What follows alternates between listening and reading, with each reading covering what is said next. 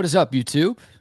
Welcome in to another edition of Midday with Trey and BK live on the Texas Sports Unfiltered YouTube channel and on the free Texas Sports Unfiltered app. Today is Thursday, September 28th, 2023.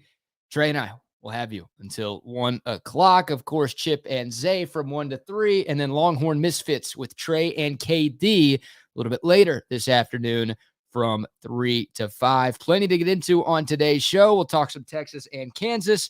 We'll preview tonight's Thursday night football game in the NFL, a little baseball conversation, a little NBA conversation off the foot of the big-time trade that went down in the association yesterday. And Trey, you told me this before the show. You've got a bone to pick with people a little bit later during Where Are We At in Society. Do I have that right?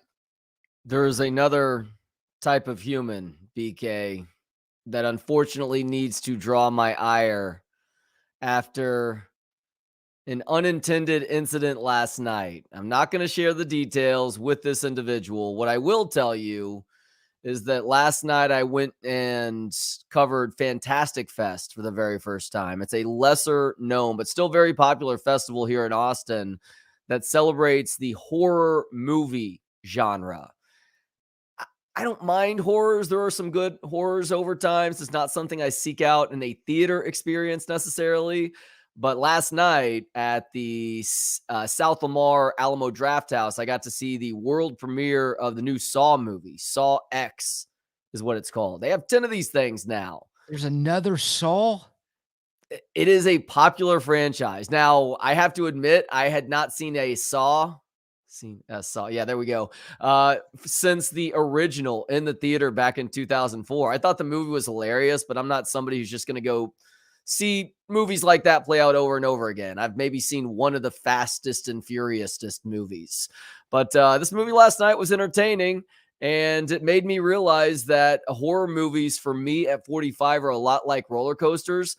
I enjoyed them quite a bit more 15, 20 years ago. And I just don't have that bloodlust that existed way back when. Just like with roller coasters, I feel like I am on the verge of dying whenever I'm on a roller coaster with my kids now. So Jigsaw's still alive, huh?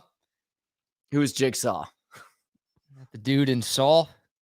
The old guy with the white hair? Okay, yes, he is still alive. Were you paying attention during this movie? I feel like I didn't hear the name Jigsaw. They were using his real name the entire time. Maybe that's part of the problem, but it was still infused with humor like Saw enjoys doing, and just an insane amount of gore. Heads getting cut off and legs getting sawed off to extract marrow because otherwise this person's going to have their face burned off. Yeah, very graphic, very graphic. Have you ever been a horror movie guy? Well, I have one more follow-up question for you. Where do you prefer your whores? Because you said you don't like the whores in the movie theater. Are you a motel guy? Are you a back alley guy? Are you an at-home guy when maybe the wife is not there? Where do you enjoy your whore experiences? The closest that I ever came to that, because I'm going to give you a serious answer to your smart-ass question right now. The closest I ever came to that was a massage parlor in New Orleans during Mardi Gras. Okay. And we're just going to leave it at that. Okay. Well, you're the one who brought it up. You're talking about liking whores way more 15 or 20 years ago. And I guess once you get into your 40s, I've seen the commercials. I've seen Frank Thomas. All right. I know sometimes you lose your fastball a little bit and you might need to take some things to help you out. But, I just want the people to know what you're talking about here with your love of whores, or I guess your former love of whores. That linguistic misinterpretation is on par with the black ice bit that you do, that there is no way out, which is why I just had to go brutal honesty there for a second. Yeah, the black guys hanging from my car. Yeah. Or on the streets, yeah. Yeah. Oh, man. All right, well, glad you enjoyed the movie, and I'm excited to hear what you've got in store for Where Are We At the very end of the hour. Oh, dude, I probably could have told you, had you floated this scenario to me, that this would be a problem beforehand. But yeah, it definitely, the science bears out that truth too. Now, you're not a big movie theater guy to begin with. We've already established this. Do you like horrors at all, whether it's at the theater or at home? Yeah, I mean, I prefer to not have to pay for it, but there's a time and place for everything, I guess. So I don't know if I can get in trouble for that. I'm pretty sure that's still illegal, so I probably can get in trouble for that. But it's not my favorite thing in the world. But every once in a while, who's not in favor of it every once in a while, right? God damn, dude. Am I following? You are getting me right now. Horror movies. Horror Ah, movies. the adult films. Elon Musk, X.com. Yes, yes. Mm. No, I've never been a big scary movie guy. Yeah. If that's what you're asking me about. Yeah, Not really my thing. Kevin told me yesterday, he's like, "Nope, even at the age of 10." He's like, "I just found it repulsive." I got scarred from a young age. I was having a sleepover in like second or third grade at a buddy's place. And I don't know, we thought it'd be a good idea to watch like The Ring and The Grudge and one of the Saws in the same night. Like, yeah, that's a good idea for a 10-year-old. And I couldn't sleep for weeks. And then, I'll like, do from it. that moment on, I was like, I'm fine with horror movies. Like, I won't like shield my eyes or leave the room, but I will never pick to choose to watch a scary movie. Like that, literally any other genre of movie is preferred over those. Are you familiar with the Candyman movie or Candyman Yeah. movies? Yeah. They made a new one. One of my friends was actually in the newest Candyman remake that came out last year, right? Wasn't it Jordan Poole who did that bit? Oh, really? Yeah, well, I'm more intrigued about that one now. I've only seen the first one. It was back when my friends and I were 15, and one of our friends got so freaked out about it. This is a dude, mind you, who hadn't shown this propensity before. But the bit in Candyman is you go into the bathroom and you say Candyman 3 times and turn the lights off. He We were like joking about going and doing that, and he literally went and got his BB gun. He's like, "If you guys do that, I'm going to shoot you." We're like, "Wow, you are really invested in this one, buddy. Yeah. Where's the critical thinking here?" It's not based on a true story, guy. Or No, is it? although it wasn't a very scary part of Chicago where they actually shot the original Cabrini Green. Hmm. Those projects that got torn down and is now, I'm not even kidding you, a super target. Yeah, that was a good backdrop for a pretty solid horror flick. Yeah, sadly, you don't need to say Candyman a few times and turn off the lights to get shot in Chicago these days. That could just happen to you on your own, walking down the street, unfortunately. Sad state of affairs. Although I do have to say, as a former resident of that city, my guess is that it is not being completely overhyped, but if you think that you can go there and you're immediately going to get mugged or shot, there's a good chance that you're not if Yeah. you're staying in the right areas. Yeah, agreed. Agreed, agreed. You know what? Chance, but not as good of a chance as like a decade ago. Yeah, good to know. Good to know. All right, Texas and Kansas. I don't know how to transition out of that.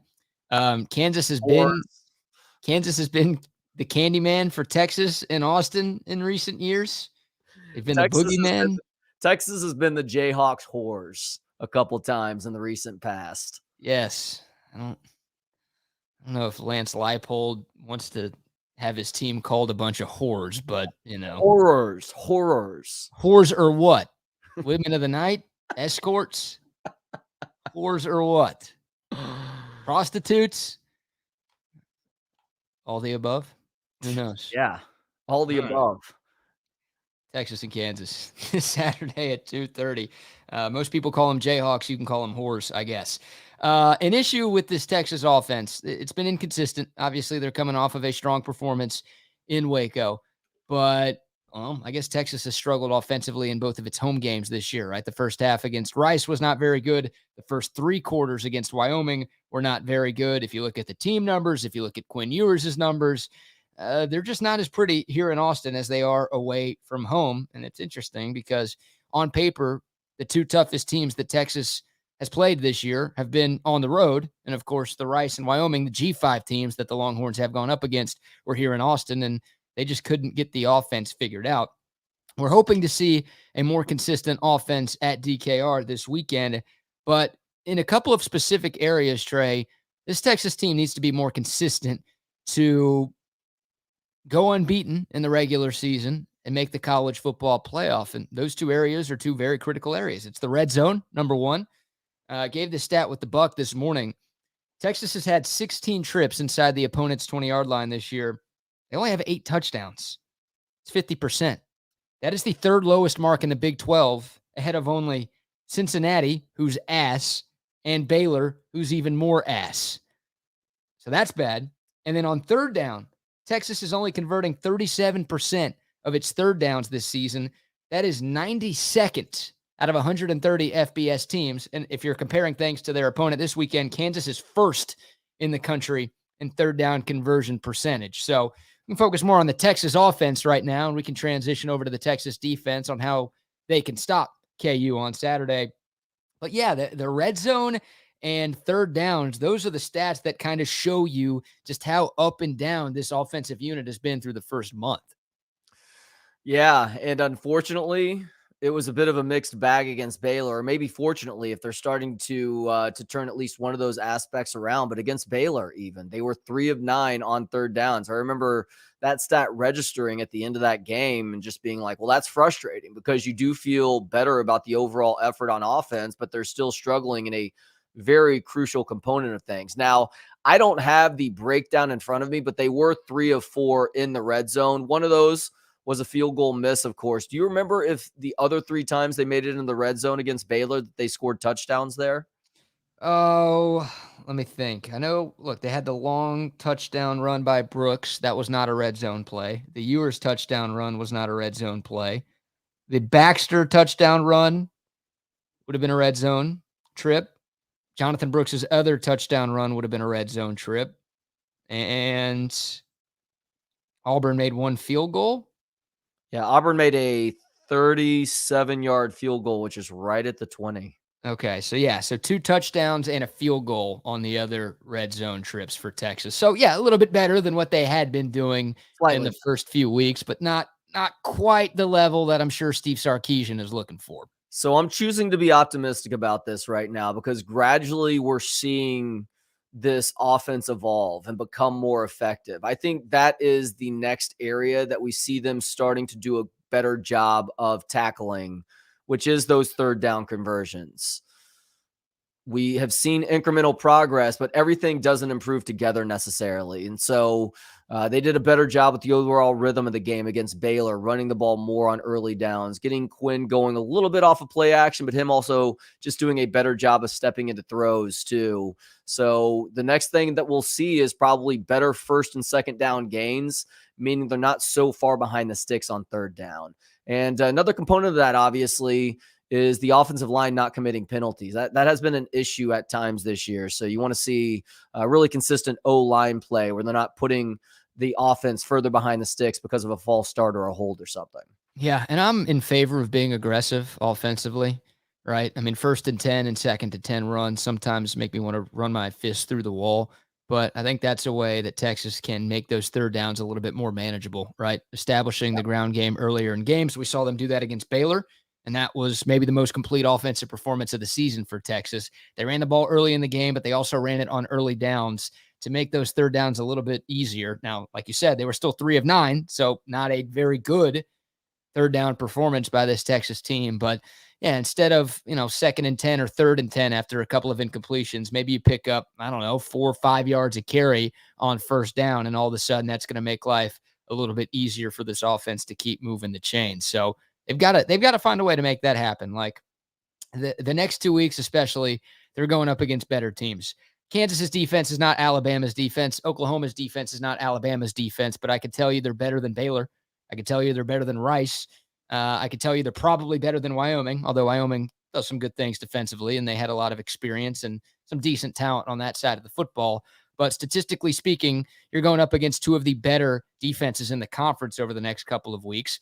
And looking on the other side of the ball, right, because you want to play complementary football. Sark talked about that on Monday. I feel like Texas did a pretty good job of that in Waco. Like, you can't be settling for 3 against these high-powered offenses, right? Kansas's offense is really good. Dylan Gabriel right now against bad competition, but he's like top 6 or 7 in the country in Heisman odds. He's been playing really, really well. Good on deep balls too, by the way. Very good on deep balls too. So, you're going to need to help your defense out a little bit. And Texas is so much better talent-wise than these teams that maybe they can afford to win. But God, when you're playing closer games, which it sure feels like at least one of these next two games might be decided by single digits, which would be the case for the first time this year for this Texas team. Uh, Converting those red zone trips into 7 instead of 3, that feels paramount. That can be the difference in a game that gets you to Arlington or keeps you away from Arlington, or a game that gets you into the playoff or that prevents you from making the playoff. So cashing in on those opportunities, getting touchdowns instead of field goals, I think that's going to be more important than it has been for Texas through the first month. Because obviously, as bad as those numbers are, they're still 4-0 with 4 double-digit wins. So clearly they've been fine. But against some other competition, you feel like Texas is going to play a close game to where you don't want to be settling for 3 instead of the touchdown. Yeah, I'm seeing way too many Texas fans speak with a brash sort of confidence about this matchup on Saturday. I don't think folks realize that. I realize that Kansas is on the jerseys, but this is a well-coached football team here. They do great things on offense, and it is a defense that, while still not good, is not as big of a joke as last season, as you talked about yesterday, BK. And Steve Sarkisian knows that too, and he understands just how special this Kansas offense can be. Had a quote from his Zoom press conference a little bit earlier today that I think speaks to these coaches doing what they can to try and get this defense ready to handle such a complex offense. Sark on facing the KU defense. Quote, I think it's important in playing a disciplined brand of football, all 11 guys. We have to have great eyes. We have to trust our training and have communication with everyone so that we're on the same string.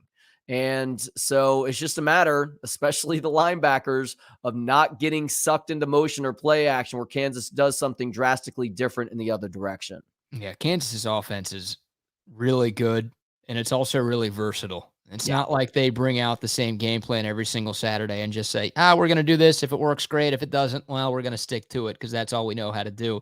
Now, they'll mix it up, man. I mean, a lot of misdirection, like you said, and like Sark was alluding to there. Pre-snap motion, counter, misdirection, whatever. That's a huge part of their offense, that eye candy. They want to confuse the hell out of defenses pre-snap, and they do a really, really good job of doing that. But, Sark, he didn't say this last week after the Baylor win, but a couple of times after wins this season, he's talked about other teams doing things that they weren't prepared for.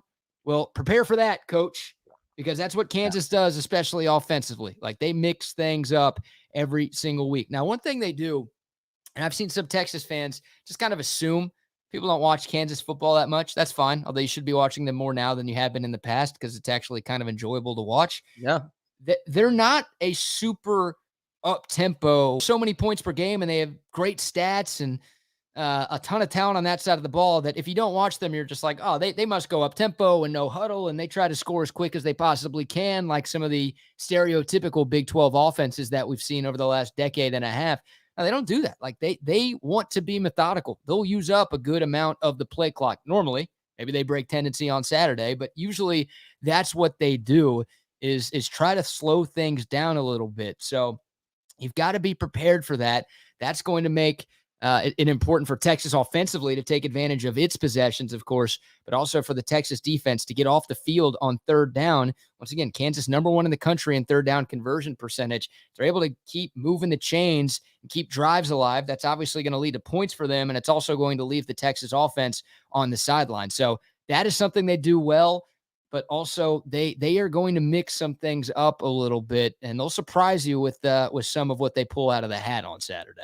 Yeah, and look, speaking of grinding that clock, Kansas's ability to run the football or Texas' defense ability to continue being so great against the run is going to go a long ways in determining whether Kansas is able to stick in the game or maybe they even have a lead at some point beyond the start of the game too. So that is, amongst all the different little storylines that we'll be watching, what Devin Neal and those Kansas running backs can do on the ground against this Texas defense is maybe number one for me when it's that O versus that D. Yeah, I think you're right. Like, I don't know if you need the word maybe in there. Everybody knows Jalen Daniels, and he's more than just a runner. Talked about that yesterday. He is a great passer of the football too, and he can sit back there in the pocket and beat you with his arm. Or as you talked about, he can extend plays, but he doesn't extend plays to run, right? He keeps his eyes up down the field, and he tries to find somebody open in the passing game too. So he's a weapon. There's no doubt. I'm not saying this Kansas offense is one-dimensional by any stretch. I just said they're versatile. They can beat you in a few different ways.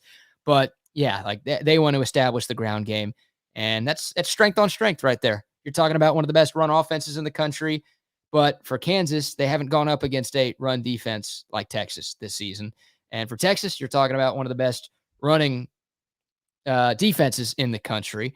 And yeah, look, Texas kind of did go up against a really good running team against Alabama, and they held their own right there. So I think the strength of Texas outweighs the strength of Kansas. It's why I feel like Texas is going to win this game. I just think the team speed that they have, and also we haven't been talking about missed tackles this year. I'll knock on wood, but holy shit, has that been a huge topic of conversation with like every Texas defense since 2010. They've been pretty strong with their tackling for the most part. So if they just play like they have through the first 4 games, they're going to be able to slow down. Not going to be able to stop Kansas, but they'll be able to slow down Kansas to the point where they can win this one, and they can win this one by a couple of scores like Vegas seems to think. Is there somebody on the defensive side of the ball for the Longhorns that if they do show out like we know we're capable of, we're talking about more than the others on Monday? Yeah, Anthony Hill, right? I mean, leaving the Alabama game, we were all talking about Anthony Hill because, a couple of different reasons, but the work he did in spy of Jalen Milroe was fantastic. And I think Anthony Hill is going to be called upon to do something relatively similar this Saturday in spy, but also setting the edge too when Kansas is running those options that they like to run. And when they have those design quarterback runs, that's such a big part of their offense. Anthony Hill is going to be tested, and I think he's going to show up and show out. And then that's the speed that Texas has on defense. Kansas hasn't seen anything like that. Of course, it's not just Hill, right? Jalen Ford is great. Hell, I'll give you another one. I'm cheating here, but Mo Blackwell could be a guy that Texas fans are talking about because he's really, really fast as a linebacker. He came back last week, played 15 to 20 snaps against Baylor. Assume that number will increase the healthier he gets. So he could be another dude, too, with that speed that he possesses. But now, to me, the role that we saw Anthony Hill play against the Crimson Tide a few weeks ago will be similar to what he's asked to do on Saturday, I think. So it'll be another one of those games where it's like, oh, thank God we got that guy away from A&M because he's really freaking good. And thank God we've got that guy here for another 2.5 years because he's really freaking good. Yeah, I'm wondering about if this is the Jalen Catalon come out game where he's had some good games this year, but he hasn't completely dominated a performance because they haven't really needed him to just yet. But this feels like a good time for something like that. The come out game, like he announces that he's gay? No, I don't think so. I mean, maybe he's so happy after his performance that he decides to let the world know who he truly is. I'm not saying Jalen Catalon is one way or the other, but if that's his thing, I mean, good for you. We support you. Not that there's anything wrong with that. Nothing wrong with it. I heard. I don't know why my voice just went so high when I said that either. Yeah, boy. That usually means you're lying when your voice raises an octave like that. No, that's bullshit. It's just like the to be honest thing, although sometimes that is an indicator. No, it's an indicator. Sometimes. No, sometimes I say to be honest and I say something honest. Wow. So I lie. So Trey hates gay people and he hates Jalen Catalon. Do I have that right? And whores. And whores. Yes. and black guys. Whoa. Talking about the little trees, smelly thing in the car, I think.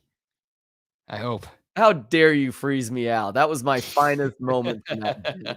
It was well done. Everybody knows how idiotic I'm being right now. Oh, man. Good stuff there. All right. We'll obviously talk more Texas and Kansas. We'll let you hear from Steve Sarkisian tomorrow. He just wrapped up his Zoom call down on campus a few moments ago. We'll get that stuff for tomorrow as we continue to set the stage for Texas and Kansas, 2:30 this Saturday at DKR Texas Memorial Stadium. Longhorns looking for a little bit of revenge after what happened the last time KU was in town. KU looking for some revenge after what the Longhorns did in Lawrence last year. Texas ran all over Kansas, and that game got out of hand early. Obviously, that's what Longhorn fans are hoping to see this Saturday. Am I remembering correctly that Daniels missed that game? Was that a Jason Bean game last year? Daniels played, but it was his first game back after missing the previous 5 with a separated shoulder. That's right. And Bucky and I had Kevin Flaherty on this morning, who covers KU for 24/7 Sports, and he said it, like, Kansas really limited Jalen Daniels, and Texas kind of knew it. There were not very many, if any, design runs for Daniels. And like a lot of the bootlegs that are such a huge part of the Kansas offense, Texas wasn't falling for it. They knew Daniels was going to hand it off because Kansas didn't want him to have to throw or expose himself by running around in the pocket or just in the backfield. So it's a different version of Jalen Daniels that Texas will see, but Texas did beat Jalen Daniels and the Jayhawks last week. All right, some love to some sponsors real quick. How about Great Blue Heron Furniture? Yeah, custom leather furniture company. It's been around for more than 30 years.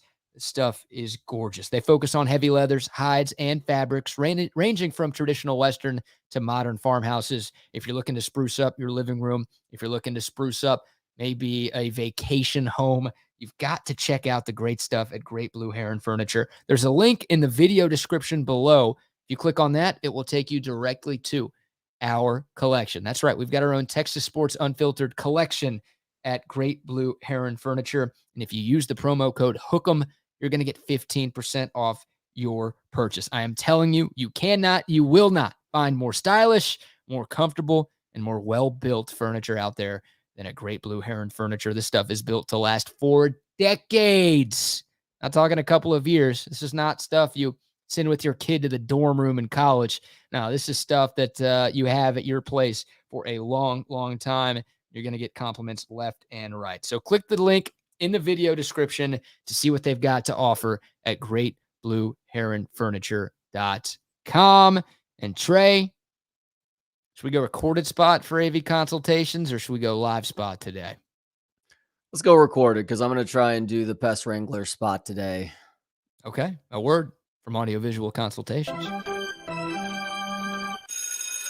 Hi, this is Tom McKay with Audiovisual Consultations. And Camilla McKay. Kid, what time is it? Old man, it's back to sports time. The hockey and football seasons are upon us. And baseball is winding down to the best part. And what about basketball season? I'm 5'2". Who the hell cares about basketball? Yeah, we're talking about watching, not playing. And in that case, you've got everyone covered, right? That's right. Audiovisual Consultations has been providing awesome systems and service throughout Texas for over 30 years. Installing home entertainment systems and livening up restaurants with incredible audio and video systems. We're talking multi-screen video walls. And home entertainment that puts you in the best seat in the stadium. Just give us a call at 512-255-8678. Hey, aren't you forgetting something? Oh yeah, I almost forgot. Hug your kids until they beg you to stop. Watch a game with your friends. And make love to whoever the hell you want. Just give us a call at 512-255-8678 or visit us at avconsultations.com. Go Stars! Go Bruins! Kid. Oh, 2 weeks away from the return of Dallas Stars hockey. Not that I'm keeping track of that. And there's no way Tom McKay is keeping track of that. No, we don't do that type of stuff. Oh, yeah. Oh, yeah. We had a lengthy sports conversation a couple of days ago. He is champing at the bit right now. Should be a good season for the Dallas Stars. Should be a good season for the Texas Stars up in Cedar Park as well. Yeah. By the way, Big Craig, Trey hates what? I need to clarify. I said black ice. I hate black ice. Black ice is terrible. It only causes problems. It doesn't do anything positive for society. I love black guys. If you thought I was saying I hate black guys, I love black guys. So many black guys that I love. There's black guys that I don't care for, but it has nothing to do with their race. But for the most part, I love black guys. You love black guys, huh? Yes. All the talk about whores from earlier. Now you're talking about. I'm going to check your internet search history anytime soon. Oh, man, I've just dug myself in the deepest of holes today. A couple of texts to get into. 512-222-9328 is our text line. Apparently I said Jordan Poole did the Candyman movies, not Jordan Peele. Sorry. No, not the NBA player. It was the Key and Peele guy, the director, the actor, Jordan Peele, who is responsible for those movies. Tom McKay does text in and he says, Trey, your sound is falling apart. It's a whore. Yeah, I think he's talking about your voice, not your actual sound quality. I sound like a whore right now. Yeah. Sounds like you've had a few things shoved down your. Never mind. Well, you know what? I do have to say that I have been doing some saltwater gargling in the last few days to try and help the voice out, and I am one hell of a gargler. Please don't do the visual of that again, please. Oh, no.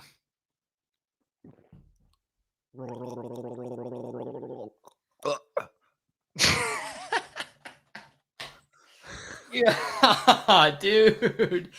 Oh my god. I don't know if it's possible to get kicked off of YouTube, but I feel like we're about to get kicked off of YouTube. That might be taking the Unfiltered to a level that's too far. I don't know if we can recover from that. Gargling and choking on water. Well, if YouTube has a problem with that, then I've got a problem with YouTube. Oh my god, that was disgusting. Oh, true, Jason. If I did have burnt orange Kool-Aid here with me, I would definitely try to gargle that.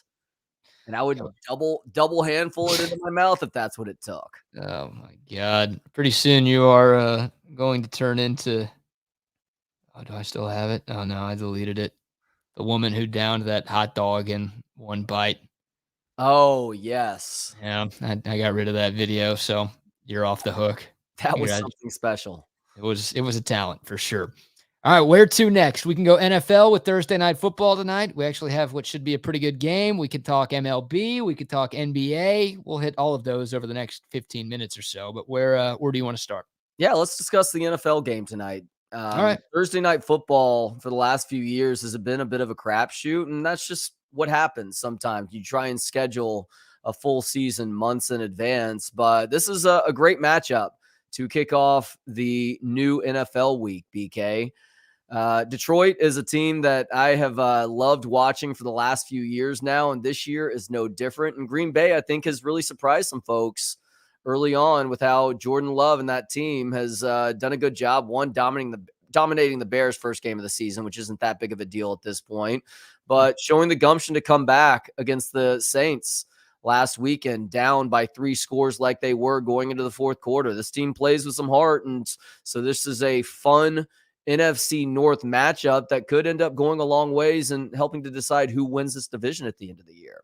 Yeah, both teams 2-1 right now, and it is a battle for first place in the NFC North because the Bears and the Vikings are both 0-3. So looking like a 2-horse race in that division right now. And you're right, the Packers, they were down 17-0 against the Saints at home last week. The miraculous comeback to get the win there. And their only loss came in Atlanta in week 2.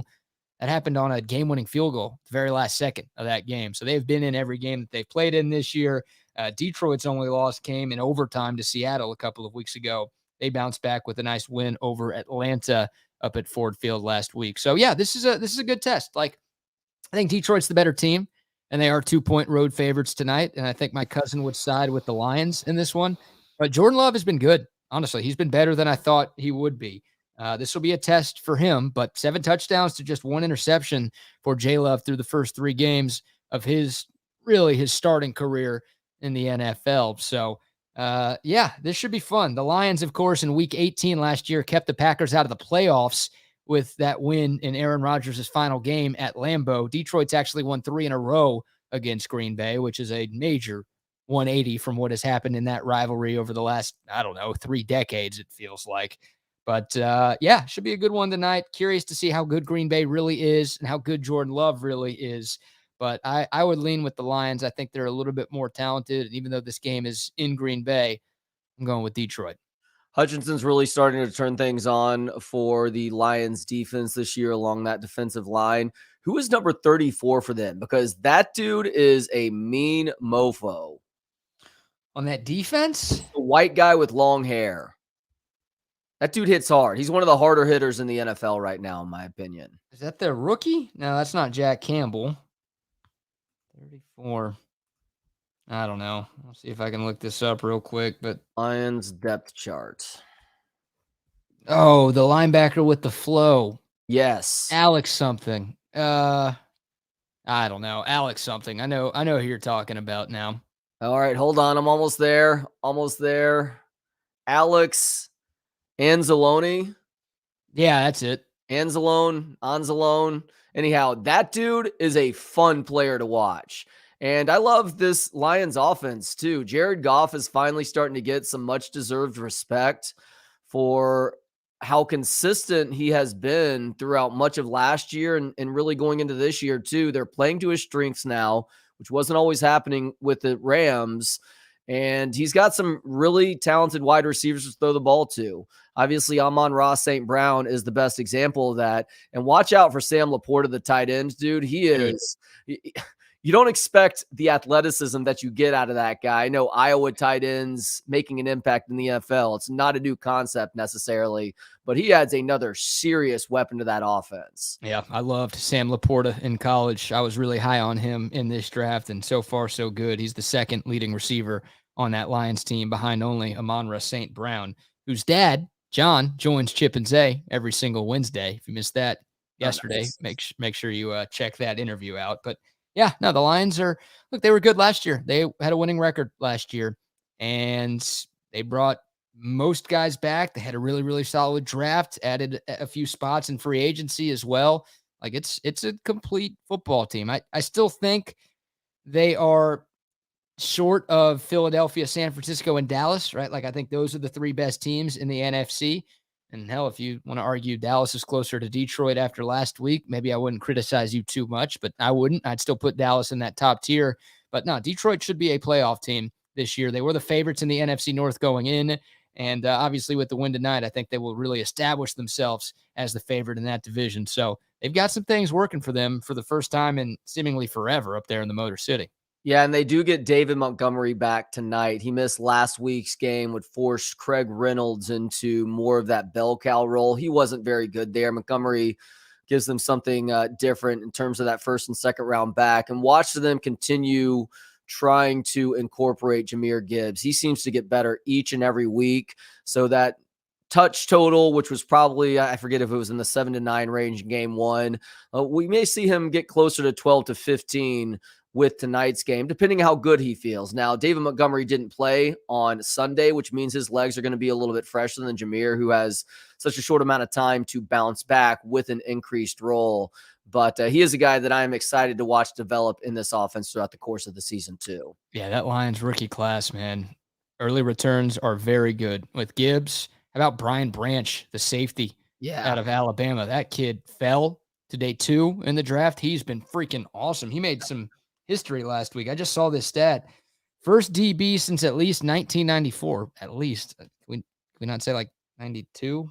I don't know. First DB since at least 1994 to have 10 tackles, 3 TFLs, and 2 PBUs in a game. He did that in his third NFL game. So another Nick Saban stud in the NFL. You talked about Laporta, who was their other second round pick. Like the Lions had a lot of draft picks in the top 50 or 60. So like you figured they had a chance to have a really, really good draft. But once again, early returns for those dudes been very, very positive. Correct me if I'm wrong, but didn't the Cowboys go tight end in the first round?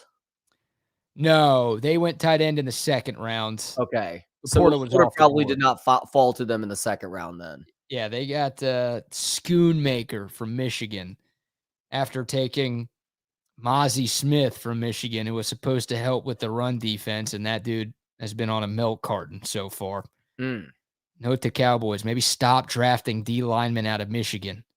Taco didn't work. He chose that dude over TJ Watt, and then Mozzie Smith so far. I'm not closing the book on the guy, but you brought him in for a purpose, and he's not serving that purpose yet. At least you got a taco out of it. I did not get any tacos out of it, actually. So if I would have gotten a few free tacos, then yes, I would have been more okay with the draft pick. But because I did not okay at all. Who you leaning? You going Detroit tonight? Sounds like you are. Is this game in Green Bay or Detroit? I'm sorry. Green Bay. Yeah, I'm going Detroit in this game. I think that that they're clicking right now, and getting Montgomery back is going to be a huge boon for them. But then again, some people are suggesting that the Packers actually chose to sit Christian Watson and Aaron Jones last week so they could have them for the Thursday night game. And Aaron Jones is still a very effective running back too. You know what? I've just talked myself into Green Bay. All right. Well, stop talking because you're going to switch picks here in a couple of minutes if we keep talking about this game, I think. I'm worried about that. Who do you have? Detroit. Okay. Yeah, taking the road team tonight. Jay Ward asks, are we getting some TSU hats? Yeah, we're working on it. In contact with Mike Murphy of Last Stand Hats. I thought I was meeting him later today to pick some up, but now he says they're going to be shipped in the mail tomorrow. So hopefully by next week, we'll have some hats maybe to give away, but also some hats that we'll be able to sell to you people out there as well. Appreciate y'all's support of Texas Sports Unfiltered, and appreciate the inquiries about getting some merch. We're hoping to get some for ourselves, but also, of course, to get some for y'all as well. All right, what about some Major League Baseball, Trey? The Rangers and Astros pick up huge wins last night. Bigger win for the Stros. They win that series finale in Seattle. Because they got that win, they stay ahead of the Mariners in that wild card race for that third and final wild card spot in the American League. The Astros now have a 1.5 game lead over Seattle for the final wild card spot in the American League. And of course, they're still in the mix for the AL West title, but because the Rangers got the win over the Angels last night, the Rangers' magic number to win the West is down to 2. The Rangers' magic number to make the playoffs is down to 1, but to win the American League West, their magic number is at 2. So 4 days left in the MLB regular season. The Astros are off tonight. They open up a 3-game series in Arizona tomorrow.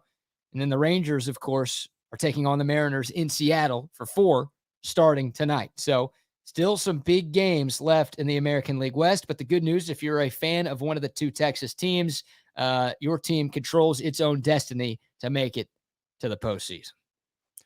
You know what I want to see this weekend, BK, starting tonight? The Rangers to win, the Astros to lose tomorrow night, and then the Rangers lose the last 3 games in the Seattle series. Like, once it's all clinched, I want to see the Astros just flat out miss on the playoffs, and there's a chance of that, because the D-backs are playing for wild card positioning right now. Yeah, could happen. Arizona has not clinched a playoff spot yet.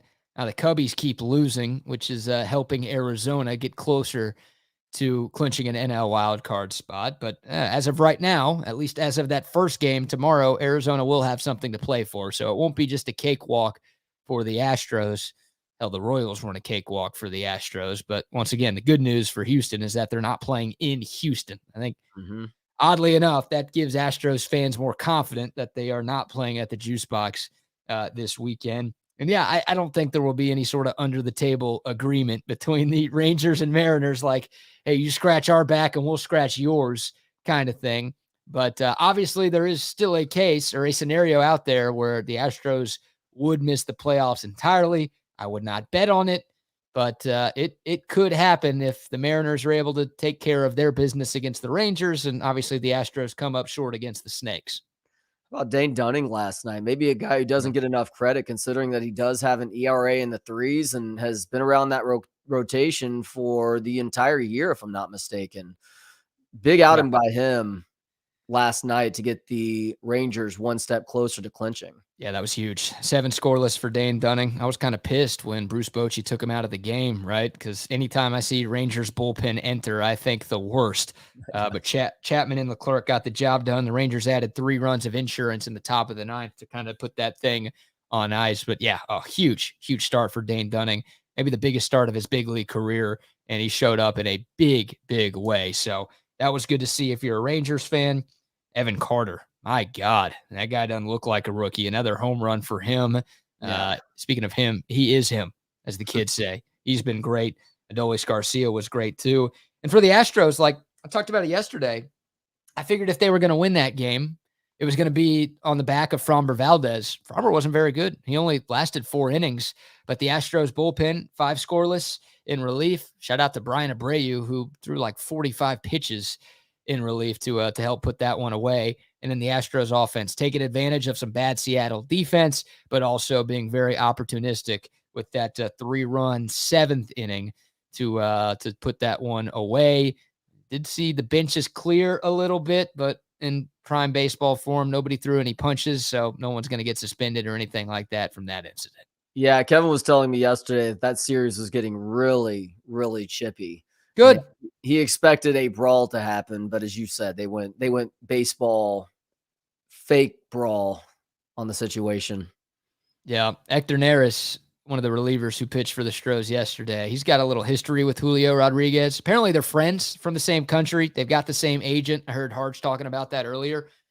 But like last year, J-Rod pimped a home run pretty good against Neris, and then Neris pimped a strike. it was a bad move by Neris. I mean, I love the emotion, I love the passion, and I'm cool with it. But you can't do what Neris did and expect to not get any reaction. He struck out J-Rod for the final out of the inning, and instead of, you see pitchers all the time like show emotion, pump their fist, pound their glove, whatever, as they walk back to their dugout. That's kosher. Neris decided to do all of that stuff, but walk towards Julio Rodriguez and the Mariners dugout in the process. It's like, you can't do that and not expect anybody to get pissed at you, dude. Like that's a bad bit. And then to go full hold me back guy is like, it's a classic baseball. Now, wait a second. Rodriguez wasn't upset, was he? Rodriguez got upset after Neris started walking and chirping the whole time towards him. Like, Rodriguez was fine. He was walking back to the dugout. Then Rodriguez looked back and he's like, why is Hector Neris like 10 feet away from me? Well, that's not what you're supposed to do. Your dugout's over there. And look, J-Rod didn't charge either. It's not like he didn't cop out of this thing, but both benches cleared. And then the most ridiculous bit in sports, when the bullpens come from hundreds of feet away and they show up after the stuff is already over. Yeah, I mean, it was a whole lot of nothing, just a lot of yelling. But emotion, clearly there should be emotion. That was the biggest game of the year for both teams, and good for the Stros. They found a way to get it done. It's the only exercise most of those bullpen guys get all year. Some of them do the resistance bands training, That's true. Maybe I should specify cardio. Yeah, exactly. So once again, Astros off tonight. Rangers and Mariners open up a 4-game set to wrap up the regular season. That first pitch for tonight is at 8:40 up there in Seattle. Real quick, any thoughts on the big trade in the NBA? Dame Lillard going from Portland to Milwaukee, a 3-team deal. Phoenix was involved. Anything you want to hit on there?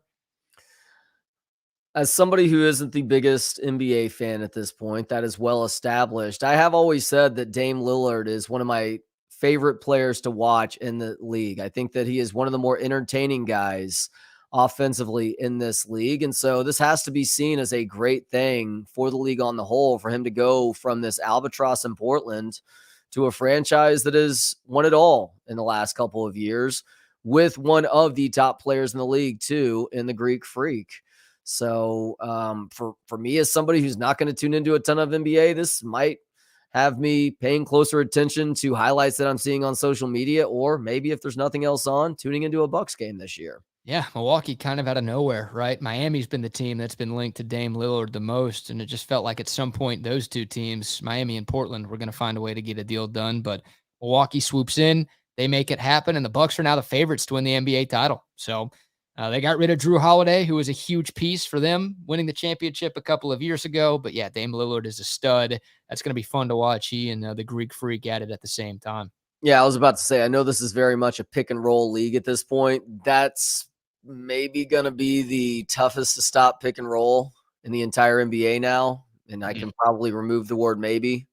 Yeah, that's going to be a tough 1-2 punch. And Middleton's still there. Brooke Lopez re-signed. So now the Bucks are legit. They were the 1 seed in the East last year. They got upset by Miami in round 1, but they're really good. And yeah, I think this probably makes them better. And I think Phoenix is better too. Honestly, getting rid of Ayton, who is just a weird fit there. They get Nurkic, who's a solid player when he's healthy. So good move. And then Portland kind of rebuilds. They get a couple of good players. I think they'll probably trade Drew Holiday and get more draft picks in return. But yeah, I mean, it sucks. They wanted to keep Dame, but it makes sense with them drafting Scoot Henderson and just them not feeling like a contender that they move on and start a bit of a rebuild. If you're going to trade away a guy like Drew Holiday, you need to make sure that you have that next guy who can step up in that perimeter defender role. Yep. Agreed. They get some better. They get better on offense, but they definitely lose something on defense. Get some better. Yikes. All right. I'm done talking for a while. Let's talk a little bit about pest wranglers, Trey. Yes. Pest wranglers. That is a very dry version of the commercial that you hear on these airways from time to time, but it is all about pest wranglers. Our friend Steve, who has owned and operated Pest Wrangler since 2006, helping people get rid of those pests and they do so with exceptional customer service. That's because Steve cares about people. That is shown in how he goes about treating his employees and also how his employees go about treating you, the customer. It's why they have countless 5-star reviews on Yelp, Google, and elsewhere, and they would love to have your business as well. Just go to pestwranglers.com to see all the different services that they offer and to give them a call. Pest Wranglers, Pest Wranglers, Pest Wranglers, a begrudging sponsor of Where We At in Society. Where are we at in society today? Right, the Pest Wranglers, Where We At in Society bit is your daily look at stories that show we as a people are headed in the wrong direction. And occasionally I have to infuse my own personal anecdotes because people love to really suck around me, BK. Yeah. I did not mean for it to come out like that, nor that, but it did. So here we go. As I told you and the people at the start of today's show, I went to the premiere of the new Saw movie last night, which was part of Fantastic Fest, which happens at the South Lamar Alamo Drafthouse location. It's this horror festival that is all about playing new and exciting horror movies. And so on the second to last night for this festival, they played the new Saw movie, which actually comes out in theaters on Friday. It's Saw, you can read it as 10, but it's Saw X. It is the 10th movie in this series. And I'm not the biggest horror person necessarily when it comes to seeing movies, especially those in the theater, but I can get myself into the mood if need be and try and enjoy what this film is all about. But unfortunately, BK, even though I did like the movie for the first part, I have no idea what happened in the last 30 minutes because of a very inconsiderate person sitting next to me. Was it a horror or something else sitting next to you? I don't know if she was a literal whore, but as someone who doesn't know her all that well or at all, mind you, one particular quality has me questioning whether she does practice some lady of the night skills throughout her evenings. And that is because this woman was wearing entirely too much perfume. Now, this just isn't just a female thing. If you are a guy who wears too much cologne, you are in the same category here of trying way too hard to cover something up for yourself and putting people out in the other direction. I have an issue with perfume, not only because it's annoying to smell when it's that strong, but I am literally allergic to certain perfumes. And unfortunately, having to sit next to this woman last night triggered my allergies in ways to where I'm still dealing with a slightly snotty nose today. My throat, which was sounding better yesterday, I feel like it's still going in the right direction, but it didn't take a big step forward like I would have expected to, because I was literally choking on this woman's cologne throughout the first hour plus of this film before I finally had to wave the white flag and walk out of the theater because I couldn't do it anymore. Oh, you didn't stay to the end? No, there was no way I was going to do that. I was having a hard time breathing. I was putting my shirt up up above my nose to try and keep the smell at a minimum. Nothing mattered though. I was chugging water like crazy. Unfortunately, because it was a crowded theater and she sat down right before the movie started, I couldn't go find another seat, although it probably took until the movie had started to really get the full effect of her over perfuming herself. And so I was just stuck. And even though I guess I'm curious to know how the movie ends, I won't get to know until the next time I go watch this movie in the theater at home, or I just read the spoiler alerts on Wikipedia. There were no other seats?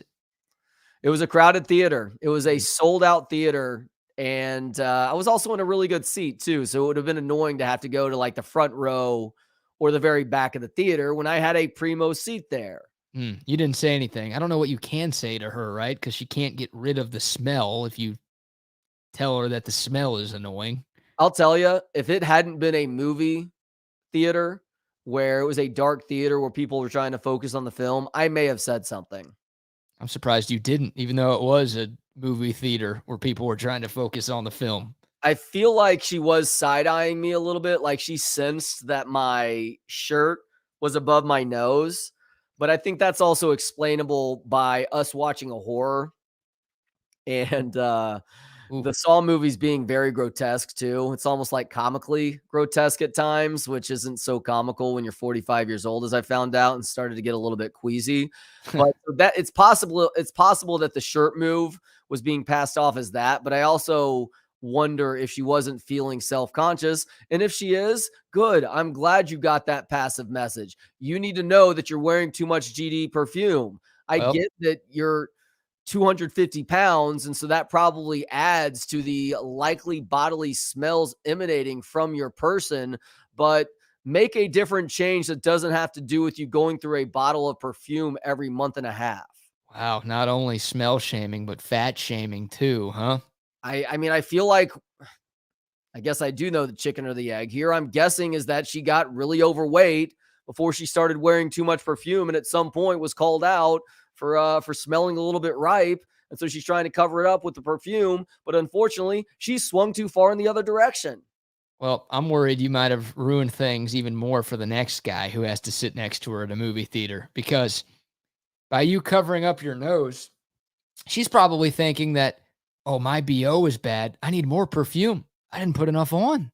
Oh, no. Yeah, you might have done that. She's probably like, oh, shit, I thought I put enough perfume on, but this guy clearly thinks that I smell bad, so maybe I need to run through a bottle a month instead of every month and a half. I really hope it didn't have the opposite intended effect.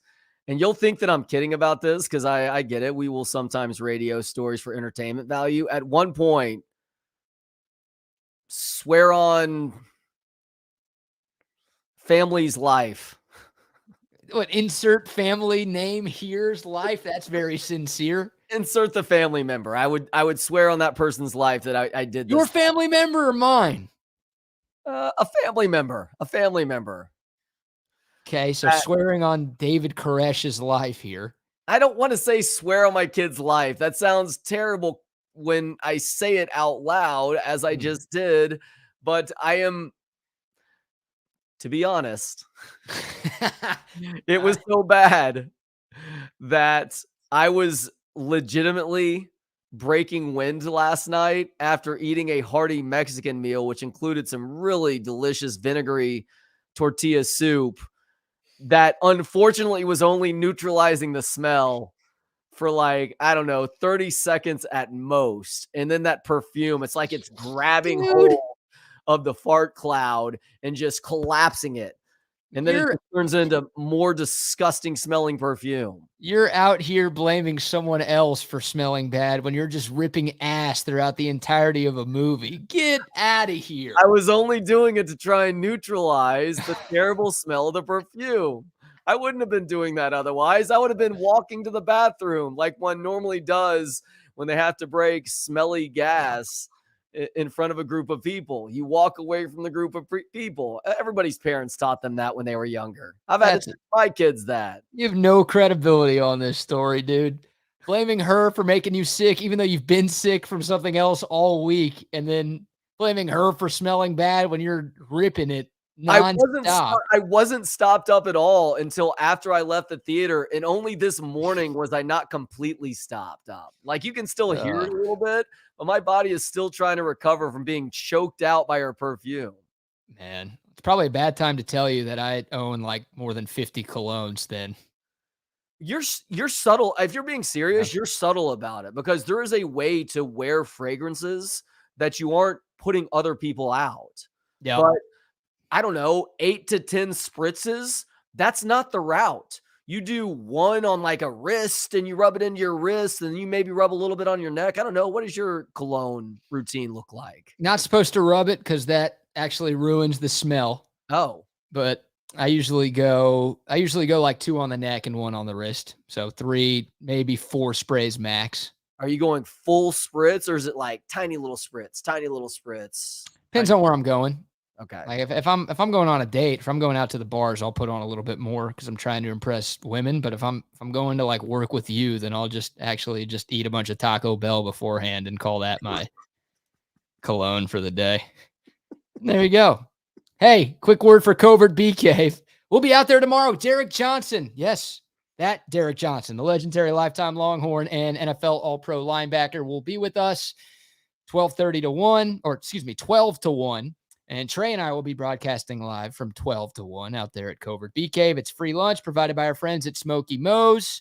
It is, oh, did I do that? I sure didn't.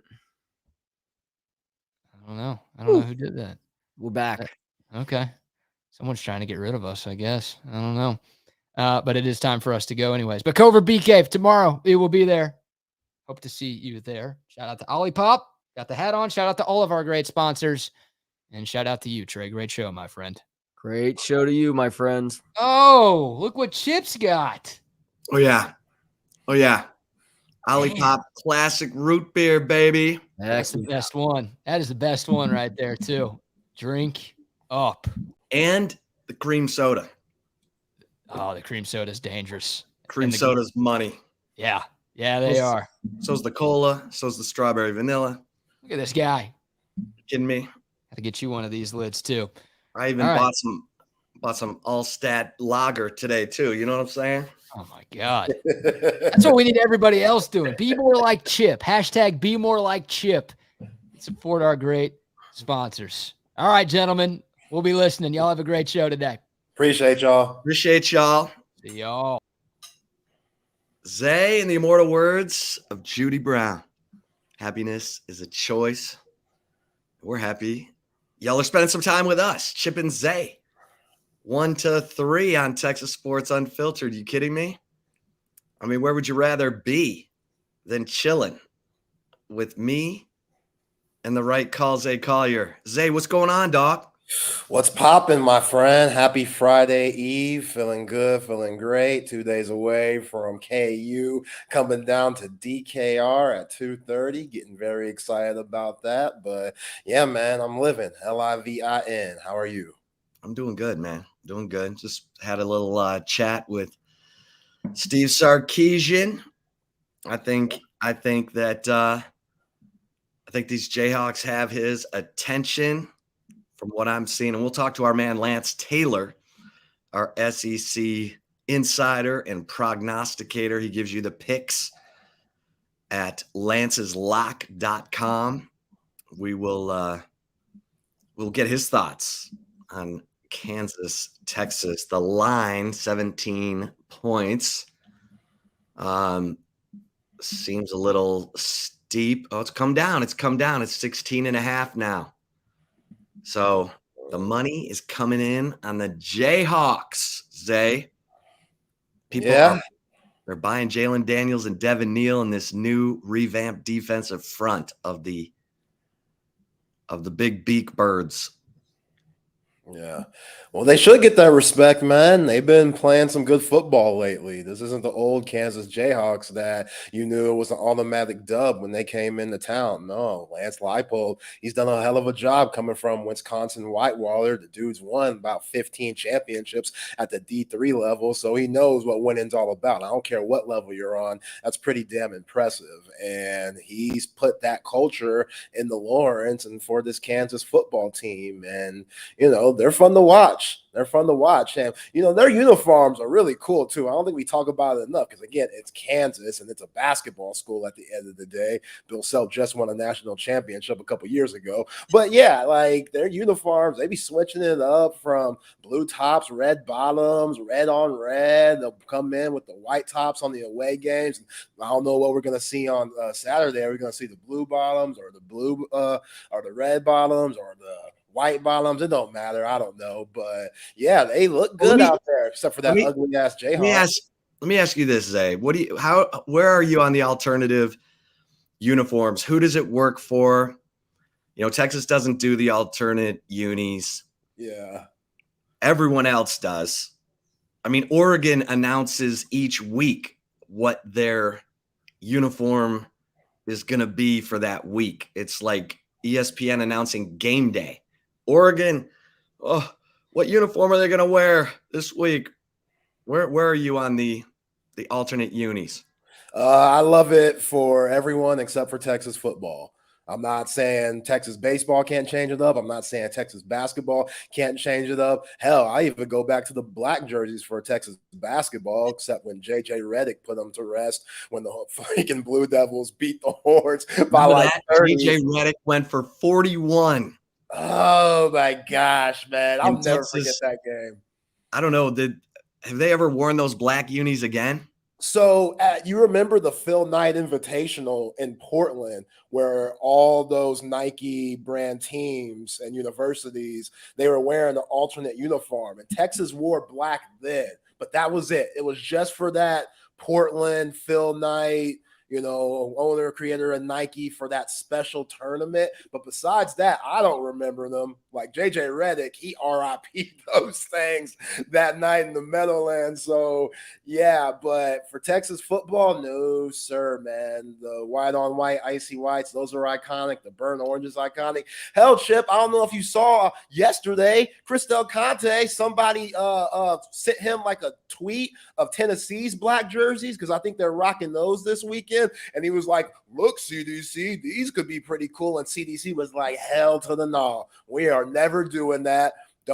Good for them, but that's not us. We're the real UT, and our colors are iconic. So yeah, for different teams like the Oregons and the Kansas, as I just mentioned, that have all the alternate uniforms and switch it up, like, I'm good for it. Hell, even Ohio State, when they go black, I like that. And I know some people in Columbus, you call them the dumbest, most lunatic fans ever, but I'm sure some people in Columbus, the old heads, they're probably like, nah, black's a little too much. Those blacks are sharp whenever they wear them against the Indianas and the Northwesterns of the world. But for University of Texas, I'm good.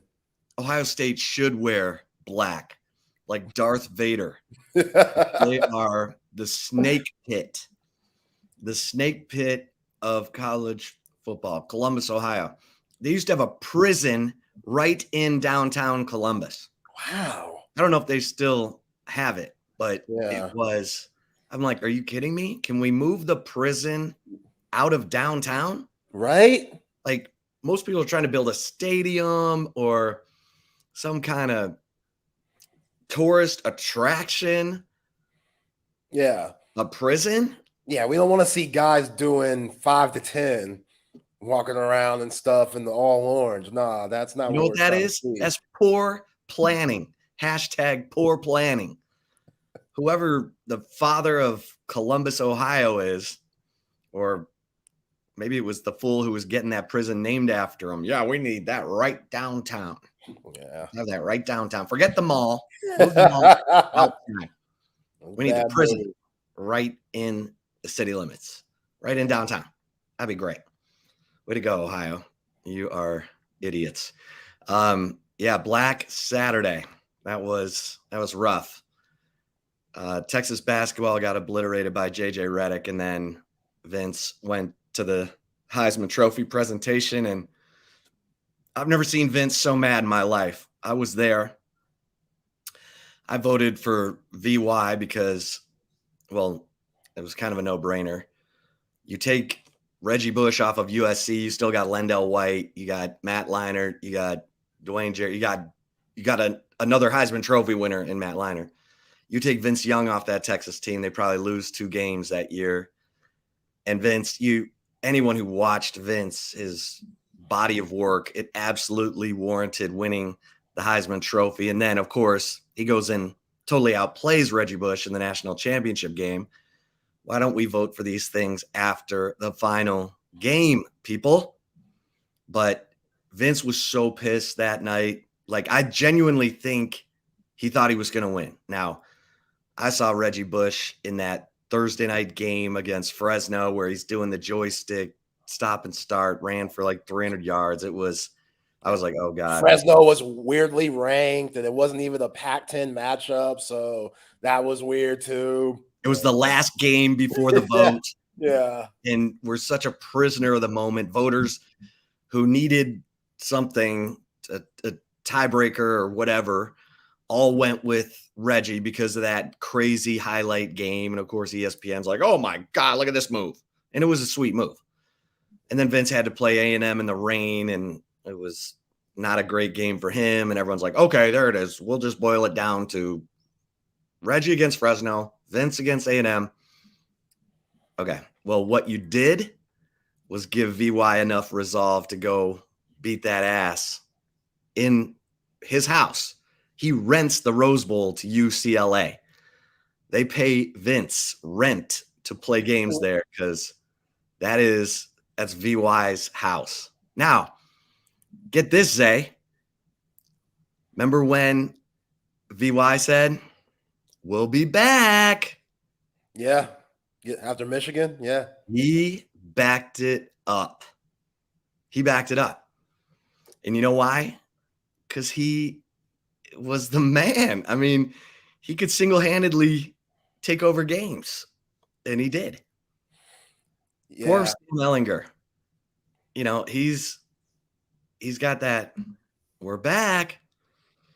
Now, maybe, I'm not even going to talk about it, but maybe you can dust that off here eventually, but that was unfortunate.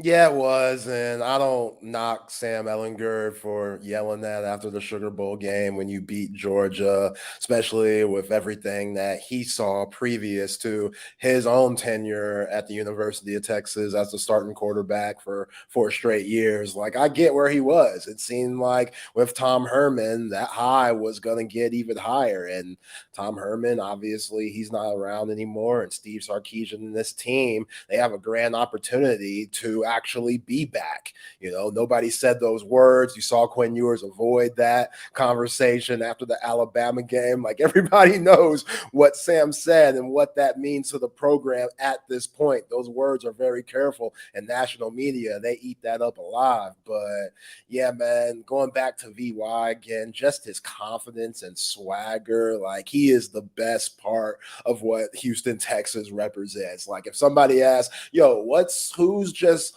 a great character that represents Houston in the best way, I look at Vince Young. From just the freestyling and the rapping and just the culture that he brought on campus that Mac Brown was a little cautious of, like, this is the same guy we talked about this week that wanted Ricky Williams to cut his dreads. Like, Mac, it took Mac a little while to get with the program, but once he did, it obviously benefited everybody. And letting Vince be him, that just went through everybody's veins in that locker room. Everybody fed on that. Everybody fed from that type of confidence. And you talk about him being pissed off in New York when he wasn't called to win the Heisman. Hey, every Texas fan will take that. Like, we love you, Vince. We wish you would have won it. But, hey, you being pissed off meant that you were going to bring your all in that Rose Bowl game. And he did that. And then some, maybe the greatest performance in college football history that day and that night. So, yeah, like, that's what we want to get back to, Chip. You know, you're feeling it. You get a little nervous as Saturdays are more approaching each week, especially with every Texas win. You get more and more nervous because you feel like, okay, is this too good to be true? Like, this defense playing the way that they are, this line, all those guys rotating in the secondary. We were worried about who was going to be alongside Jalen Ford, and David Benn has been playing his ass off. Anthony Hill has been playing his ass off. So it's like, okay, these questions are slowly getting answered, but there's a lot of college football left in this season. And you talked about Steve Sarkisian. Y'all talked to him today in the Zoom presser. Yo, this dude's not taking Kansas for light. You can't.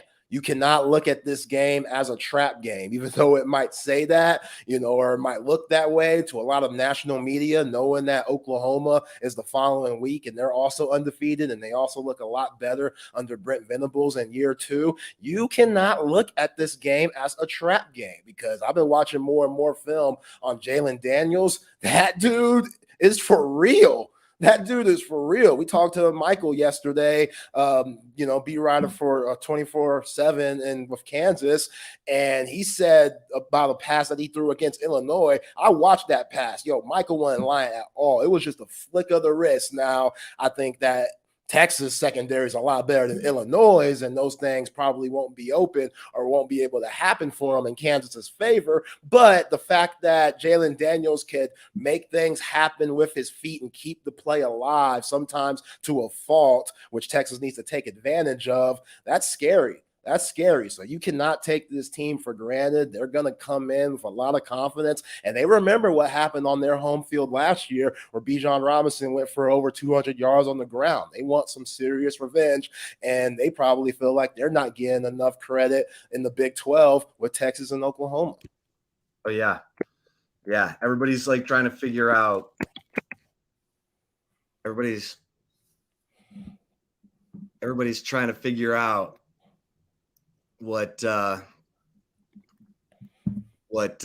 which team is for real. And everybody's looking back at last year's game and saying, oh, Texas destroyed them 55-14. It's a different team. It's a different team. Healthy Jalen Daniels, new defensive front that Lance Leipold went and pulled out of the portal. And kudos to Lance Leipold, man. He needed to be a surgeon. He needed to be surgical in nailing his transfer picks. They needed to come in and be impact, and they have been. And that's, man, Lance Leipold, Wisconsin Whitewater. What the hell is Wisconsin Whitewater? Like, man, that I'll give credit because, listen, Kansas's athletic directors have screwed up football forever. Now, they got Mark Mangino right. I said the day they fired Mark Mangino, worst decision they could possibly make. And the word was, oh, Mark, he was talking too mean to the kids. Like, no, there was some donor who was going to give money for practice fields at Kansas who didn't like having a 400-pound coach. Did you like going to the Orange Bowl and winning? I mean, Mark Mangino, Todd Reesing, we need to get Todd Reesing on the show. Todd Reesing, who Mangino called Sparky, quarterback from Lake Travis, played catcher for Lake Travis, like made a video for recruiting purposes, like his aunts, uncles, dogs, sister got that videotape to Mark Mangino, and Mangino saw the tape. He's like, all right, I'm gonna take a chance on this guy. An Orange Bowl win later, Kansas was relevant in football. And it's like, I mean, that was 09. Damn. God, Kansas was on the same trajectory that Texas is. Yeah. Yeah. But Todd Reesing, man, dude was scrappy, tough. They had they had a good defense, veteran defensive coordinator. Kansas athletic director fires Mangino and starts this odyssey of ineptitude. They could have hired Gus Malzahn when they hired Charlie Weiss. Charlie Weiss, who stole money from Notre Dame, stole money from Kansas.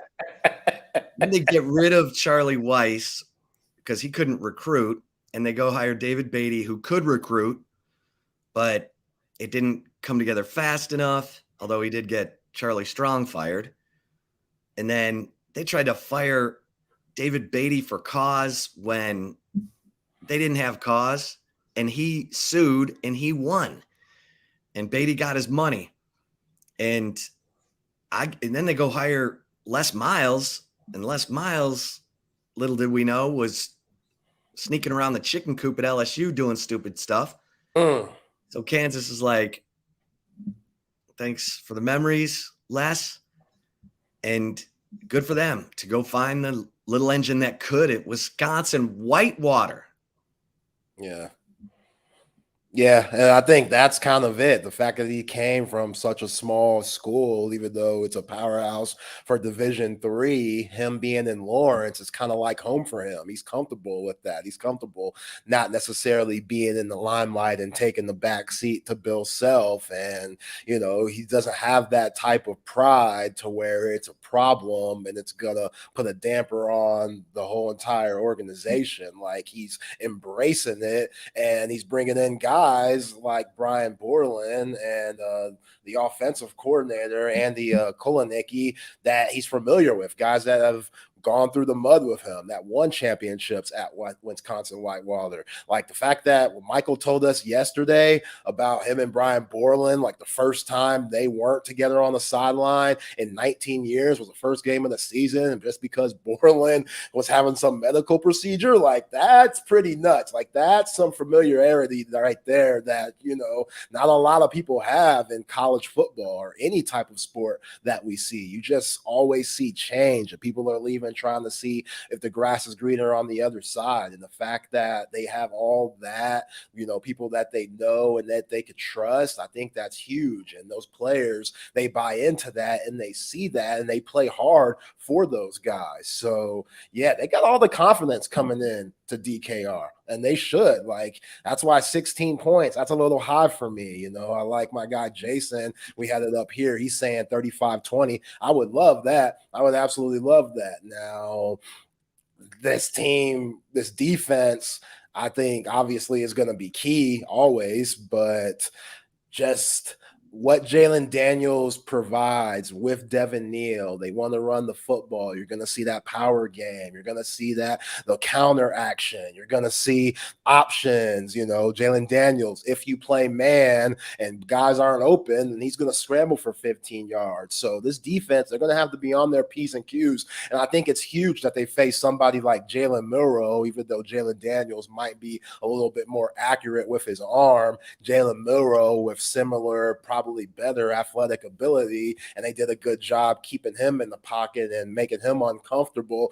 When they face somebody like Jalen Daniels, they're going to be more familiar with that type of style, and I don't think they're going to, be uncomfortable in any way. Again, you have all those guys. They're so deep. There's so many guys rotating. So once you get into that fourth quarter where the Horns have thrived in the last 4 games, it's because nobody's tired. Everybody's still going at 100%. Nobody's, hands on the hips. Nobody's really huffing and puffing. They're just kind of like, yo, we were made for this. I feel like I've barely played. And that's because Pete Kwiatkowski, who got mentioned by Sark today, has done a hell of a job at rotating guys and keeping guys just ready and locked in. And I think when you see that at 2:30, it's just going to be too much for Kansas after all.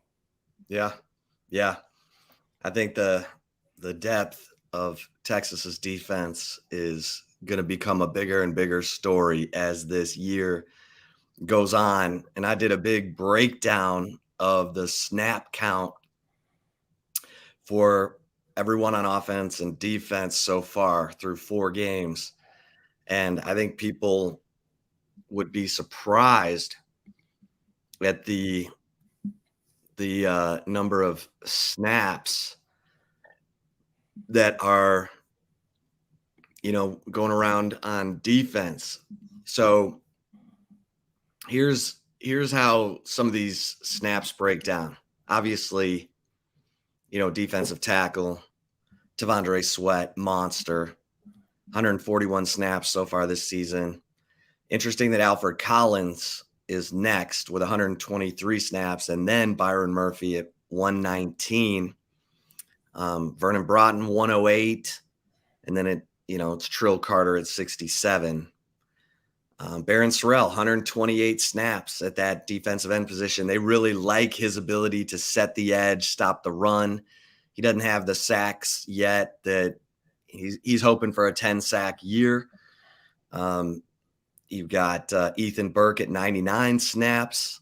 He didn't play a ton of snaps last week, and it's interesting how they changed the scheme for each week.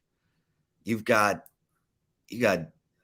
some weeks Jalen Ford is playing middle linebacker. Some weeks he's playing weak side linebacker, and David Benda's playing middle.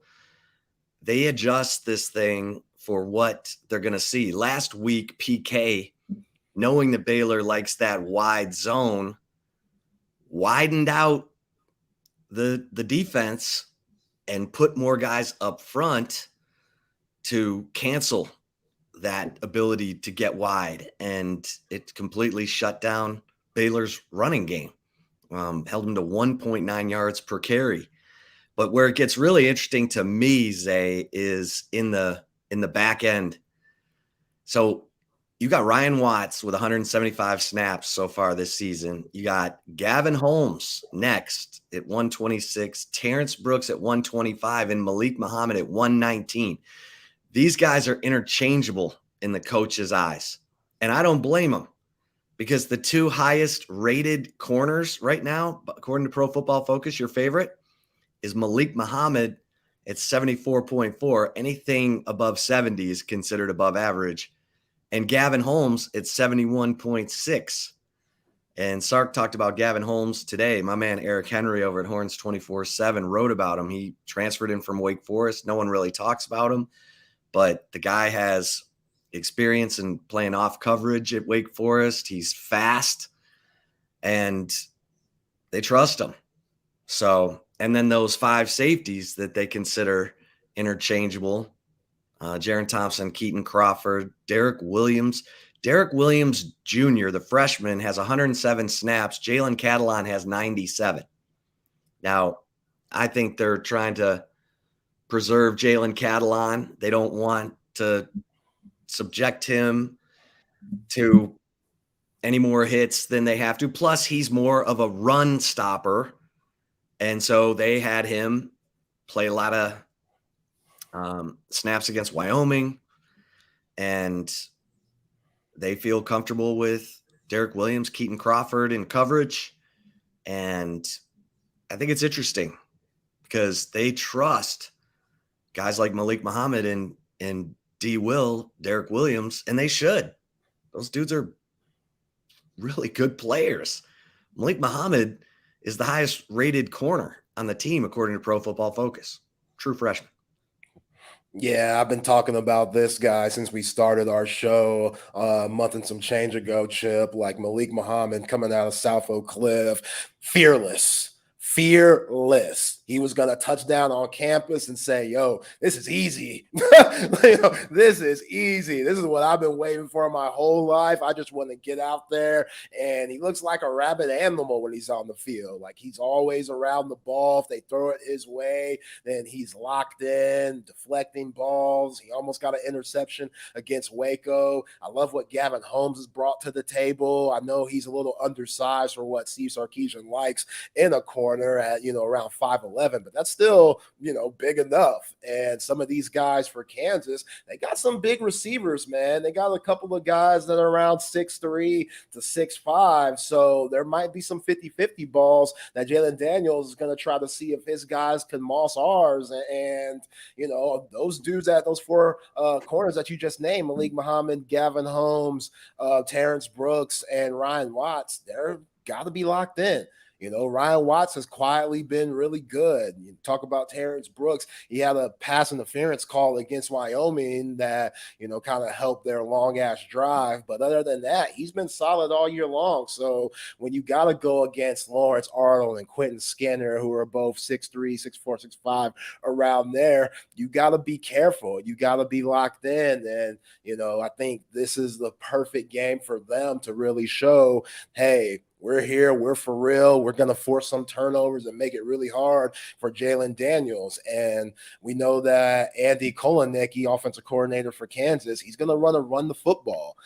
Daniel Highshaw and Devin Neal, those guys are both for real. Devin Neal a little bit different than Highshaw because he could do it all from swing passes. I want to say he has over double-digit receptions this year that have gone for over 15 yards, over 200-something yards receiving. receiving. So they like to use them in multiple ways. And Highshaw is more of a bigger back, more of a bruiser that will lower his head and try to run over your ass. So this is going to be a good test for this defense. But at the end of the day, this defensive line, they're so physical. They're so mean. They're so deep. I think it's going to be hard for Kansas to move the ball on the ground, which that's going to allow this secondary and guys like Jalen Ford, who's, was he tied with Jaron Thompson for interceptions this year with 2. So, like those guys are always looking to make plays and force the ball. And shout out to our guy, Mike Hardge, hanging with Hardge from 11 to 12. He had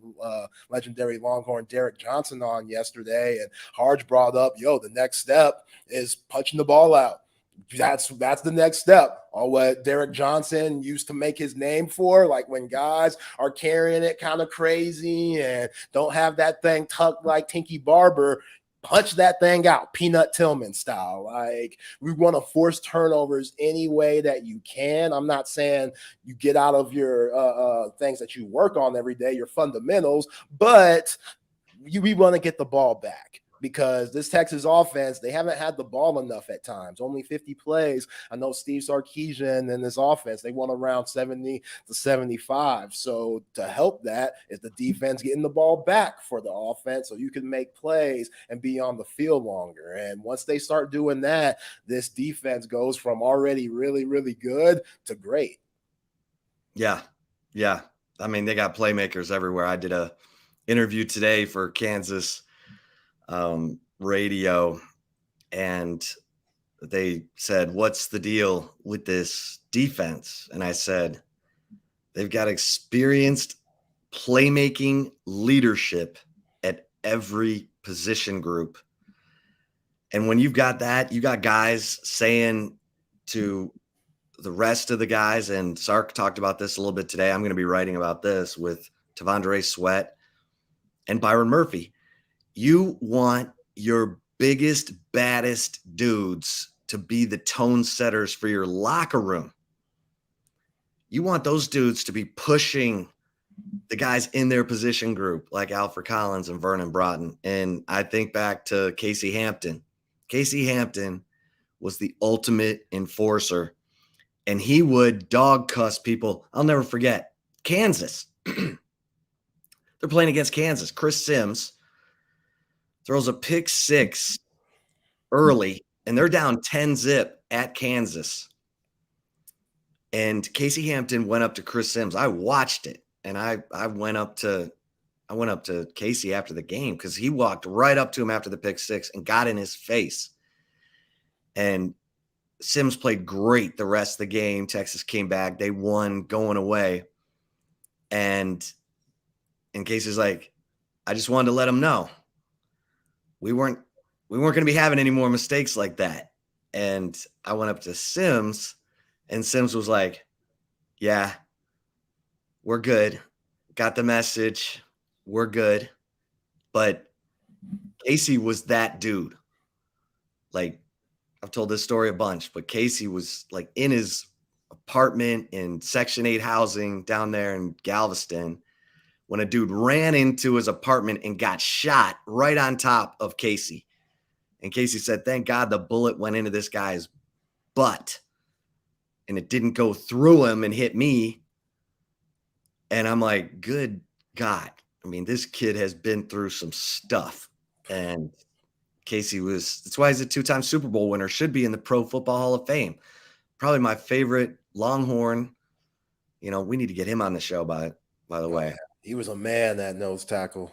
He was a man. He was very hard to move for those teams, for Pittsburgh and obviously the Longhorns. And yeah, that's crazy. And we were nervous about that, Chip, before the season. We were nervous about the leadership. We kind of knew where it was going to come from, especially with Jalen Ford. And we thought that Quinn Ewers eventually will get to that leadership point. But with Bijan Robinson and Roshan Johnson and DeMarvion Overshown all going to the National Football League, we were wondering who's that guy gonna be. And you're absolutely right. Like, every position there's somebody that's a leader and that guys look at for guidance and just like, okay, this guy takes care of his business on the field and he's going to help me off the field, help those younger guys like a Malik Muhammad and an Anthony Hill and CJ Baxter and stuff. You know, we don't talk about Keelan Robinson much, but that dude's one of the captains of this team. Like what he brings to the table for the special teams, and we haven't seen him much offensively at all, which is very interesting. But hey, this dude is still a huge part of what Texas Longhorns do from day to day, and that's very comforting. You know, I think that's huge. Like, obviously, Quinn Ewers, he's gotten better with his leadership. You hear the stories in the offseason about him not taking no shit and him kind of barking at guys and making them listen up. And you just kind of see the swagger and see the aura that he has now. But yeah, man, the offensive line, Christian Jones coming back, like he's not afraid to speak up in year 6 and stuff. And then you got, again, on that other side, just T. Sweat and Byron Murphy. And you mentioned how that brings out the best in Alfred Collins, who quietly is having a solid season. We still want more for him. Again, this guy was a 5-star coming out of Cedar Creek. But, you know, with all the other guys, hey, he's doing his job. And Ethan Burke and Jet Bush. Like, Jet Bush is a leader of this team in a way. He's been here long enough. I see him on the highlight clips talking and stuff and getting guys pumped. Like, that dude, you know, he has something to say. So there's a lot of they've been to, like, there's so many different guys that you could choose from that you feel comfortable with bringing it every day because they just have the right attitude. They just have the right moxie about them. And you need that to win Big 12 championships. You need that to win national championships because the coaches, they can only do so much. They can only bitch at you for so much and tell you this and that and, you know, get in your face and spit in your face. That only goes so far. But when players are doing all that Spit in stuff, your face. oh, you never had no coach spit in your face? Not like a straight loogie, like not anything like that. Just like they're talking and they're getting excited. Yeah, they're getting excited and animated and stuff, and you just feel that, oh, absolutely disgusting. CC, you know I'm talking about you in a way. But, yeah, that's what happens. I can only go so far, Chip. You know that. Like, when you have player accountability in the locker room where you can look at this guy and say, yo, oh, I'm going to listen to him. I could talk to him like Casey Hampton did Chris Sims that day. That goes a long way for your team's success. And I think this Texas team has that. Were you the enforcer in your locker room? No, because I knew that it was, you know, with my pops and stuff, it was too much. Like, I was like, yo, I need some quiet. You know, because I already have to deal with that when I get home. I got to deal with it in practice, on the court. So I'm not going to be the one to tell guys anything. I was more of the loose, funny guy, like the jokester of the group. If things got too tight and stuff, I would bring everybody down with like a joke or something. Like, I remember in games, we'd be having like big games and stuff, and we'd be like huddled up without the coaches, and I would like point in the crowd and be like, hey, look at so-and-so, that girl up there. She come to check you out? She come to see you? Or, oh, look at someone's mama on the opposing team over there. Damn, she big. Like, just stuff like that, just to loosen things up because they So can get a little tight. was the bad cop. Yeah. And you were the good cop. Yes. Yes. And did CC see that and appreciate that? Yeah. I think he did. Now, when we lost, he didn't like it because he just thought I was giggling and scratching and stuff. But when we got dubs, yeah, he appreciated it, you know, just. What was your best game? What was your, like, if I say, what was your best game? What's the first game that pops into your head? Junior year against Westlake. Easy. We were down probably by 15 or so. Our best player, Jeremy Green, that ends up going to Stanford because Rick Barnes won and Jacobin Brown over him. He was a 4-star player. And yeah, it was between Jacobin or Jeremy. And obviously Rodney Terry and Rick Barnes went with Jacobin. But he goes down in like the third quarter with an ankle injury. So everybody, this is a rival game. It's Westlake. Like, CC's been up 3 nights in a row preparing for him type stuff. It's a big game. game. It means a lot. And your boy hit like 4 threes in a row, got us within 3. Our big man hit a 3 to send us into overtime. We end up winning the game, man. Zay Dollar? Yo, man, I was clutch that day. I was clutch. Like, I don't know what got into me, but we ran like 3 plays in a row where I was coming off a screen for 3, and I knocked them all down. And then I hit a spot up one on a fast break. And, yo, I was yelling in the crowd, hollering and spit flying and stuff, beating my chest like Durant. I was on one, Chip. I was hype. And, yeah, that was a glory moment Was for that me. at Westlake or was it? Yes. Yeah, that's what makes it sweeter. It was at Westlake. You look over there at the wall, you see Chris Mims' jersey hung up and Brad Buckman's jersey hung up. And I'm like, yeah, man, I'm just making life horrible for all these rich mucks out here. And yeah, that's how it is. It's a rival game, man. I need that. Game. I need that. I need any type of motivation. Oh, you rich mother think y'all better than me? Y'all think y'all better than us? Make it personal. Come on, man. Make it personal. Yeah. Oh, yeah. Gotta make it personal. Yeah. A lot of people still remember. I'll see a lot of people I haven't seen in a long time. Like, man, I remember that game against Westlake. You were hitting 3s and stuff. They won't remember anything else. They will remember the 8 turnover game I had probably 2 weeks later or something like that. But they remember that Westlake game, and yeah, I'll never forget that one. Who did Westlake have? They had a kid named Cody Dooling, and I grew up with him. We played AAU together. He was a year younger, but he could go. He ended up going to University of San Francisco, where Bill Russell, was the man back in the 50s and stuff. And then he transferred to UNLV. He was good, man. Cody Dooling was really good. He was a all-state player, but yeah, those Westlake, man, they're not just football players. They had some hoopers. Oh yeah, they had some hoopers come through that. So KJ Adams, right? KJ Adams, yeah, KJ Adams, exactly. Yeah, so, KJ Adams, man. Yeah, we talked to Michael Swain yesterday.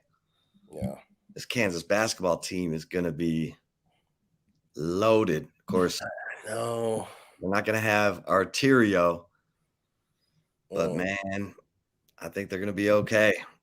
Yeah, it's going to be interesting. KJ and Hunter Dickerson playing together because KJ was the 5. He was the center last year. So now he's going to be moved to more of a power forward spot and be on the perimeter more.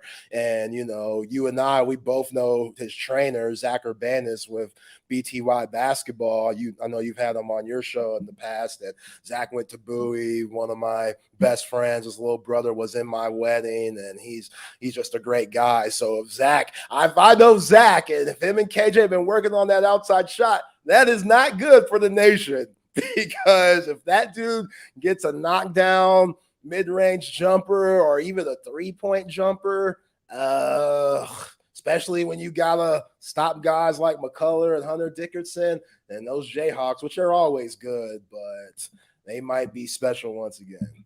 They got McCullough.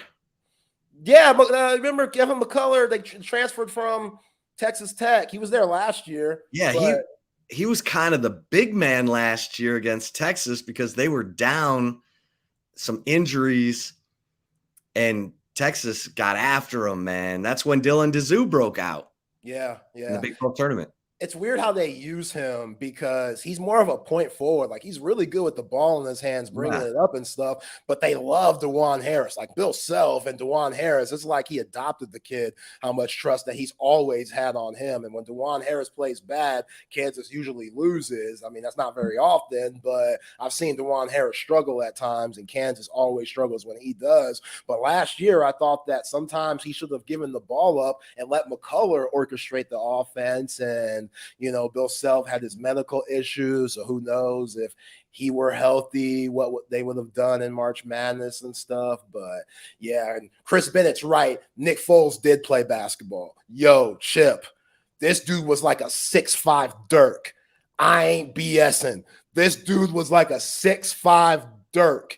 He was athletic enough, but still like, this dude's slow. And it's like, it don't matter. He would shoot that fadeaway. He had range and stuff. He hit a huge game-winning 3 against Bowie at Bowie his sophomore season, and thank goodness for basketball. For football. Thank goodness he's started getting recruited and all this stuff. And he was like, you know what? Maybe I should just focus on one sport, because if he would have kept playing, if I would have saw him my sophomore year, his senior year, oh Lord have mercy. I don't know if I would have ever beat Westlake. I really don't, because Nick Foles, he could play. He was like a mini Dirk, a 6'5" Dirk. He was different. He had the giant hands too, obviously, and he just put the ball anywhere he wants it. Big blank Nick.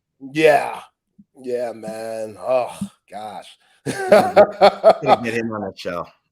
Yeah. Great guy. Every time he sees me, he's like, "Lil Collier, what's up, man? What's up?" And I'm like, "Oh, you remember me? Huh? What's up, Nick?" Dap him up and stuff. That dude, Chip, when he was getting ready for the combine and getting ready for the whole draft process, he was like just training at the Lifetime Fitness off Mopac.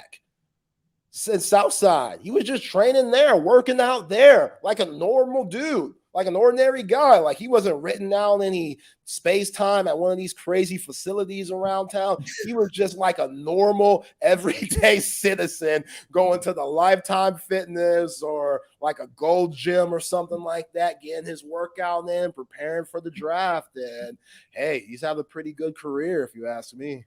I mean, he has had the most weird journey. He was going to go to Arizona State, then the coach left, so he goes to Michigan State. He's there with Kirk Cousins and Brian Hoyer, and he's like, okay.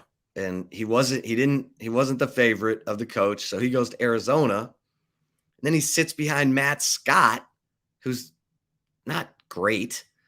Matt Scott goes down in an injury. They're down 20 points to Oregon State. Nick leads them all the way back, and they win the game, and Mike Stoops has to stick with them. Oh, Nick Foles finishes his time at Arizona as the Pac-12's most accurate passer.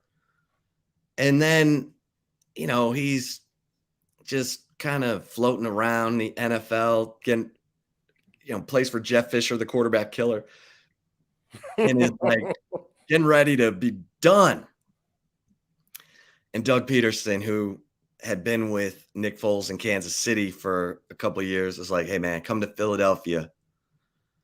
And man, Nick loved Philly. I'm like, no one loves Philly. Like, those fans will turn on you so fast. Right. Like, you're only good to them if you just won your last game. And Nick kept winning. And it killed him that freaking Chip Kelly comes in. Nick is in the Pro Football Hall of Fame because he threw for 7 touchdowns in one game, he and Peyton Manning. And Chip Kelly trades him for Sam Bradford. That's when he ended up in it with the Rams, and he was like, F this. And then he ends up back with Philly and leads them to their first ever Super Bowl, has a statue outside the link. And I'm like, Nick, that's what I call redemption, dog. Yeah. Because look at him now. Like, no one takes him seriously. And yeah, you got to have an offensive line because he's a big, strong dude. He's like Carson Palmer. He's not going to run away from you, but he's going to throw the football. He's going to throw it accurately if you've got an offense. It's ridiculous. And then he goes to the Colts, and Jim Irsay is like, no, we're not playing him. What? Unbelievable. Yeah, unfortunately, the last time I saw Nick Foles on the football field, Kayvon Thibodeau was doing snow angels right beside him while he was hurt. As funny as that was, it was sad at the same time because, I know Nick's a Westlake guy, and I give Westlakers a lot of crap on here, but that was my dude, man. And, he's had an interesting career, but I bet you he wouldn't take anything away from it. Now, a lot of people would say he stole money in Jacksonville, like that contract that he had for the Jags. But they didn't pay him that much. And he would have stayed in Philly for a 2-year deal for 11 million even. And then they paid him to go to Jacksonville, and he broke his collarbone. It was like the Aaron Rodgers situation. Like, as soon as the season started, snap, his collarbone's toast. And then Minshew mania starts. Ugh. And I mean, you'd think that Nick Foles was Mark Sanchez, the way the Colts, the Jets, he goes to the Bears. They're a train wreck. It was like, can we pick a better team? Yeah. Because, I mean, I heard Nick told Nagy, listen, man, you're losing the team here. We got to do some stuff. And Nagy just was like, well, you're third string. Like, instead of trying, like, Foles went to him in confidence. He didn't, like, he's probably mad that I'm saying that. But it's crazy to me. Like, he's always the guy that gets left behind. And then he's the guy that outplayed Tom Brady, had to lead a game-winning touchdown drive when Brady threw for 500 yards, Nick Foles to Zach Ertz, 4th down conversion. I mean, go back and watch that Super Bowl. It's the greatest MVP performance we've ever seen in a Super Bowl. Yeah. And people are like, what? Nick Foles? I'm like, yeah. Go watch it. Yeah. He threaded the needle every time. Yeah. And Philly special. That was his call. Philly special. Peterson. He called that play, not Peterson. Yeah. When Tom dropped the pass that game, did he not? Yeah. Oh, thank goodness for Eli Manning and Nick Foles. Wow. Good grief. Yeah, that's crazy. Well, all right. What is Lance Taylor telling me? Okay. Come on, dude. Yeah, Lance, I guess, is in. He got stuck on a phone call, but he should be jumping in here any minute. Important guy. I get it. Important guy. What I mean? He's in demand. He talks to Nick Saban like on a weekly basis, does he not? It makes sense. He's an important guy. Well, Lance'sLock.com for the picks. Interesting games this week. Okay, outside of Texas, Kansas, Zay. I mean, in the Big 12, you got Houston at Tech. Tech should get right in that game. If they don't, watch out. Baylor at Central Florida. Central Florida is going to beat that backside. Iowa State at OU. The only reason I'm interested in Iowa State at OU is to see how much Iowa State can slow down Oklahoma's offense, because Oklahoma has these crazy good numbers, but they struggled with SMU. They scored late to pull away there. And let's bring in the man himself, Mr. Lance's Lock. Look at that. He's got his own T-shirt, for God's sake. Lance? Dude, I apologize. I have had so much crap going on, but I'm good, and I'm sorry. You're all right, man. Forgive me. I'm getting your Lance'sLock.com billing there. Okay, we were just talking about the games in the Big 12. I think Tech smacks Houston around. I think Central Florida smacks Baylor around. I want to see if Iowa State can slow down Dylan Gabriel and OU, because OU's got these great numbers. They look great, but like, who do they have outside of Dylan Gabriel? Like, I think their defense is legit. I'm not sure about the offense. Yeah, I'm not sure about the offense either. And it looked like it got a little sidetracked against Cincinnati last week. I don't know, though. I mean, Iowa State just doesn't look like they've got the guys that can play with Oklahoma. Yeah. But, I brought this up earlier this week. Somebody is going to dick up the Red River Shootout. And I don't think it's going to be Texas. If Kansas was playing Oklahoma, I kind of feel like Kansas might beat them. I just think Texas is too good right now. And I don't think Kansas is going to sneak up on them. Kansas is undefeated. Kansas beat them in overtime 2 years ago in Austin. But I get this feeling that maybe Iowa State, hell, we saw Iowa State, over Oklahoma State on a Friday night back in 2011 that put Alabama back in the national championship. So, I mean, Matt Campbell hasn't forgotten how to coach. I don't think they're very good, but I mean, this could be one of those spots. I just find it hard to believe that we're going to get the perfect leaving the Big 12, the perfect FU, undefeated Oklahoma, undefeated Texas. I hope we do, but I'm not going to be surprised if somebody jacks that thing up. Yeah.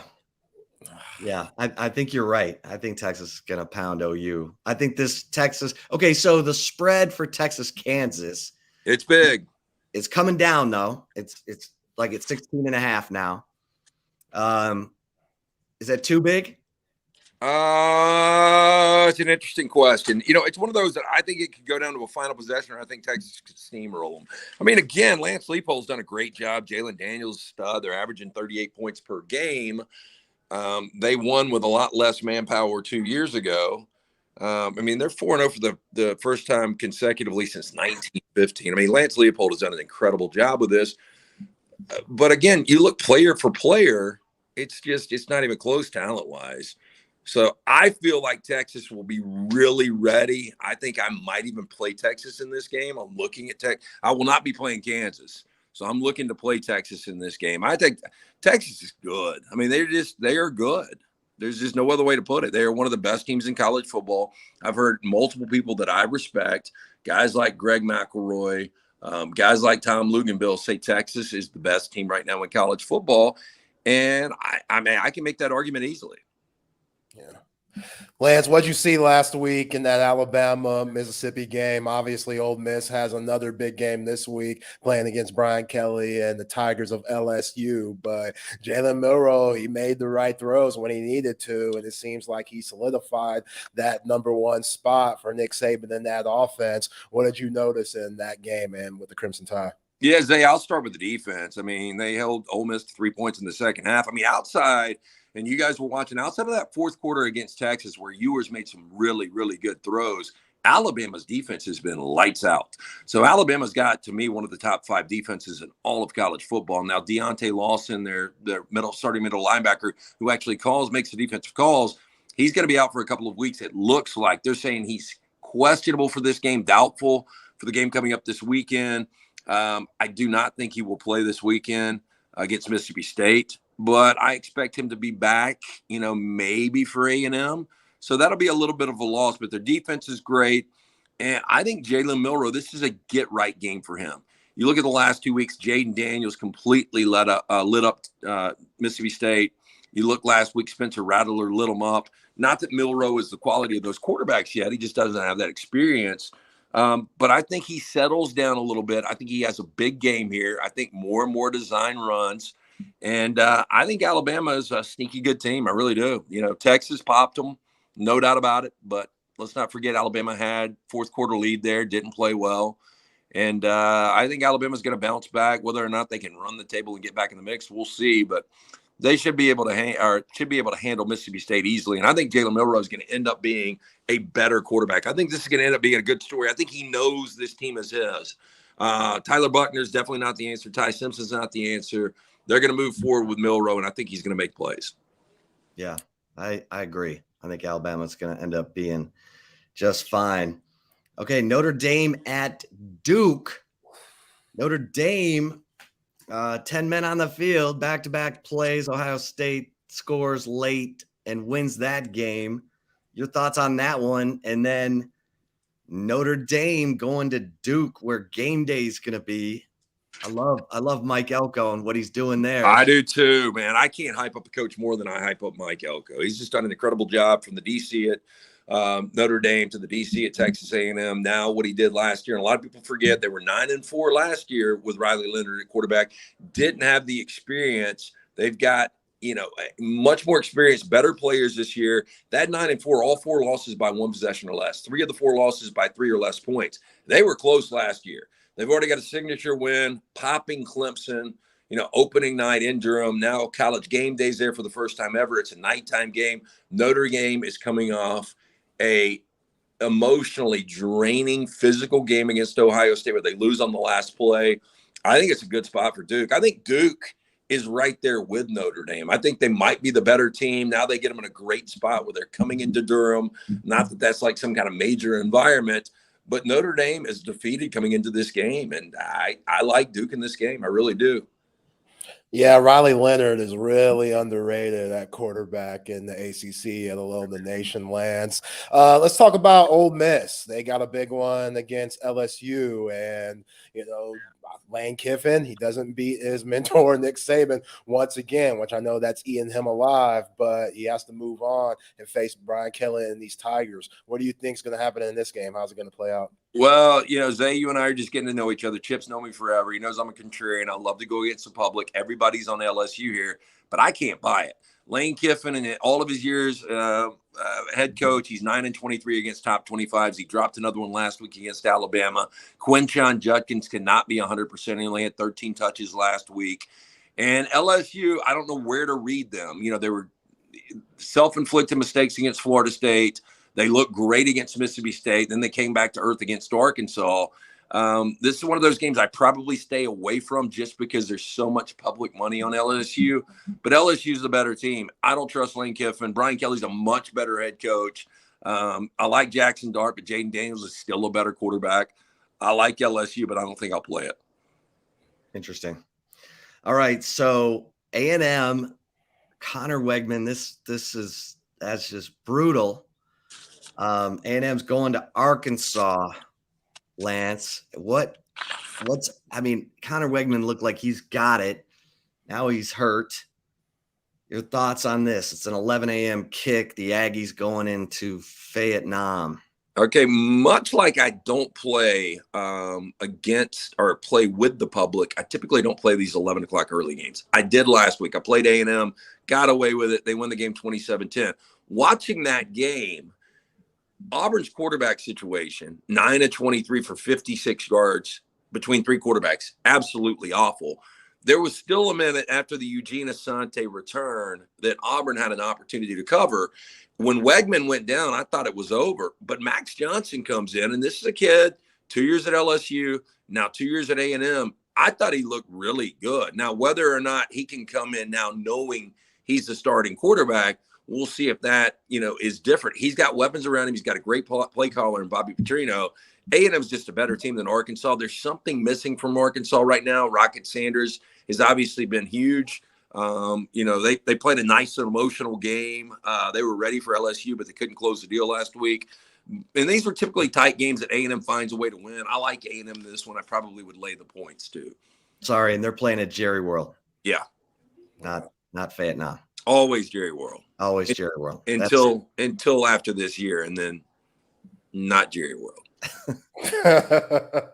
Hey, Lance, man, Oregon State, they lost a tough one against Washington State last week, and they got another good one this Saturday tomorrow, actually, against Utah, the Utes. How do you think that game is going to play out? Top 10 or top 25 matchup? Are we ever going to know if Cam Rising's playing? He warmed up. Then he comes back out with street clothes, didn't play. And Utah, their defense is so good.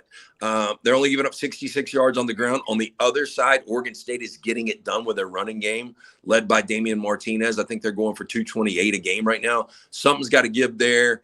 I never doubt Kyle Whittingham, but I love Jonathan Smith, two great underrated coaches in this one. DJ has not played well for the Beavers yet.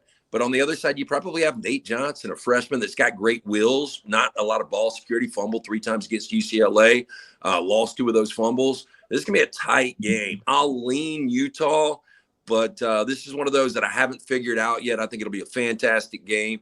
And it's kind of an elimination game for Oregon State in a really, really difficult Pac-12. Lance, you nailed Oregon last week. You said that my buddy who bet $33,000 on Texas to beat Baylor, and he's ecstatic. You said bet it on Oregon. You were right. Well, he was right too. He was right too. But Oregon, whips up on the Fighting Primes. Now they're going to play USC. Neither one of these teams play defense. Take the over. What are you seeing for USC Colorado? Yeah, again, it's an 11 o'clock game, which is 9 o'clock Pacific time for the USC guys. I still think USC didn't show a lot last week. People are now dogging out Alex Grinch's defense again because they didn't tackle well against Arizona State. First road game of the year. they'll be amped up for Colorado. And Shedeur Sanders, I don't know if he's going to survive the season. He's been sacked 26 times. And, dude, he has taken some blows. And he was lucky to get out of Eugene alive. And now you're facing, you say what you want about this defense, but they're third in the FBS with 16 sacks. They force turnovers. They've got playmakers all over the field offensively. I mean, if USC does what they need to do and they don't turn the football over, and they haven't been turning the football over, I think Colorado is going to be one of these teams. They've got wins coming up against Stanford, maybe Arizona State, maybe Arizona, but they're going to get a little worse each and every game just for the fact that their depth is going to continue to break down. And I think USC is too much. If USC dicks around with this team and only wins by a possession or two, USC's got problems moving forward because there are some really, really good teams in the Pac-12. But I fully expect USC lights on here, what we will call, the big game on Fox. I think they'll be ready for Colorado. So I would probably lay it here, and I probably would play the over. Yeah, Lance, Shedeur Sanders, he has a lot of ice on his wrist with his watches and stuff, but I know he has a lot of ice on his ribs and his back because that dude gets hit hard, man. And, hey, I got to give it to him. He is tough. He's tough, man. But, I mean, he can't endure this. I mean, 26 sacks through 4 games, and that's not to mention the quarterback hurries and all the pressures. I mean, it's nonstop. Yeah. All right. What you got in the – oh, go ahead, Chip. I was going to ask the same thing. What do you got going over at lanceslock.com? You got any picks you're feeling? I will say this, man. I try to be transparent because you can go to the website and you'll see what we did the day before every day. And the last 2 nights, I've only given out one baseball play because baseball down the stretch has gotten so difficult. Now, once we get back into the postseason, we get the true pitching matchups. We'll come back around. But just heartbreaking losses in baseball. So I'm totally out on baseball until the postseason starts next week. But that's fine because we've got football starting tonight through Monday night. We've got a side tonight in the NFL. We've got a side in one of the college games, lanceslog.com. We give you a free play every single day. It's only $100 a month. We've been in business 9 years. We've only had one losing year. We were up 18 units last weekend. So we're killing it again. lanceslog.com. Try us out. Again, it's only $100 a month. Yeah, Lions, Packers tonight. My Lions. I mean, are you feeling it? Are you feeling the roar? Packers are so beat up. I think Taylor Decker's coming back into the lineup to play left tackle for you guys, which Sewell will switch back to his natural position on the right side. No David Montgomery, but this is the night maybe Jahmyr Gibbs. They actually see what they can do with Gibbs. And Goff has been really good, man. He's got weapons. Sam Laporta has been a nice surprise at tight end, the rookie. Christian Watson comes back tonight for the Packers. Aaron Jones comes back with that hamstring injury. So it should be a great game, man. Your your Lions who used to get whipped by the Packers going for their 4th consecutive win against the Green Bay Packers. Wow. That's crazy. Hey, were you shocked by Cowboys lost last week, even with the whole Trayvon Diggs situation? The Cardinals still got them in a game that we were all shocked by. Yeah, and I've talked to people and they're like, "Oh, you can't be shocked, man. They lost their dude in the secondary and Trayvon." And I'm like, "Well, if you're going to lose after Trayvon to the Arizona Cardinals as 11.5-point favorites, you got problems."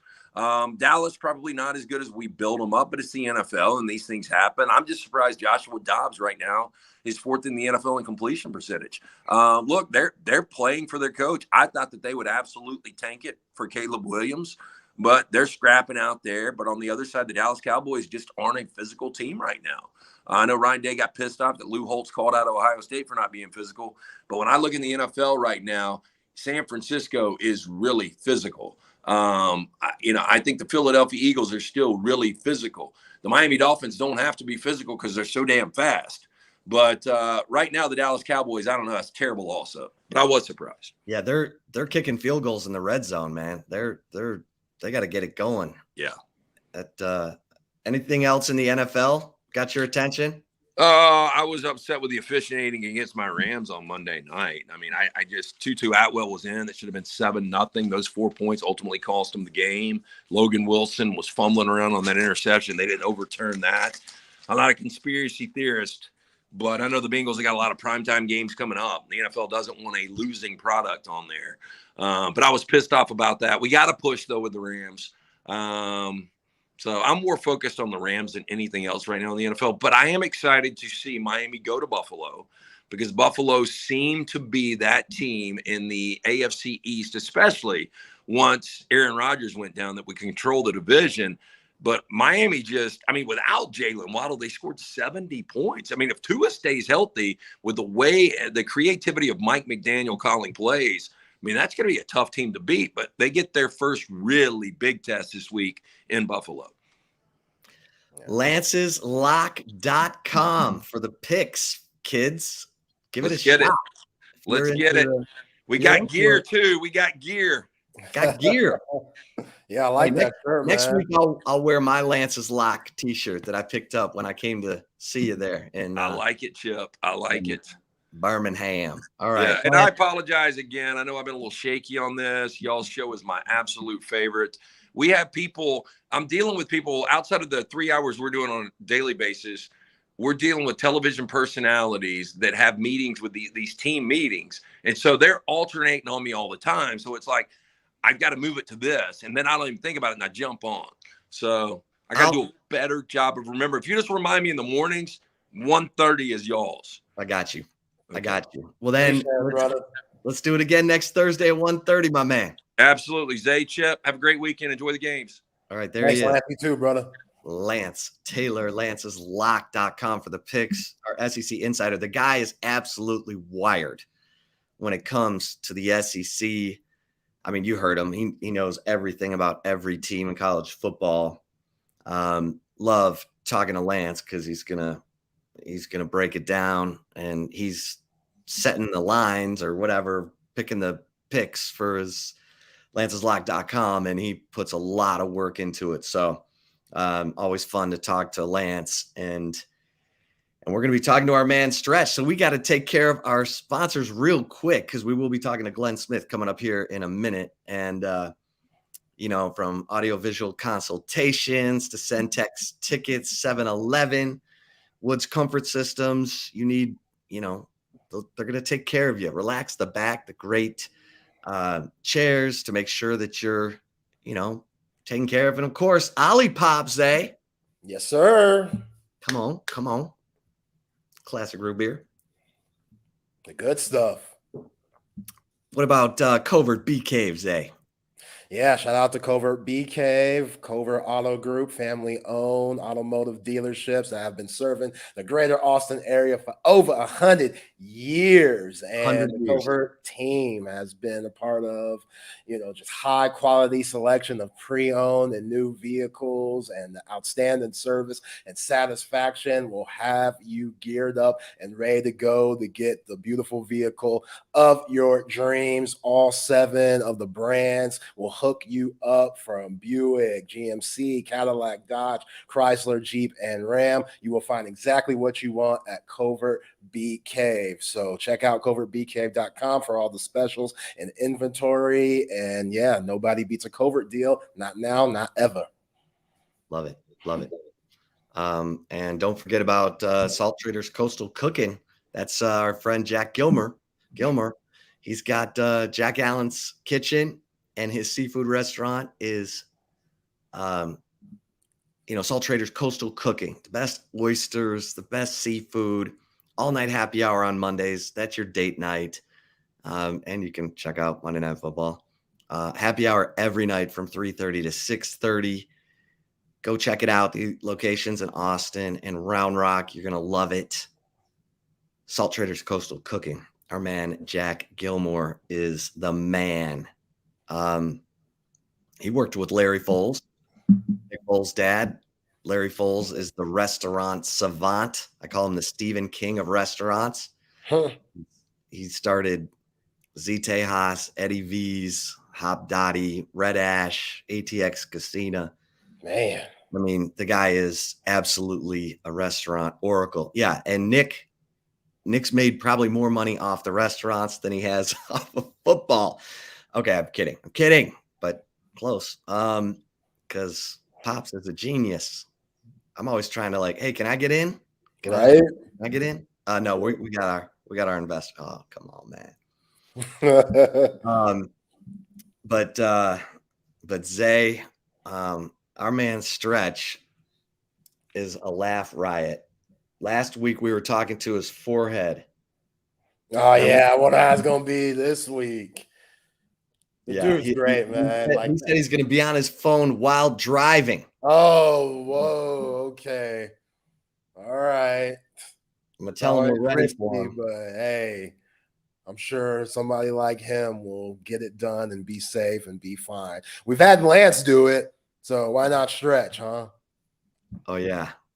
I mean, yeah, that's commitment, man. That's commitment. Oh yeah. Oh, show. Yeah, I'm still tripping off the Randy Moss story. That story is depressing and funny at the same time. Because, wow, come on, Jerry. If only Michael Irvin didn't have those hookers in that motel in the Dallas area with, a little sniff just hanging around. Maybe Jerry would have had more confidence to get Randy Moss, who had a little bit of baggage of his own. I don't know, but yeah, the White House. Yeah, Michael Irvin. They'll tell you stories, and if you've never read the book, I got it right up there. Boys Will Be Boys. Jeff Pearlman does a really good job of documenting just how off the rails those Cowboys were. So literally, Zay, if you go to Valley Ranch, and of course they're not there anymore, they're in Frisco. If you go to Valley Ranch, you'd walk out onto the practice field and you could see, we'll get Stretch to tell us a story. This is way better. This is why we have Glenn Stretch Smith, former Cowboys offensive assistant coach, on the show on Thursday. Stretch, we were just talking about the White House, how you'd walk out the practice field at Valley Ranch, and if you looked over the fence, right over there on the right was the house where Michael Irvin and the boys, being boys, were hanging out with the strippers and the hookers. Right? Uh-oh. Oh, no. Oh, no. We're getting like every other word. Have you got me? A little bit. Oh, no. Oh. Now you're muted. Yeah, you got me now. A little bit. Now. Okay, yeah. Oh, no. You got me now. We got you. Do we? Kind of. All right. Chip, you there? We're there. Yeah. Hello. Can you hear Yeah. me? Yes. We were asking you about the White House. All right. Yeah. Yeah. What's wrong? What's wrong with the house? What was wrong with it? Place to, have a little meet and greet. Oh, you're gonna have to get them back. Oh, all right. How long are you driving? When will you be where you're supposed to be? You want me to stop?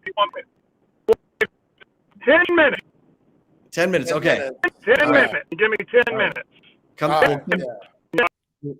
All right. There we go. Stretch. We had his forehead back. Yeah, the camera work was fine. The lighting was great. Like, yeah, he looks good. A-okay. That was on point. The sound sounded like he had his phone in a wood chipper. Yeah, I mean, he always jokes about his flip phone and stuff. That actually sounded like the singular era flip phone days and BlackBerry days with what we were getting. But it's cool. It's cool. 10 minutes. 2 minutes. We can wait. And we'll get his version of the White House, because that's when Stretch was with the Cowboys. Yeah.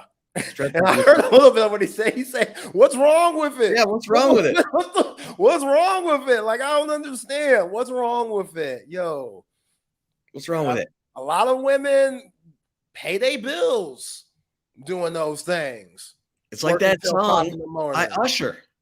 Yeah. I don't mind. Exactly.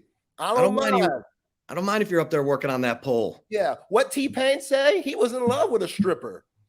Teddy Payne, king of auto-tune. He was in love with a stripper. King of auto-tune. Somebody messed y'all's mind up thinking that we could talk down on these entertainers and sex workers and stuff. Nah, they make the world go round. So I'm with Stretch, man. There he is. Let those guys do those things. Let them do their thing. You got me. Oh, yeah, you sound great now. All right. All right, so the White House. What about the White House? What's wrong with that? A little place to have a little meet and greet and a little, share a little beverage. What's wrong with that? Right. That's what I'm saying. You're winning Super Bowls, so who cares? That's exactly right. You overlook a few things when you're winning. When you're not winning, you make rat turds turn into elephant. Yes, I won't say the word, but that's the difference. Rat turds turn into elephant S.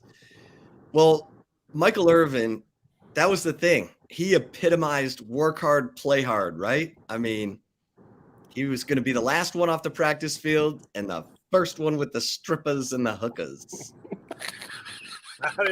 I just don't see that being a problem, fellas. I don't think it's that big of a deal. I know one thing: if they'd have had Michael Irvin on the team, you wouldn't have seen what happened Sunday at the desert, because I promise you, he would have challenged those guys, and they wouldn't have not been in. They wouldn't have got in that position. That really is. I mean, I know you guys are talking about Mike and all his off the field shenanigans, but I tell you one thing: when it came time to cut it loose and when it came time to go, there was nobody better than him, and that's why he's in the Hall of Fame. But I'm really concerned, that they don't have enough Mike Irvins, Troy Aikmans on this football team right now to be able to challenge anybody when you go out, and it's hard to win out there. Chip, it's hard to win out there in the desert, but when you go out there and you play flat and you play like, hey, if they just roll the ball out there today, we're going to get it done, and you get your ass whipped. I mean, that to me, that's a cause for alarm. I mean, we've been on here the last 2 weeks talking about drinking the blue Kool-Aid and mixing it with the real cane sugar, and right now it doesn't taste worth a crap. So I'm really concerned about the Cowboys and about their lack of leadership and lack of having, somebody like Mike Irvin who could absolutely put the football team on his shoulders and say, you know what, I'm going to show you how to make a play, and I'm going to go make a play, and I'm going to change the tone of this football game. Yeah, I mean, what's going on with the offense, Stretch? Because they're kicking field goals. You talked about this last week, and it really got them. Thank God they got a good kicker, because the guy's his leg's going to fall off. He's getting so much work. But, man, they get in the red zone, and, God, oddly enough, Texas, the Longhorns are kind of this way. They've struggled in the red zone too. But what does it take to be a good red zone offense?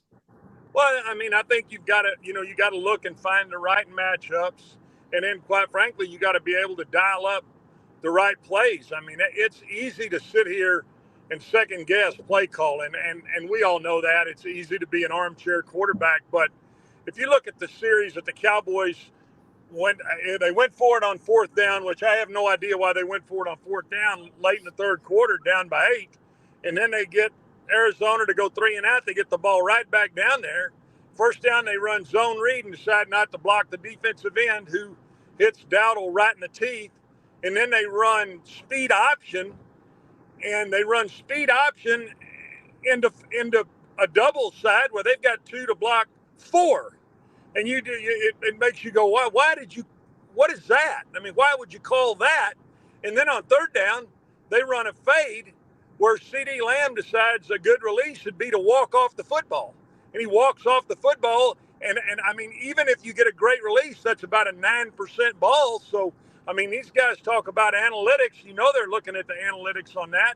And it's a series where it's exactly what you thought the Cowboys wouldn't do with, getting rid of Kellen Moore and doing some different things. And it was a series where you saw him run speed option, and not only do you scratch your head, you scratch your ass and think, what was that call?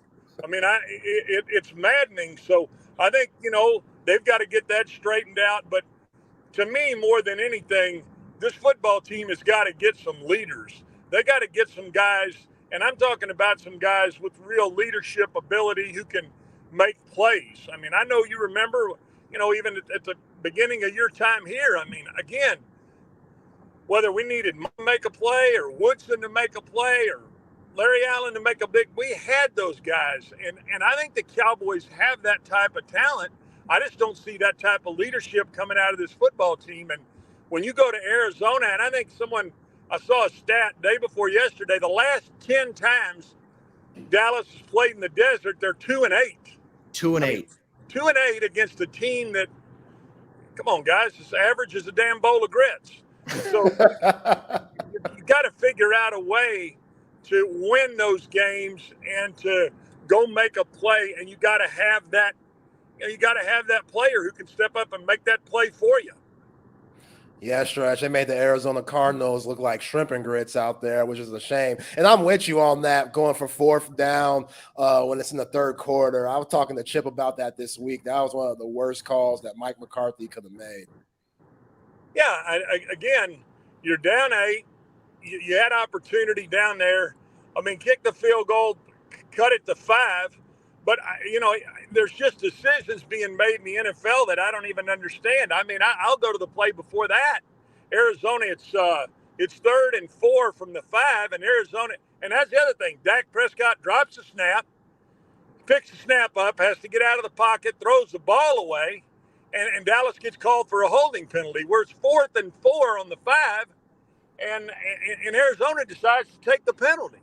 I'm like, why would you give them another down in there, and then Dallas throws the option to Ferguson and gets back to the 5-yard line, so it's 4th and 4, and they don't convert. It's just it's one of those things where I don't understand the timing of when they're going for it or when they're not going to go for it, and it almost feels like that that McCarthy's gambling on a credit card. I mean, there's a reason why you can't put a 22% credit card down at the Choctaw.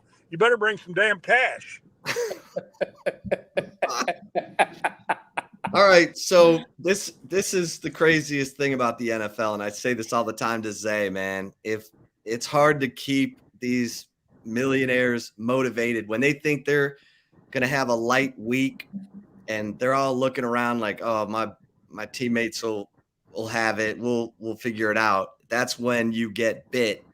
It happened to the Jaguars too against the Texans, but now you got the New England Patriots coming in, and you said it. I mean, if they don't have player leadership, like Micah Parsons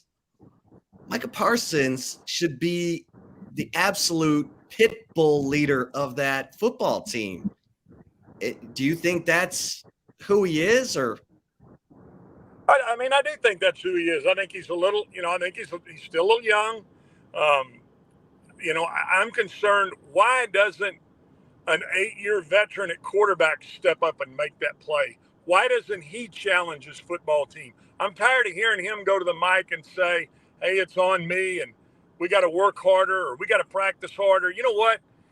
Make a play in a critical time of the football game. And I want Micah to step up and lead. I want DeMarcus Lawrence to step up and lead. But, right now, I just don't see that guy on this football team. And we know that they're really good. I mean, it's no fluke what they went out and did to both New York teams.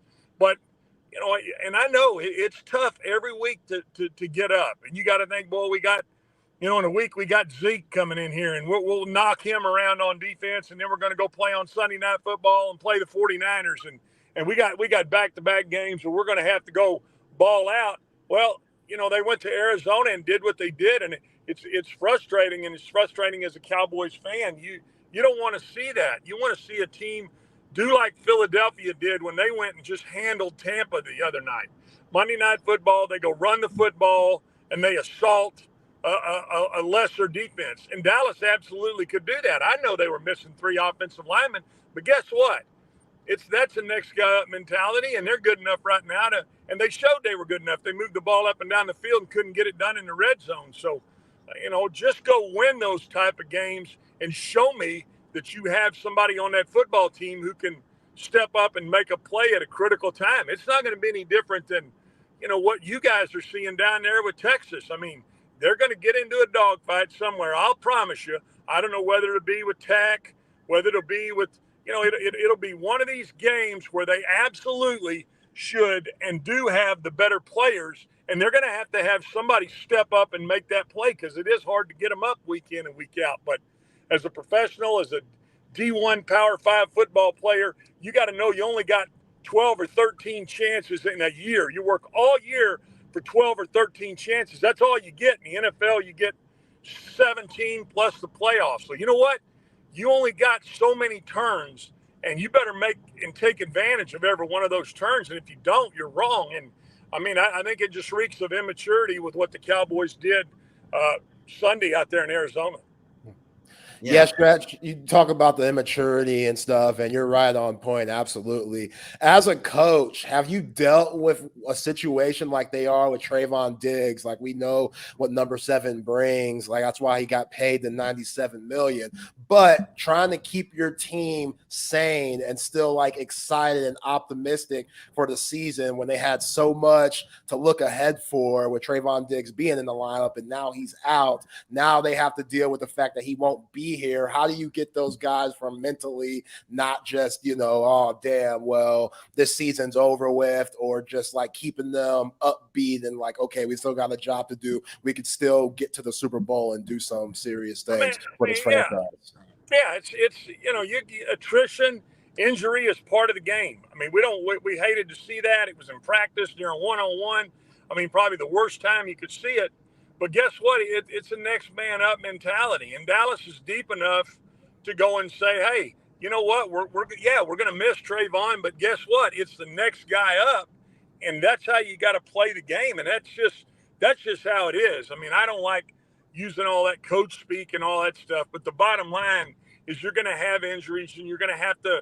It's a contact game, and you're going to have to be able to overcome those injuries. And it's unfortunate. Again, it's a season-ending deal. But guess what? It's the next man up, and Dallas is going to have to take that absolute approach, because it is so early in the season. But it's not any different than any other NFL team deals with when you're going to lose guys, and that's part of the game. And you got to have the next man up mentality. And like I said, I mean, I'm sure at some point in the season, I hope it doesn't happen. There'll be injuries with every football team, and it's got to be a situation where you can step up and have that next guy play, and you kind of have to practice with that mentality too, where, hey, you know what, we're a next man up team, and if this guy goes down or that guy goes down, we got to have the opportunity to have that other guy take the bull by the horns and say, hey, you know what, I'm the starter now, and I'm gonna hold this position down, and I'm gonna show that, that, hey, I'm worth the money that I'm making. Yeah. Well, this game against the Cardinals was in Dak's hands, and they needed him to make a play, and he didn't. And now he's getting testy. Oh, I'm sure this is what the media wanted. And so now let's see how he bounces back, because he's got Mike McCarthy now. They should be huddling and figuring out a way to outfox Bill Belichick. What do you think happens this Sunday?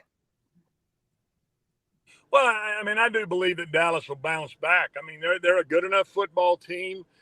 You get punched in the mouth one time, and you figure out, hey, you know what? Those other guys are on scholarship too, and every once in a while you got to go through that. But like I said, you don't want it to be a loss. You don't want to lose. And so I think Dallas goes out and handles business against the team that they should beat, New England. What are you thinking about your Longhorns? They went down to the Baptists and smacked them around. You got to love that. I mean, go down there to Waco and just kick their ass. I mean, that's kind of what I like, that mentality. I mean, I really do. I like the mentality of going in and taking care of business. And when you should beat a team, you whip their ass. What's wrong with that? And like I said, I asked because I'm too old to stand up here and say bottom and butt and bobo. So hopefully I'm not offending any of your listeners. Oh, no, you're fine. You're fine. We're unfiltered. We're Texas Sports Unfiltered. I got you. All right. So, well, that's what Baylor got him, an ass whipping. How you like that? That's right. You got to make sure your Shiva getter's full, right? That's exactly right. They need to make sure their Shiva getter's full for the Kansas Jayhawks Saturday at 2:30. You know what? Bring them on in here. They think they've rediscovered football in Lawrence, and you know what? That's exactly what you want to see Texas do. Hope it's about 95, 96 degrees out there, and they're drinking that pickle juice and give them a ass whipping and send them right out there to Bergstrom Airport and send them home. Pickle juice for them cramps, huh? Well, or whatever. Maybe that pickle juice for that White House y'all were talking about. You never know. Hey now. And we talked to a crampologist this week, and he said that it's been chilly in Kansas, and they're going to come down here and they're going to cramp up like crazy. Hey, nothing like bananas and pickle juice. The problem is you eat too many of them bananas. You know what'll happen then? You'll be reaching for the baby wipes. What anything else jump out at you in the NFL? You know, not really. I mean, I'm I still think that like I said, I still think Dallas is got every opportunity. Obviously, Philadelphia handled business. They're the defending, NFC East champs. I think we'll see and know a lot about where the Cowboys are after these next 2 weeks, and I think we'll know a lot about where Texas is going into the Oklahoma game too. I mean, I'm excited about what's going on in Austin. I think it's wide open to get in the college football playoff, and all you got to do is get in the tournament to win the thing. So, I'll ask you guys. I mean, who's the best team in college football right now? I mean, are you really putting your finger and saying, hey, I think Georgia's the best team in the country? They got in a damn pillow fight with South Carolina. So I'm not sure who I'd really feel strong about saying this early in the year has got it either in the NFL or in college football right now. Yeah, I think Texas and Florida State have the best wins. Yeah. They're the most proven to me. I certainly wouldn't disagree with that. And I mean, it'll be interesting to see how. I think there's going to be somebody step out of all this too that nobody's really expecting. You know what I mean? I could see one of these teams, stepping up. I mean, how's A&M going to? Yeah. How's A&M going to do now that they've lost? Yeah, I like Washington, but how's A&M going to do? I mean, they're going to stump their toe this weekend against Arkansas, because if they don't, I mean, they got enough talent in College Station to get it done. So, yeah. It's going to be an interesting next month, I think. Max Johnson, the lefty. The lefty quarterback for the Aggies. Now that their superstar Connor Wegman is on the sidelines. Well, Stretch, you going to be in town for the Red River Shootout? I'm going to be out there. I with the state fair starting tomorrow. I'm trying to figure out how to get out there and get one of them sugar. They do a little different with those Dr. Pepper guns on the fairgrounds. I mean, I don't know if you notice it or not, but a Dr. Pepper at the state fair, brother, is the big ticket. So you damn right, I'm going to get me a corn dog and a Dr. Pepper. Absolutely. There we go. Let's go. All right. Were you ever in the White House? No. No? No, sir. I know exactly where it is. I could take you there. I know lots of stories. I've heard all the stories, but Chip, the answer is no. Yeah. Did you read? Can you give us a story? You ain't got to say no names. Just a player, a story that's PG-13 as you could get it. Is this what it's going to be every week? It's going to end with story time with Stretch. Yes. Every Thursday. All right. Yes. I'll tell you this. So right before we left Austin, and it was the night, really literally the night or 2 nights before, and the guys that were making the team had to take out their position group players to dinner. So, if we had 1 or 2 receivers, they had to take the receivers and they had to pick up the check, so on and so forth. You get it, linemen, defensive linemen. And Barry wanted everybody back there a little bit early to make sure, obviously when they pulled up the hill there at St. Ed's, we weren't going to have any real issues or any real problems, or there wasn't going to be any, any shenanigans there at the, there at the dorms in St. Ed's. So I get back early and I'm sitting on the golf cart. Wade Wilson, who was our, God rest his soul, I miss him, but he was our backup quarterback, and he was more experienced older guy. And we'd gone out. Aikman had taken us to Sullivan's, good steak, and we got back about 10 o'clock, and they were doing about 11. So we're all sitting out in the golf carts, and the guys start pulling back in. Some guys, I got news for you. This is before Uber, Chip. This is when you still had one of those flip phones when you were covering the Cowboys, one of those sweet Motorola. Thing was just this side of a CB radio. And we're out there, and we're kind of watching everybody pull in before Uber, so it's the limos. And Michael, since we're talking about Michael, steps out of a Uber and or a limo, said, "Hey, Stretch," said, "go take a look in there." I was like, "Take a look in where?" "Take a look in that limo."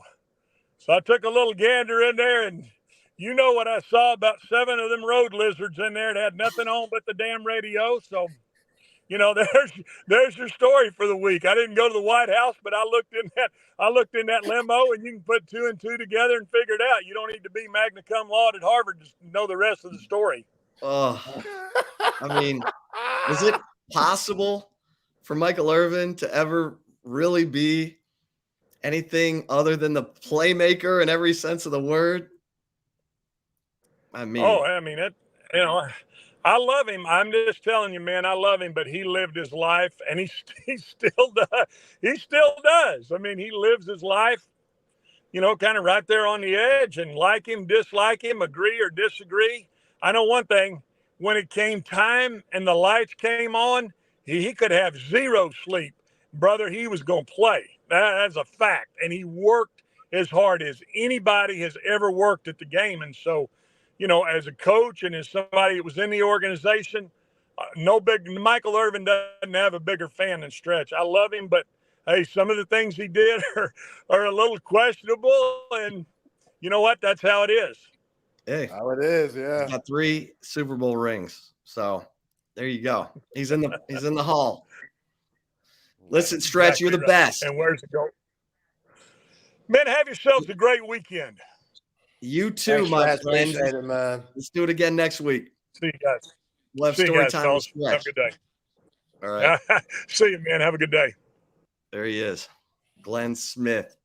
Oh, man. Oh, my God. He said, when nothing on them road lizards but the radio. 7 of them. Ooh, playmaker, living out here, living in the ATX. When Michael found religion, I was like, I don't know how long he can hold on to religion with the way that he's lived, because he's always been the epitome of work hard, play hard.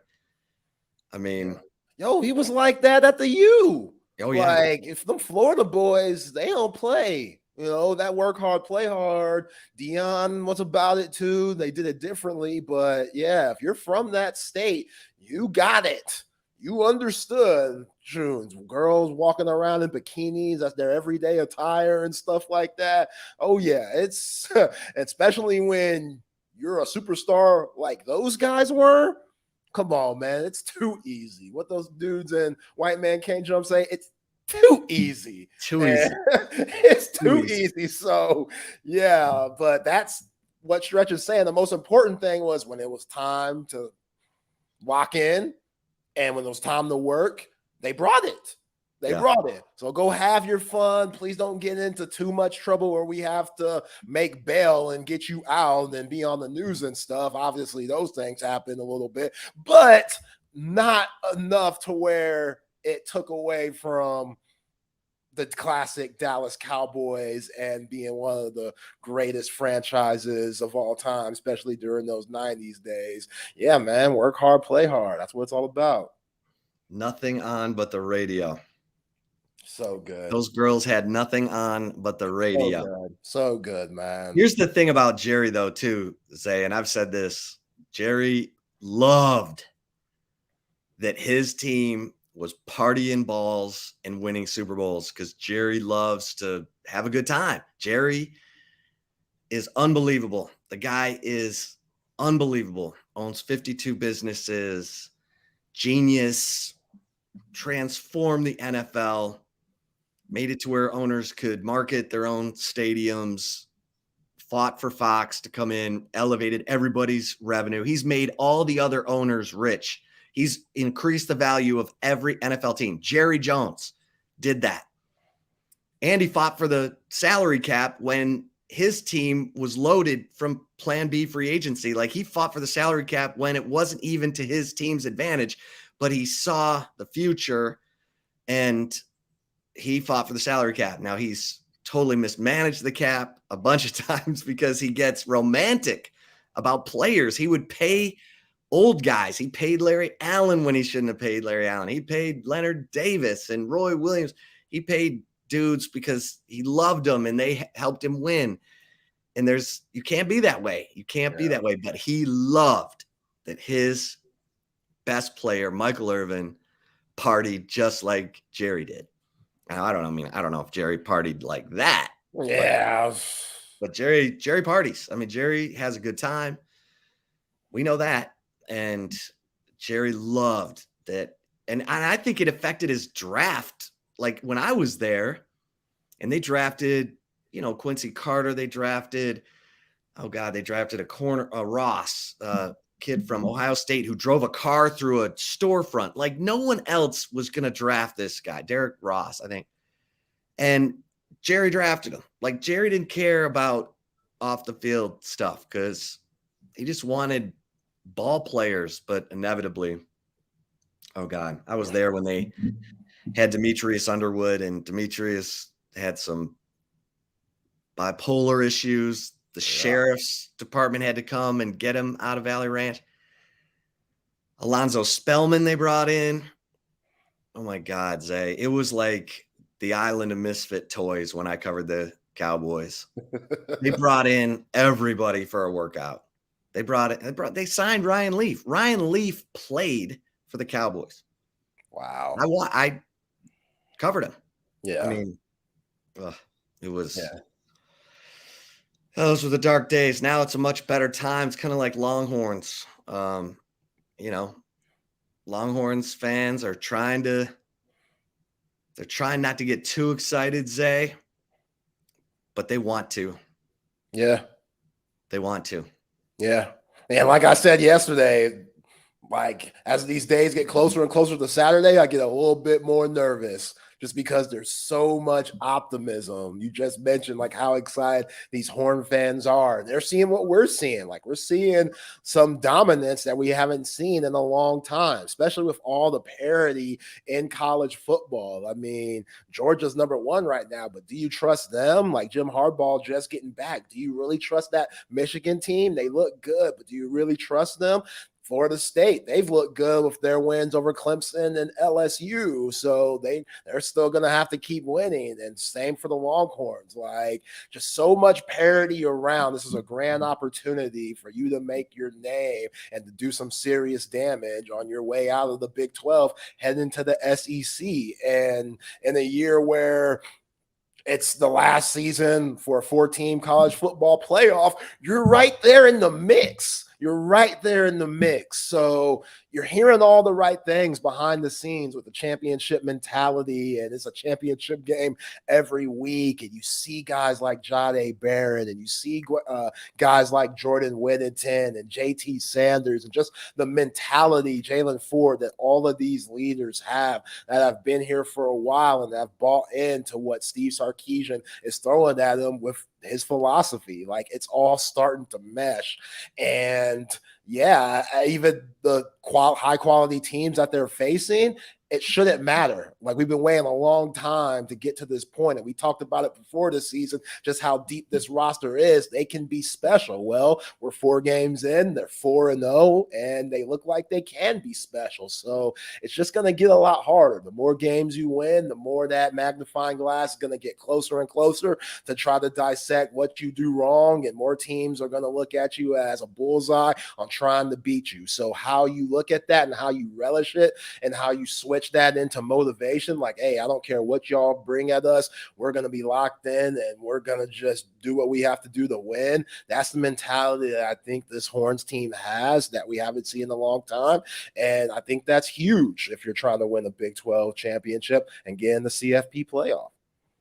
Well, I'm looking around at the other teams and I look at, why even Washington, they're unbelievable. Yeah. They lead the nation in passing offense. They're number 2 in pass efficiency, number 3 in scoring offense. Their defense, I always look at scoring defense. Obviously, they're giving up 17 a game. You can live with that. Their rush defense, 56, giving up 124.5 on the ground.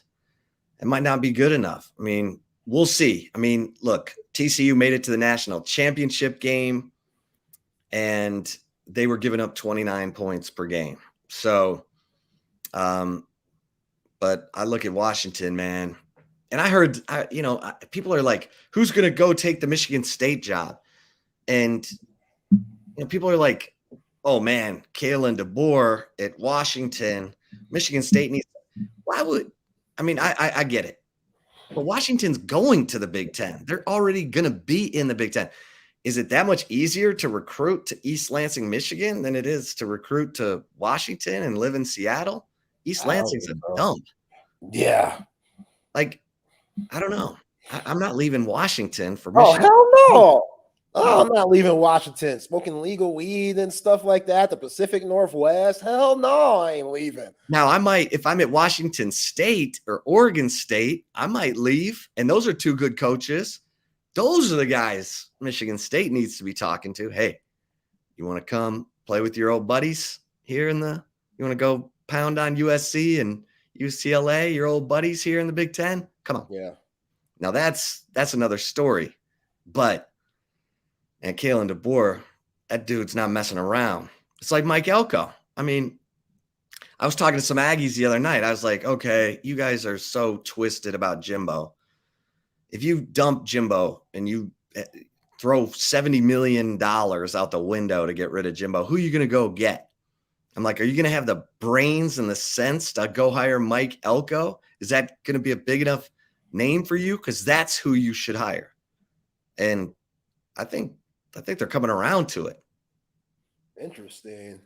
I mean, does he like Durham? That's the thing. Like, is he okay with staying at Duke in the ACC where we know basketball is king, so he doesn't have that type of pressure. Yeah, he doesn't have the pressure. Yeah, that pressure is different if he got to College Station and he's expected to make some But they hand you a plaque that says you insert the year you're going to win the national championship. Like, that's the dumbest thing. That's the aggiest thing I've ever seen. It's a bad move. That was a weird move too. And yeah, that's just kind of some unrealistic expectation you're throwing at a guy, especially coming, in this conference with how deep it is. And now with no Connor Wegman, how are they going to bounce back from that? Is Max Johnson, who looks a lot more comfortable like he does. He just looks a lot more comfortable. Yeah, it's a huge week for him. So yeah, can they keep it going with Max Johnson? I don't know, but yeah, Mike Elko, something about Duke that just looks comforting for him. This looks like, yeah, I got to worry about, we're always the underdog in a way. They won 9 games last year. They upset Clemson at home. They're looking for another upset this week against the Fighting Irish. So yeah, does he want those problems, that stress, if he were to get that job in College Station and the Aggies were good throwing all that money away from Jimbo? I don't know, but hey, I can see why they miss him. I mean, he's been there, so he knows. Yeah. He knows what it's about. He's been at Notre Dame. He knows what a place like that is about. And now he's – the pressure that Jimbo's about to get, because, okay, it's one thing to be the coach for Texas A&M. Now you're back into pressure of you got to beat Texas too. Like that's a whole nother monkey jumping on your back. You thought you had a monkey before. Well, here comes King Kong for that ass, and he's about to jump on your back if you start losing to Texas and you're not winning playing in New Year's Six bowl games. So, yeah, man, like Jimbo, it's about to get way more real for Steve Sarkisian too. Same, like Sark's on that same side too, but it's a little different because you could beat Oklahoma and sometimes lose to A&M. I don't know. Some people are going to think I'm crazy, but it just all depends on how the other season plays out. But for A&M, like this Arkansas game this week, that they tried so hard to make that a rivalry from the old Southwest Conference and stuff. And it just, having it at Jerry World, it's always been a good game, but it will never be what Texas and Texas A&M will be.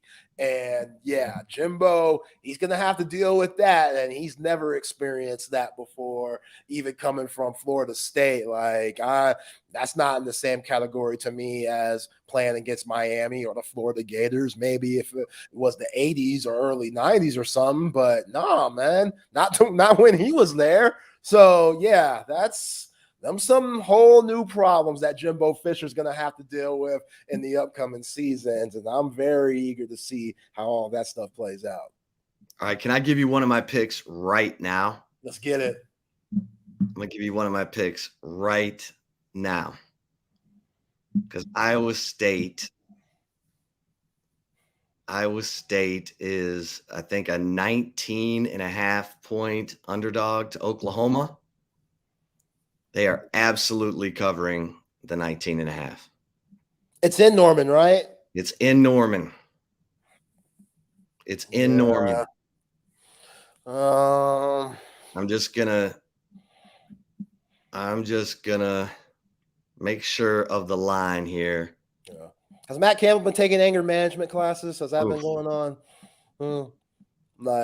He won last week. Okay, so he beat my man. Got no anger problem. He's about to give the fan that 2-piece and a biscuit combo at the Ohio Bobcat game for talking a little crazy. Like, you need anger management, Matt. You need it, dog. You need it. It's okay. Some of the best in the world have had anger management classes. It's not saying that, you're too bad of a person. It's just saying that you got to calm it down. That meathead stuff, it can only go so far, Okay.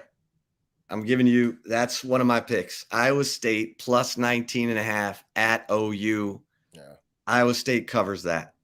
Yeah, and gosh, Emory Jones was so bad for Cincinnati last week. Just watching that game, it's like, okay, you're kind of dinking and dunking your way into the red zone, and they get in the red zone, it's just like turnover. Or they get in the red zone, they go for fourth down for some reason, they don't get it. They get in the red zone, they kick a field goal, oh boy, shankopotamus. Like Cincinnati, it wasn't like they didn't have chances. It wasn't like they weren't, moving the ball on Oklahoma, and you got to give Brent Venables' squad a little bit of credit. They were making plays. They were getting interceptions at key moments, and when they had the ball, they had a couple of long drives. It wasn't pretty, but Dylan Gabriel, he still threw for over 300 yards. So they're confident, man, and their stats, even though they haven't played nobody, their stats look pretty good.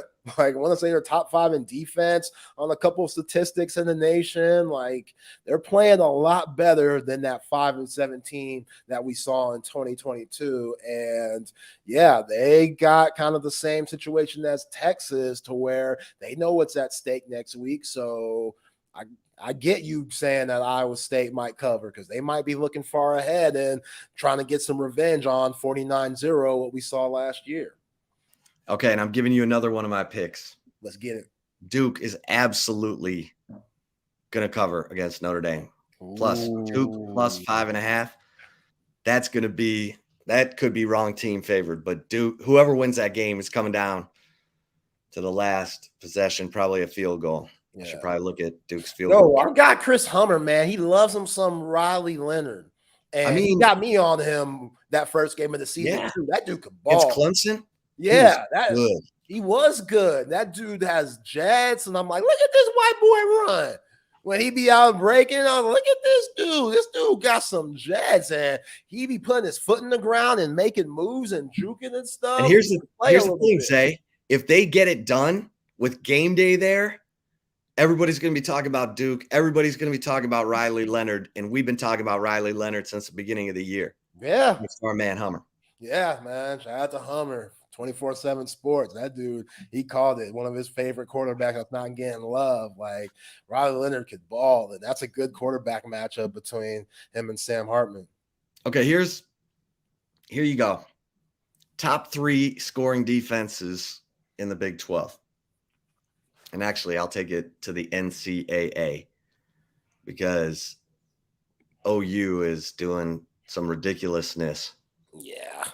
OU's giving up 8.5 points per game. That's ridiculous.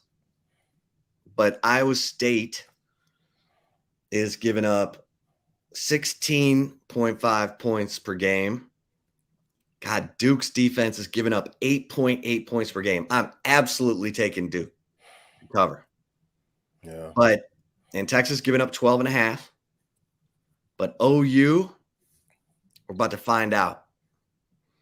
Because if everybody says that OU defense is for real, I kind of believe it.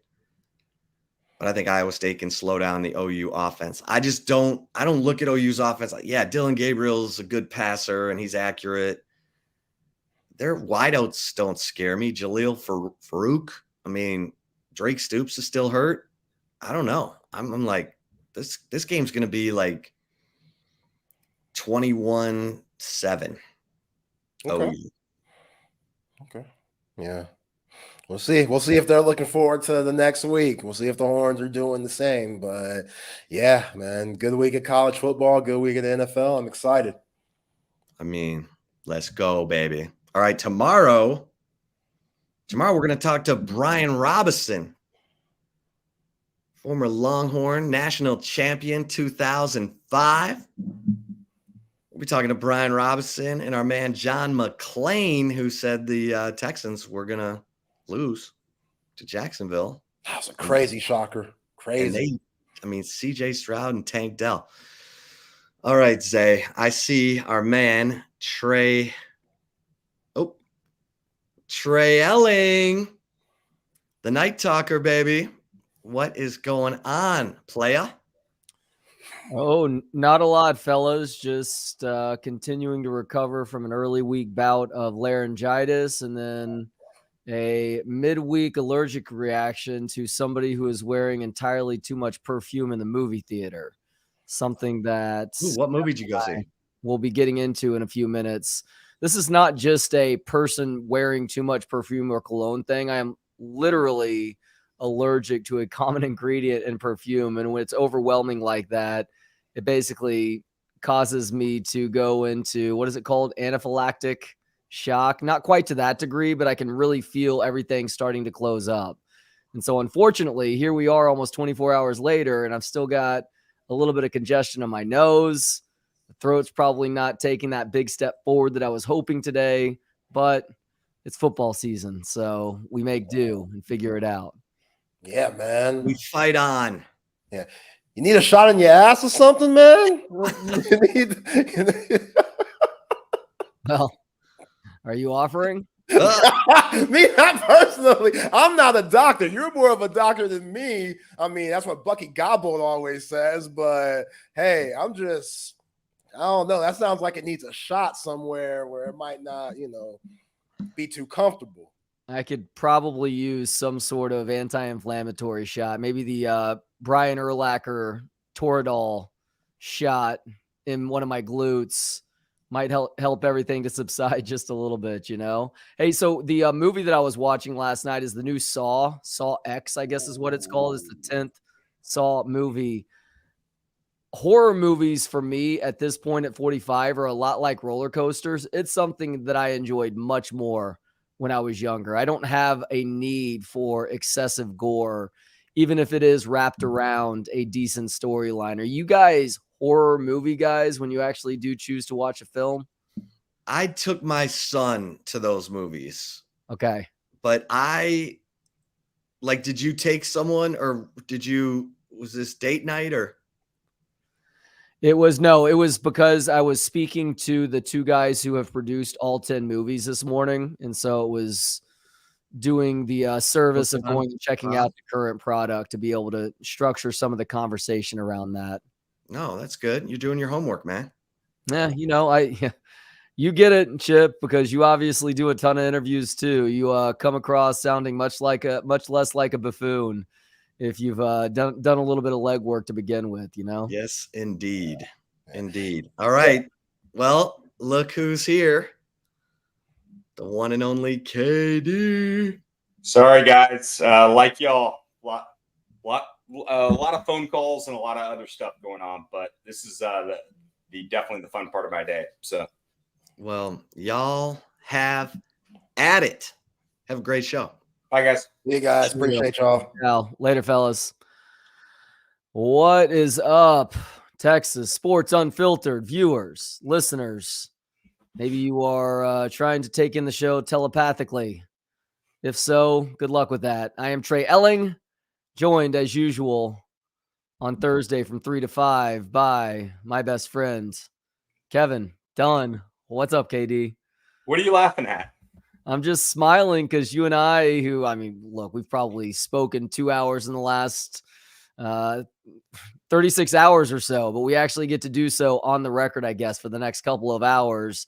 And as we discussed about 20 minutes ago, for a couple of guys who occasionally get accused of being a little bit too old man about things, we were both tired.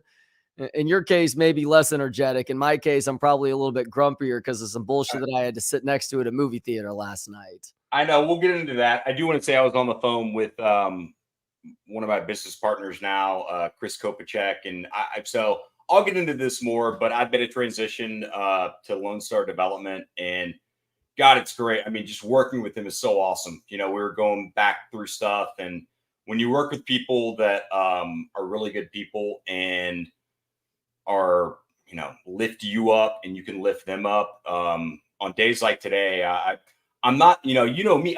Hell, you called me at 9:30 last night and I was asleep. Yeah, so I went to this movie, ended up having to leave 30 minutes early, but what happened to me? I had to grab some encapsulate tablets from you because we got another shipment in of this mushroom extract. No, not psilocybin, although I'm not opposed to that either, as my river trip last weekend would suggest. This is a perfectly legal mushroom extract that does a fantastic job of helping with indigestion issues. Ironically, immunity, although that's less about the mushroom extract and more about this person who was wearing too much perfume last night. And then also mental clarity too. And I love this stuff. You and I both do. Highly recommend it to folks. Encapsulate. But I had to pick up the new shipment. So I called you when I was leaving the movie theater and you had warned me that you might be asleep because you'd been going to bed a little bit earlier this week. And I could tell that I had roused you awake. You've done that too. It depends on if there's a photo booth involved. But so I had roused you awake and you were like, oh, you can come in for a few minutes. I'm like, no, seriously. Did you tell that? Oh, yeah, absolutely. But you were like, please. I tried to fake it too, didn't I? No, you were pushing hard, and I was like, no, go to sleep. I need to go home to relieve my mother-in-law who's hanging out with the kids so I can go watch this movie on a Wednesday night. So you're arousing me and relieving your mother-in-law. This does not sound good in text. This is par for the course today. I mean, I was stepping on self-placed landmines left and right with BK a little bit earlier. So just get ready for plenty more innuendo faux pas throughout the next almost 2 hours now. But so I get over to your place and you're like up and you're like, nope, you got to come in for a little bit. And you got up and I walked into your apartment and you sat back down. You took this big exhale and I could see how tired you were. It's like you would have fallen asleep in the chair had I just let you, had I not just said anything. And I was like, look, you go to bed, please. I'm sorry that I awakened you. I am going to leave right now and you and I will touch base tomorrow. And begrudgingly, you let me go and then called me about 5 minutes later, not only guilt tripping me, but also admitting that you were about to go back to bed, which was very impressive of playing both sides of that and giving me an update on the Rangers game too. Yeah, that's me in a nutshell. I guilt tripped you. I apologized. I told you to fuck off. I said I love you, and here's a sports update. Yeah, exactly. That really does cover the bases, doesn't it? But I mean, this is I don't know what time I was on my couch and I probably fell asleep around 9, maybe 9:15.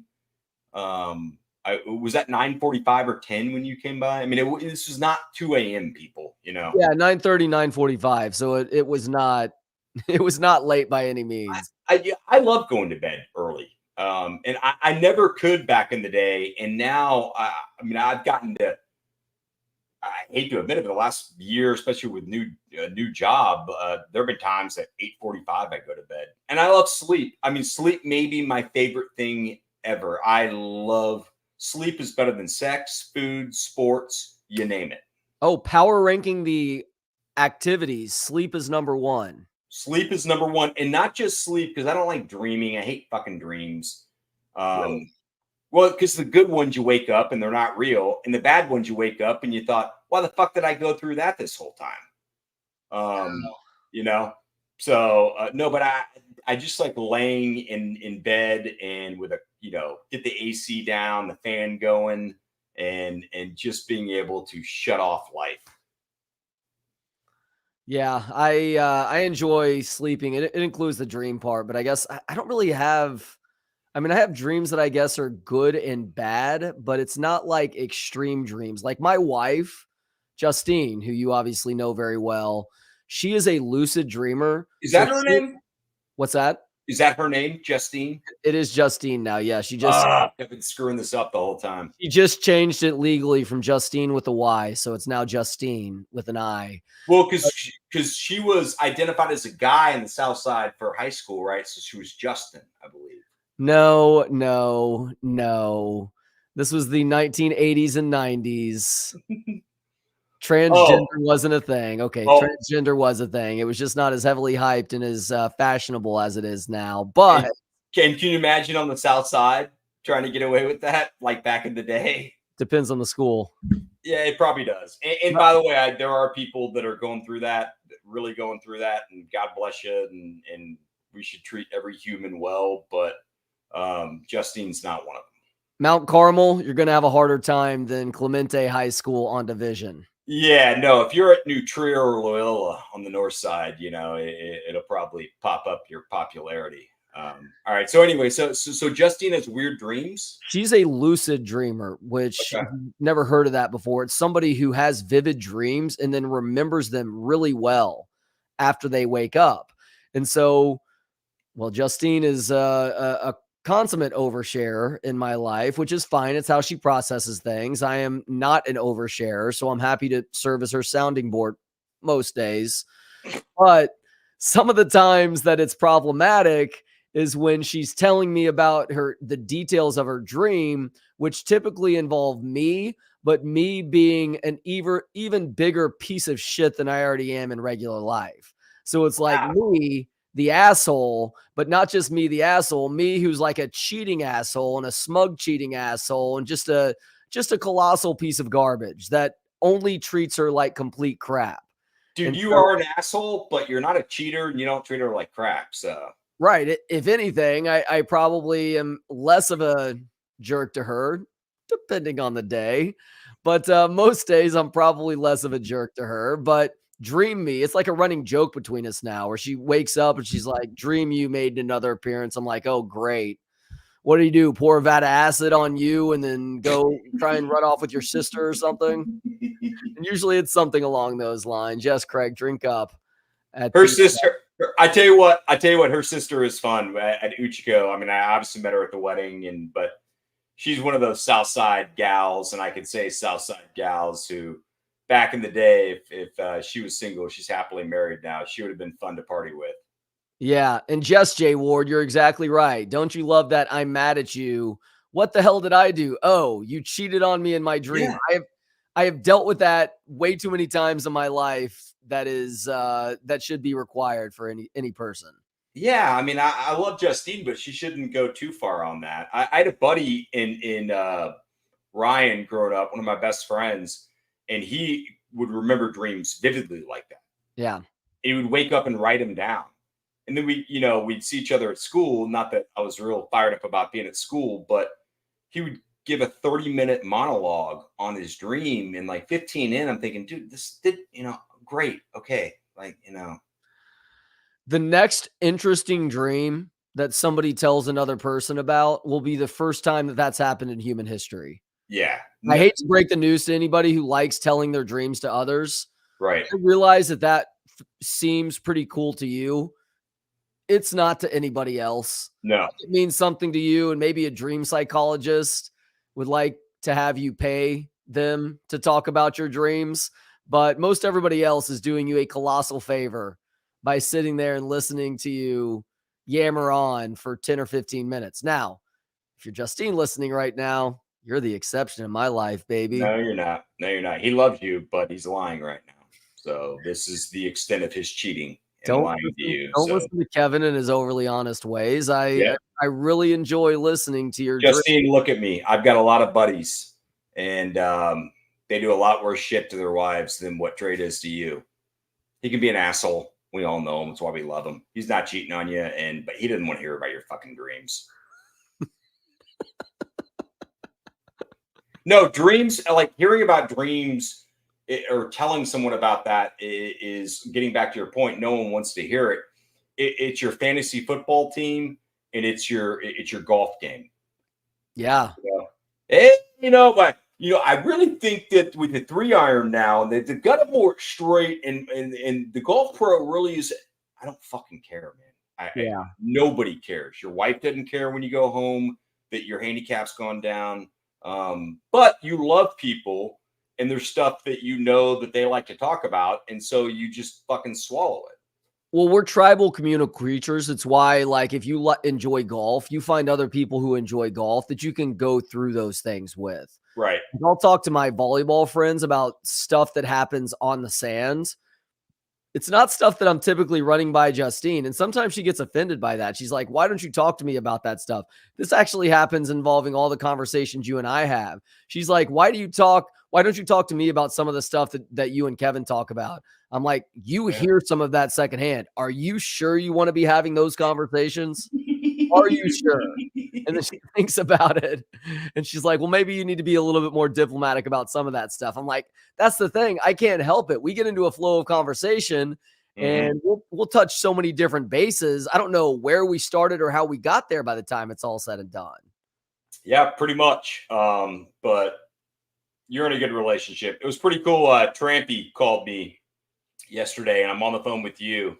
And you two are two of my best friends, if not my best friends in life. And so I don't want any phone calls. I've got a lot of really tight friends. So sorry, losers. Yeah, but I also know y'all, and there's not a lot of times I'd urge a call. But I asked you, I'm like, hey, Trampy, do you want to talk to him?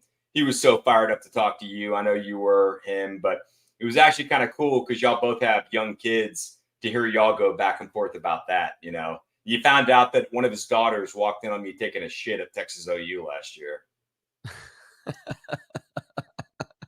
That was a great story. So innocent for the little 4 or 5-year-old daughter, however old she was at the time. I think Claire was 3, maybe going on 4. She's a total sweetheart. She's reminds me a lot of Vivian, your daughter, where she's smart, she's loquacious, she's got personality, and she's fun to talk to. And they have a nice, like y'all do, a nice spare bedroom that I was staying in, and I'd shut the door, obviously, but I didn't lock it. And I was in the ensuite bathroom with the door cracked. And she just walked in and say hi to Uncle Kev. And I was like, oh God, I hope I didn't scar her. Yeah. Like there's different versions of that are worse than the others. Like if you're just sitting there and things are pretty well covered, like maybe you're leaning forward with your elbows on your knees and you're on the phone or whatever. The second she came in, I made sure that, well, first off, I like to keep my package in the water before I drop anything. I'm kidding. So right away, well, it's hard to keep you. Hey, it's hard to keep it out of the water. Got to be honest. So right away I was one of those, whoa, but I'm still in the pot and just not, what are you gonna do? It's life, Yeah. And it would have been much worse if you were like mid-wipe and she's walking in. Cause at that point you're risking accidentally smearing shit somewhere on your person as you're trying to move to cover up pretty quickly. Yeah, that would have gotten much uglier. Yeah, no, it did. But it's funny with parents because I heard y'all laughing. Like, of course, with Chris, with Trampy and his wife, who's awesome, Sarah. I said, I'm so sorry. They started laughing. They're like, you really don't know what it's like to have a 3 and a 5-year-old. Like this type of stuff happens all the time. And then I'm on the phone with Trampy after we talked, right? Mm-hmm. And one of his daughters came up and he's like, what are you doing naked? And she's like, I'm about to take a bath. And I thought, oh, you guys deal with this shit all the time, don't you? Privacy is completely shot with kids. Once they're mobile, yeah, good luck finding time for yourself. Sometimes I will fake like I have to go to the bathroom just to confine myself in that tiny toilet room space for like 10 to 15 minutes just to be with my thoughts. But even then, half the time, you're getting bangs on the door. Dad's sister did this to me. Brother did this to me. Or this thing's going on. Or can you help me with this? Or I've got this question, a random factoid that I learned at school about snow leopards. I mean, it's all good-natured on their part. Well, most of it's good-natured.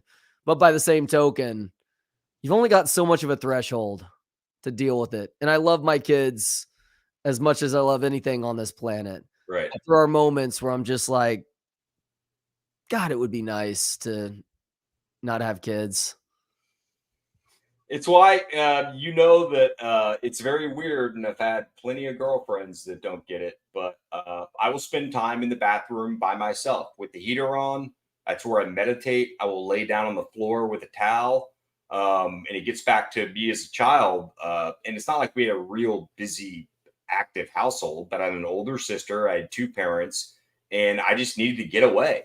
So I would go to the bathroom, lock the door, turn the heater on, and just lay down. And just to get away. Like a cat. Yeah. I mean, it probably explains why I like cats so much and also why I love living by myself. I mean, I just love it. I want to be able to go out and reach people and not have them annoy me inside my own house. Well, as social a creature as you are, you need that downtime to recharge. Some people don't need that downtime. Yeah. I'm not nearly as social as you are. I can certainly hold my own in a given situation, but it's like, I don't know, 3 hours of downtime for every hour that I have to be on. I don't know what the breakdown is, but it's not 1-to-1. Yeah, and I get that. I think it's easier for me because I get that naturally at home. And you know this, I mean, heck, do you remember? I mean, I don't do it now. I turn the ringer off and I'll just put the phone down on the weekends. But I used to just turn my phone off for the whole weekend. But I also don't like that. I mean, I like to be able to talk to people and catch up, but I don't want to. That'd be a lot. You're a good dad though, man. I'm proud of you. Well, and you're also really popular. So if you don't do that, your phone will just be blowing up nonstop. And every time I talk to you after I call and I get the inevitable message, which I predict most of the time, his phone's off right now. It's not, man, why was your phone off? It's like, I'm so happy for you that you could turn your phone off like that. Yeah, I appreciate it. No, not everyone gets it. When I say that. What'd you say? I said there's a tinge of jealousy in my voice when I say that too. Yeah, I think you do a good job though with kids. I mean, you can't find the time that I do because you just don't have that time, man. And so honestly, most of my friends have kids, and the ones that are really good husbands and really good dads, I admire y'all so much. And I admire all my girlfriends that are great moms. To do all that and still juggle stuff, I honestly don't think I could do it. I think you could. Yeah, I'd be miserable. Although I probably appreciate like what you do, you know, even the little stuff you appreciate with kids. Yeah, I mean, there's certainly some things over time that I've gained and added appreciation for, but it's, you know, it's not like there's any one static emotion with these things. There's a multitude of them, and it's fun to talk these things out with you. Let's talk a little Texas, Kansas. Yeah. Why don't we? Because this is a decent college football slate this weekend. And in my biased opinion, this Texas Kansas game is the most intriguing matchup. Utah and Oregon State start things off on Friday night. It's a ranked matchup. I will certainly be tuning in throughout, but I'm not all that intrigued by that game, if that makes sense. Texas, Kansas, though, because this Jayhawks team, even if they're maybe not as good as a 4-0 record might indicate, if they'd played better competition, they are not only more competitive defensively this year, Kevin. This is an offense that has been one of the more dynamic in college football the last couple of years now, with a true on stud at quarterback, good running backs, and good skill position players too. Is it Leipold or Leopold? I don't know if I ever got that right. I started with Leipold, and I think I've moved to Leopold now. I think it's Leopold. Based on BK's pronunciation of things. Yeah, and BK would know. He's done a hell of a job, man. It's a real creative, fun offense to watch. And they do there's a lot of eye candy, but we've talked about like a shovel game and an inside trap game that reminds me of Shanahan and McVay. So I don't think there's two other offensive names in football right now I could give you, which is more of a compliment. He's done a hell of a job. We'll definitely give him the game, but he may want to look at, he's going to get some offers, and don't be a Matt Campbell. If you get that job, go take it. But this is a great test. We talked about the motivation stuff, and we're kind of laughing about that. You were gone on Tuesday, but we laughed about that a little bit, that just kind of the bullshit motivation stuff, whether it's Dan Lanning or even what Deion's doing, but certainly what Kirby Smart did last year was to get those guys to buying in that no one believes about you. To me, I never would have bought that. I would have been in the locker room laughing my ass off. Like, are you fucking kidding me? We're all 5 stars, or they are. Like, people think we're going to win it again. But for Texas and Sark, I think he really can pull this off. Every week, the rest of the way, I think you can do this. And certainly this week, and say, we've gotten off to a good start. Don't buy any of this. And people aren't buying it yet. Most people, even our fan base, is waiting for us to have that week. So we've got something to prove every single week. And this is a big-time offense. They came in last time to Austin and beat us, and they're a lot better. We're better, but they're better. I think that keeping your eye on the ball should be something that it's so hard in all sports, certainly college football, but they should be able to accomplish that, considering OU is next week. It's all about this Kansas game, and I expect this to be, I don't know how high scoring, but I expect the Texas defense to give up some points. But what does Texas do on the flip side? They should be able to score some points too. Yeah, look, if you're Steve Sarkisian, you do want to drill it into your guys' heads that you haven't accomplished anything yet, and you still have a lot of haters out there. That's become more difficult to do as the season has progressed, and you've picked up the big win in Tuscaloosa, and you've continued taking care of business, and you made mincemeat out of Baylor this last weekend, and you're third ranked in the country right now, which is your highest ranking in nearly 15 years. But those guys do need to remember how quickly it can all go away. And you can just point to examples within this program of the tiniest bit of success going to teams' heads, causing them to lose focus and then lose a game unceremoniously. And even though Texas is 16.5-point favorites right now, I believe, by Vegas standards, this is a Kansas team that is dynamic offensively.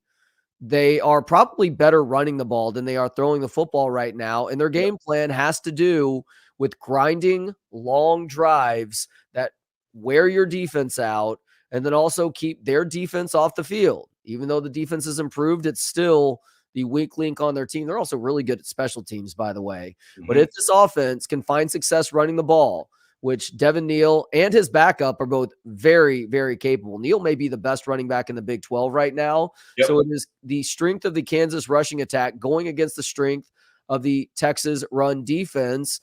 And whoever is winning that battle early on, it could go a long ways in helping to determine how this game plays out. The biggest thing I'll be looking for, Kevin, speaking of that eye candy, is how the Texas backers handle motion and misdirection, because we've seen at times those Texas linebackers, going back to the game in Tuscaloosa, which is, going to be the best rushing attack that you faced up to this point. There were times that those guys were getting sucked into the line of scrimmage. Now, their athleticism was bailing them out at times. They were also going against an inexperienced quarterback, too. Milroe was not able to make you pay nearly as well as Daniels will in similar situations on Saturday. No, that's a great point. That the eye candy, especially if Anthony Hill's back there. I think Jalen Ford's gotten better at that, but David Benda, who's played very well this year. That's going to be something to look at. The other thing too is that I agree they run the ball better than throw the ball, and their backup running back, like you said, is really good. And they actually will throw to him. They do some interesting concept stuff with him, and but they stop the run pretty well. And so, I think the way to get to Texas is to make them one-dimensional and then run a flyover defense and make Quinn slowly pick you apart and with intermediate stuff. And so if Texas is one-dimensional, this is a game they could definitely lose. That's the most curious thing I'm looking at, because they give up, 9 rushing yards to BYU, and the Texas offensive line and run game has been really good. So if that's the first thing I'm looking at. If Texas can, we're going to find out whether that sticks, or Kansas isn't that great against run defense, or with run defense against a really good rushing team. That's where Texas is going to try and break the dam early on. As far as the Baylor game goes, it was obviously a more complete performance early on. Was there any one thing that impressed you about the offense in that game that you hadn't seen just yet?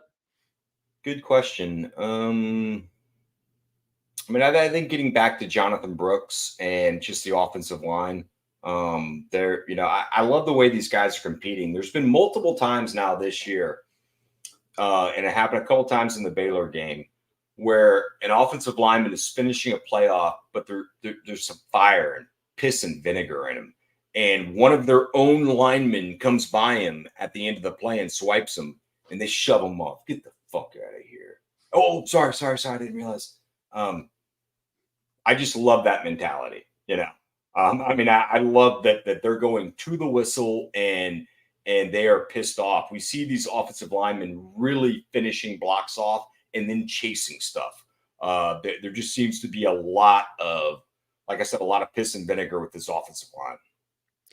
Yeah, it was predicted in the preseason that Christian Jones and Kelvin Banks would be the best tackle duo in the Big 12 and one of in the country. And the stats have bared that out so far. And obviously you're a little bit less experienced on the interior, especially with the Hudson injury, maybe forcing DJ Campbell into action a little bit more than he might be otherwise. But we're starting to see signs of his development as well. And he's getting fooled less on stunts. And when a call is being made, he is not blowing that assignment quite as frequently as he was that first game of the season. And so that is great news for the present and also for the future when Cole Hudson is able to return. No idea if that's going to be in the next couple of weeks or maybe a month down the road. Steve Sarkisian makes it sound like he might be back sooner rather than later. Good. That would be surprising based on the injury that occurred and just how gingerly he was being helped off the field after that. But if you can get Cole Hudson back, that obviously adds to the depth across the interior of the offensive line because he can play all 3 of the positions there. The tackle position is coming along. You obviously land the number 1 tackle recruit in the country for the class of 2024 this week. So Flood and that coaching staff continue to do a good job of stacking talented bodies at a position where we've seen a dearth of talent, a complete lack of talent for the better part of 14 years now. Heck, going further back than that. I know that this is well documented on Texas Sports Unfiltered. You pointed it out plenty of times.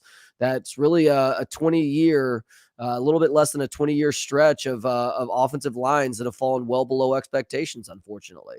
Yeah, and we talked about it. The hardest thing to do is to recruit guys when Texas was missing out on some big recruits. I didn't blame the recruits, and a lot of them would say, you haven't developed guys. Garrett Wilson said that.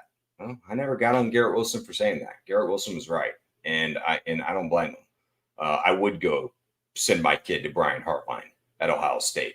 Texas is proving right now that they can develop people, and that is where the brand and the NIL and just what UT is they were getting guys without proving that. Once you prove that, that's how you get a modern day kid who's a 5-star tackle. And where he says, you know what? I mean, now everything makes sense. I love the school. I love the city. I love the money and the NIL. But the coaching staff has to get me ready for my real money. My real money is going to be as a first-round pick in the NFL. One of the other ranked matchups this weekend, maybe the other most exciting, most intriguing matchup is Notre Dame and Duke. Do you think we see an emotional letdown by the Fighting Irish this weekend, just considering how tough a loss that was to Ohio State last Saturday? Yeah, you definitely could. I mean, one, I think Duke's really good, and you got to remember too that Mike Elko. I know he was at Texas A&M, but before that, he was a DC at Notre Dame. Now, I was with Brian Kelly, but in different personnel. But he's got a little feel for kind of what Notre Dame's trying to do. Yeah, I mean, Duke's really good. I think you got two of the best quarterbacks in college football. It was such a tough loss, and made even tougher with the 10 men on the field that I don't know. I don't know what you're going to see from Notre Dame. I have no idea. I think Notre Dame so far has proven to be as good as any team in the country. And there's probably 10 to 12 teams that are all at that level and could beat each other on any given Saturday. But it wouldn't shock me at all if Duke ends up winning that game. Leonard has been really, really good, and Duke is really good. Elko's done a hell of a job. So, yeah, I mean, that game interests me, and Notre Dame, what Marcus Freeman has to do right now is let them know, hey, this is the most wide open year since 1991. None of y'all fucking kids were alive then. So if we do our job and play football, we've proven we can do that with anyone in the country. We could be in the mix at the very end of this thing. So as long as he can do that and get that mindset refocused and shifted, then I think Notre Dame wins that game. But Duke's no joke. Like, this is the best Duke team of my lifetime. I would say going back to Spurrier, but they're better than that. Whose fault was the 10 guys on the field for the Fighting Irish at the end of the game? God wanted them to win it with one less person? Yeah, no. They had it 2 plays in a row. So, I mean, obviously at the end of the day, it goes down to Marcus Freeman, but I'm sure I don't know who's delegating that on the sideline, if that's the defensive line coach or whatever. But I mean, that just can't happen. No, it's inexcusable 2 plays in a row, regardless of the situation. But certainly at the end of the game, as the opposing team is trying to get into the end zone to win it. Yeah, and if you're at the 1 yard line and you notice that, if you're the Mike linebacker, the captain, just go tap the center. The center. Like, it's half the distance. This is going to be either we're stopping you or not, but we need 11 guys to do that. That is correct. One of the other ranked matchups is Utah, right? LSU, Utah, Oregon State, which I will admit I don't care much about that game. It's on a Friday, so there's a great likelihood that I'll be watching it. Is Rising going to be back or no? Do we know that? There were a lot of people saying that he was going to be back last week, but he ended up not playing last week. I'm out of the prediction game with him. I'm wondering if there's not some sort of complication in his recovery from knee surgery, because we've been hearing for a month now that he is a game time decision and he still hasn't played just yet. Right. So he's probably not feeling comfortable moving around on that knee just yet, much less the style of play that he exhibits when he's out there, where his ability to use his wheels is a big part of why he's effective as a quarterback. Yeah. No, you're right. But I mean, they're still undefeated. And talk about a good culture and program. People probably don't remember Whittingham was Urban Meyer's DC, and when Urban left for Florida in, what was that? I forgot what it was, 04 around there. That he was he gets elevated. It just felt like, oh, you're just hiring the DC. How long is this going to last? But his OC and DC have been there forever now, and they're 2 of the best in college football and have been for a long time. Notre Dame tried to hire the OC, and he turned him down. Partially because Notre Dame is fucking so cheap about stuff like that. But also I think that culture for what Utah is like, that's a very impressive program. Yeah, I was thinking about that. I think it was yesterday, just driving around, considering that Utah has a couple of young guys that they've been rotating at quarterback this year. They haven't been great offensively, but they have been so good defensively that it hasn't mattered. I mean, they Right. completely befuddled the true freshman quarterback for UCLA last week. And I know the Bruins score that fourth quarter touchdown, but Utah felt like they were in control of that game pretty much the entire way through. And they're going to get a couple of really good tests coming up over the next month. Oregon State is an interesting set of challenges, but October 21st and 28th, it's USC and Oregon back to back, with the USC game being at the Trojans before Oregon heads to Utah. That'll be fun because Morgan Scally's their DC, man, and he drew one up last week to get to Moore. And that was Chip Kelly's mind against Morgan Scally's mind with the true freshman quarterback. I was interested to watch that, and he just baffled them. And so I'll be curious with Caleb Williams what he can do. But in the Pac-12, there's no doubt Pac-12 is the best conference right now. It's funny that they're on their way out. They couldn't stay alive, but it's a hell of a swan song. But I don't see anyone going undefeated in the Pac-12 this year. Is the Big Ten the second best conference right now? Yes. Who's third? Oof. I don't know. What's the Lake Travis Westlake district out here? What is that? It might be the Big 12. Well, if you get Craig Way on the line, that's 25-6. No. Yeah, it may be the Big 12. I mean, the SEC is down this year, without a doubt. But, yeah, I mean, I don't think there's any question that it's Pac-12, Big 12, or Big 10. That's a good question. I mean, it could be the SEC. It's not like the SEC's been the best conference year in and year out, almost every year for the last 20 years. There was a year in there where the Big Ten was actually better, so it's not every year. But I haven't seen the SEC this down, and it's been a long time. ACC? I mean, the ACC doesn't have it. Well, I guess Florida State is number 5, but the ACC, and maybe the ACC.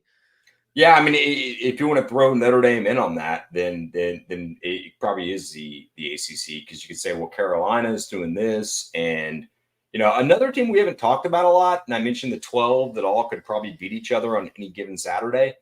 Miami, watch out for them. Miami's Van Dyke looks really good, and I figured Cristobal would get that rolling. I didn't know if it would be this year, but they look pretty damn good. I mean, they only have one game. It was Texas A&M, and they cruised through that. So we'll find out more about Miami, but we'll see at the end of the day. Speaking of A&M, you see Wegman's out for the year. Yeah, that's a bummer for them. Look, I root for A&M. I root for A&M to lose games. I don't want to. I do too, but I don't want to see that. I don't want to see it because of a guy getting hurt, and he was having a really good year for them. He's a good player. Now, having watched Max Johnson a little bit, I realize that a lot of people have Max Johnson PTSD right now from his first year at LSU, and then him entering at times for A&M over the last season or two now. Like what we've seen out of him this year, the year is not necessarily lost with Max Johnson coming in. He's not going to be as good as Wegman, but I think Max Johnson has really taken some positive steps this offseason too. Yeah, I agree. No, I mean, I didn't watch a ton, but he looked better. And I mean, the other thing with Max Johnson is whether it was LSU or A&M, he even flashed a little bit at A&M or at LSU. Yeah, he didn't have good offensive minds or people around him. I mean, the system was bad, and that's where a quarterback can really look a lot worse than they are, and sometimes better than they are because of the system. Ken Dorsey. So the Athletic put out an article, I want to say this was in the last week, that is applicable to something that you and I have discussed over the first few weeks of college football, and that is the new clock rules and whether they are having the promoted impact when they were proposed and then voted into approval this summer. So as most people know by now, college football, which for as long as I can remember, has been stopping the clock after first downs are picked up, and then you have to respot the ball, get the chain set, and then you start the clock again. Mm-hmm. And they also are continuing the clock running in out-of-bounds situations now. That started last year because Texas got screwed on that, and it was more Texas' fault, where someone went out of bounds and they were down 10 or 12 with 2 minutes to go in the third quarter. And it's like, hey, let's fucking go here. And they didn't realize it was running. And I'm screaming. The out of bounds thing probably bothers me the most, to be honest. It's funny. I have less of an issue with that than I do. Although I could see stopping the clock until you spot it again. Yeah. To keep it continually running. I guess I understand the gripe there, but I have less of an issue with the clock continuing to run after first downs are picked up. But I do wish that they would move back when the point is where you're starting to do that again. Like you've mentioned the 11-minute mark of of each end of half.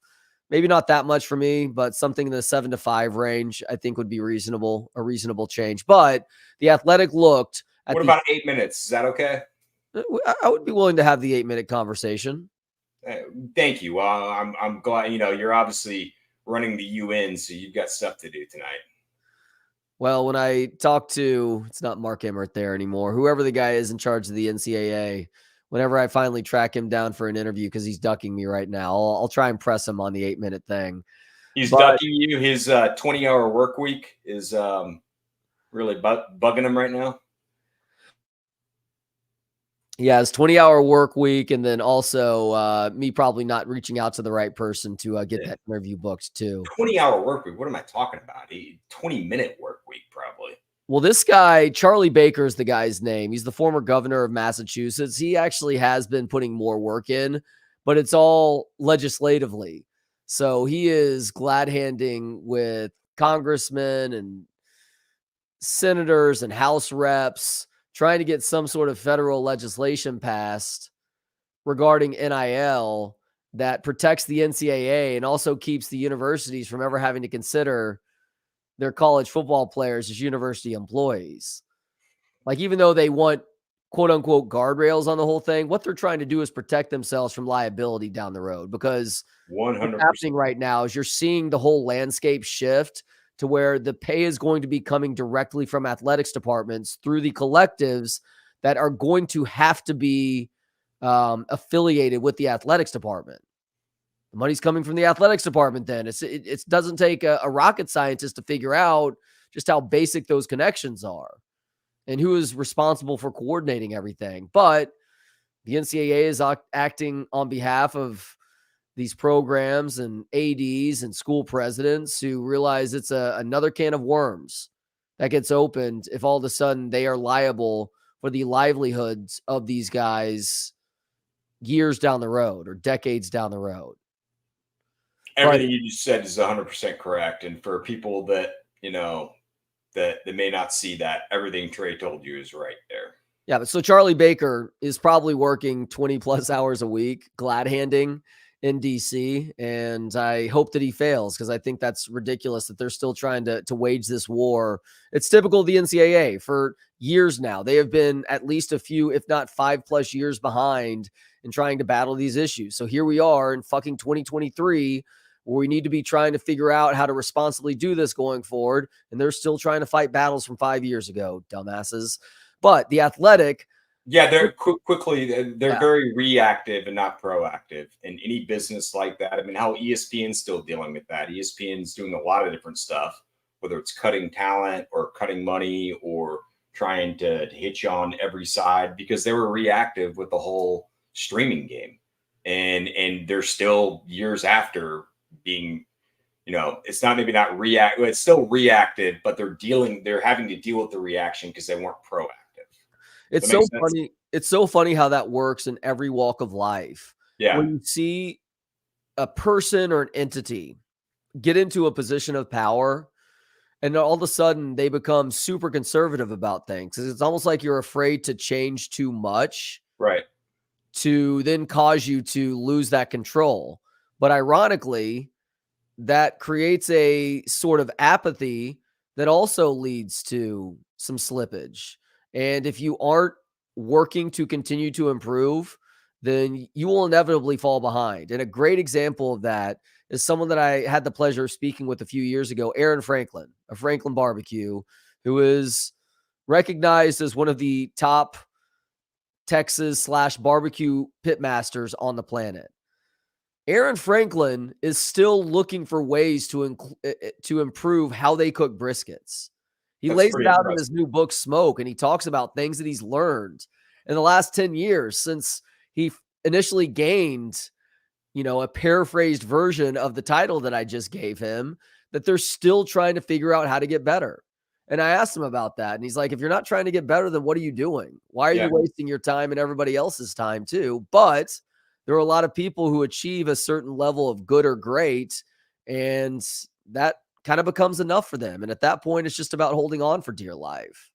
Yeah, and he's nailed the brisket. He's not fucking around with that. He's not creating new Coke, but I'm sure doing different stuff. I've met him a couple times, very briefly. Just seemed like a really, really humble, good guy, like type of guy you'd want to get a beer with. I know you've interviewed him, talked to him a lot more. Was that your reaction with him? I'm very proud that I know he's actually from Aggieville, but very proud that he's one of our guys that people nationally look at and think of Austin now. Very humble, very down to earth, a really good sense of humor too, and he is. There's a self-depreciating nature about him. Oh, perfect. Where he's very modest, but like during the interview that we had, you can check it out at booksonpod.com if you'd like to at some point. Can I throw one tease in too? So my best buddy here, he's you're the best interviewer I've seen. Bob Dunn, who doesn't throw shit out there, he goes, Trey's the best interviewer I've ever seen in my life.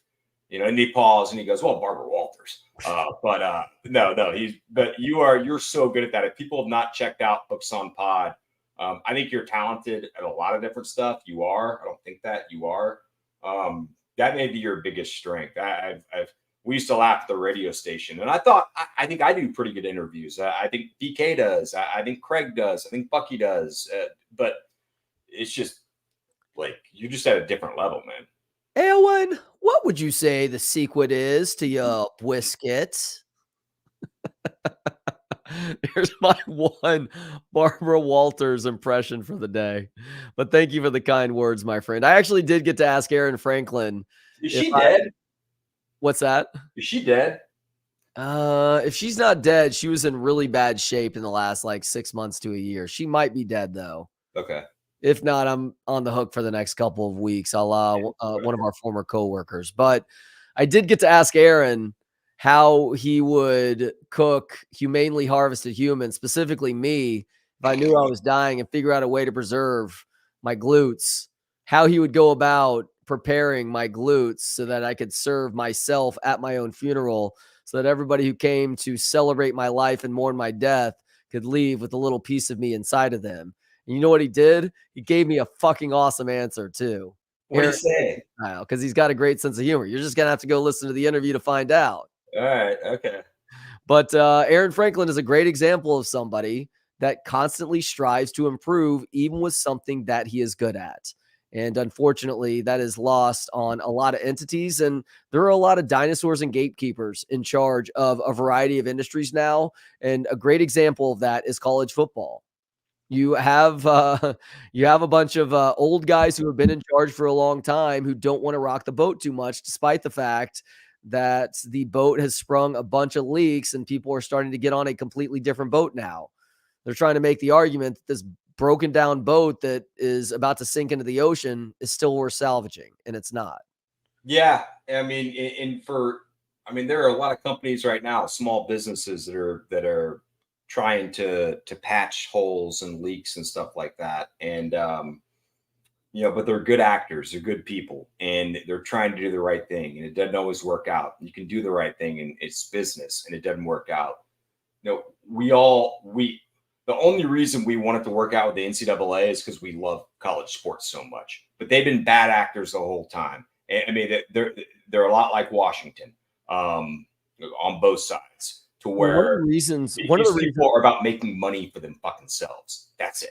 No doubt. And which is okay. We all are, but don't be a bad actor as you're doing it. That can't be the only thing that it's about. Right. And over time, they've proven that's the only thing. As much as they claim to care about the student athlete experience, that is complete horseshit. And that's why I have no problem bagging on the NCAA and suggesting that while the NCAA maybe still be able to remain in charge of we'll even give them men's and women's basketball, but men's and women's basketball, college baseball, college softball, all the Olympic sports, they have proven themselves as incapable of being any sort of integral part of college football. This needs to shift to this college football playoff committee now so that more grownups in the room can actually maintain that level of responsibility, because the NCAA doesn't possess that authority anymore. In order to have authority, in order to properly dole out discipline, it takes a level of respect that nobody has for the NCAA at this point. Now, some suggest that Charlie Baker is starting to bring that back. That won't be the case a year from now if there isn't any sort of federal legislation that helps protect these universities, which is what all these guys who are saying positive things about Charlie Baker and how the NCAA does have a role going forward are hoping for. That's what they're saying with fingers crossed at this point. Yeah, and the problem is, I mean, you look at the endowments of some of these schools. I mean, God bless all the people that are trying to do the right thing right now and trying to get higher education, which is what we always said, or at least always thought that's the way to really make it in life and make more money and live the life you want. I think trade schools need to be highlighted more, and there needs to be ways. College is not for everyone. It never was for everyone. And there's a lot of talented, skilled people out there and a lot of things we need, skill sets out there to where we should push people that direction a little bit more. But college is still important. And think about the debt that some of these kids are in now and the debt they're going to be in for the rest of their life. There's a lot of stuff that's going on with universities, which is fucking bullshit, to be honest. And once again, you mean how universities have turned into more of a business model than a place that actually cares about education? Yeah. Yeah, that. Yeah. They've turned into someone, it feels like all they care about is pleasing their shareholders. And shareholders are never pleased. You can always get that IRR up a little bit more, right? You can always get that return up a little bit more. And I understand that that's important. And I invest, so I get it. But at the end of the day, there's more important stuff than that, especially if you're still getting a good return.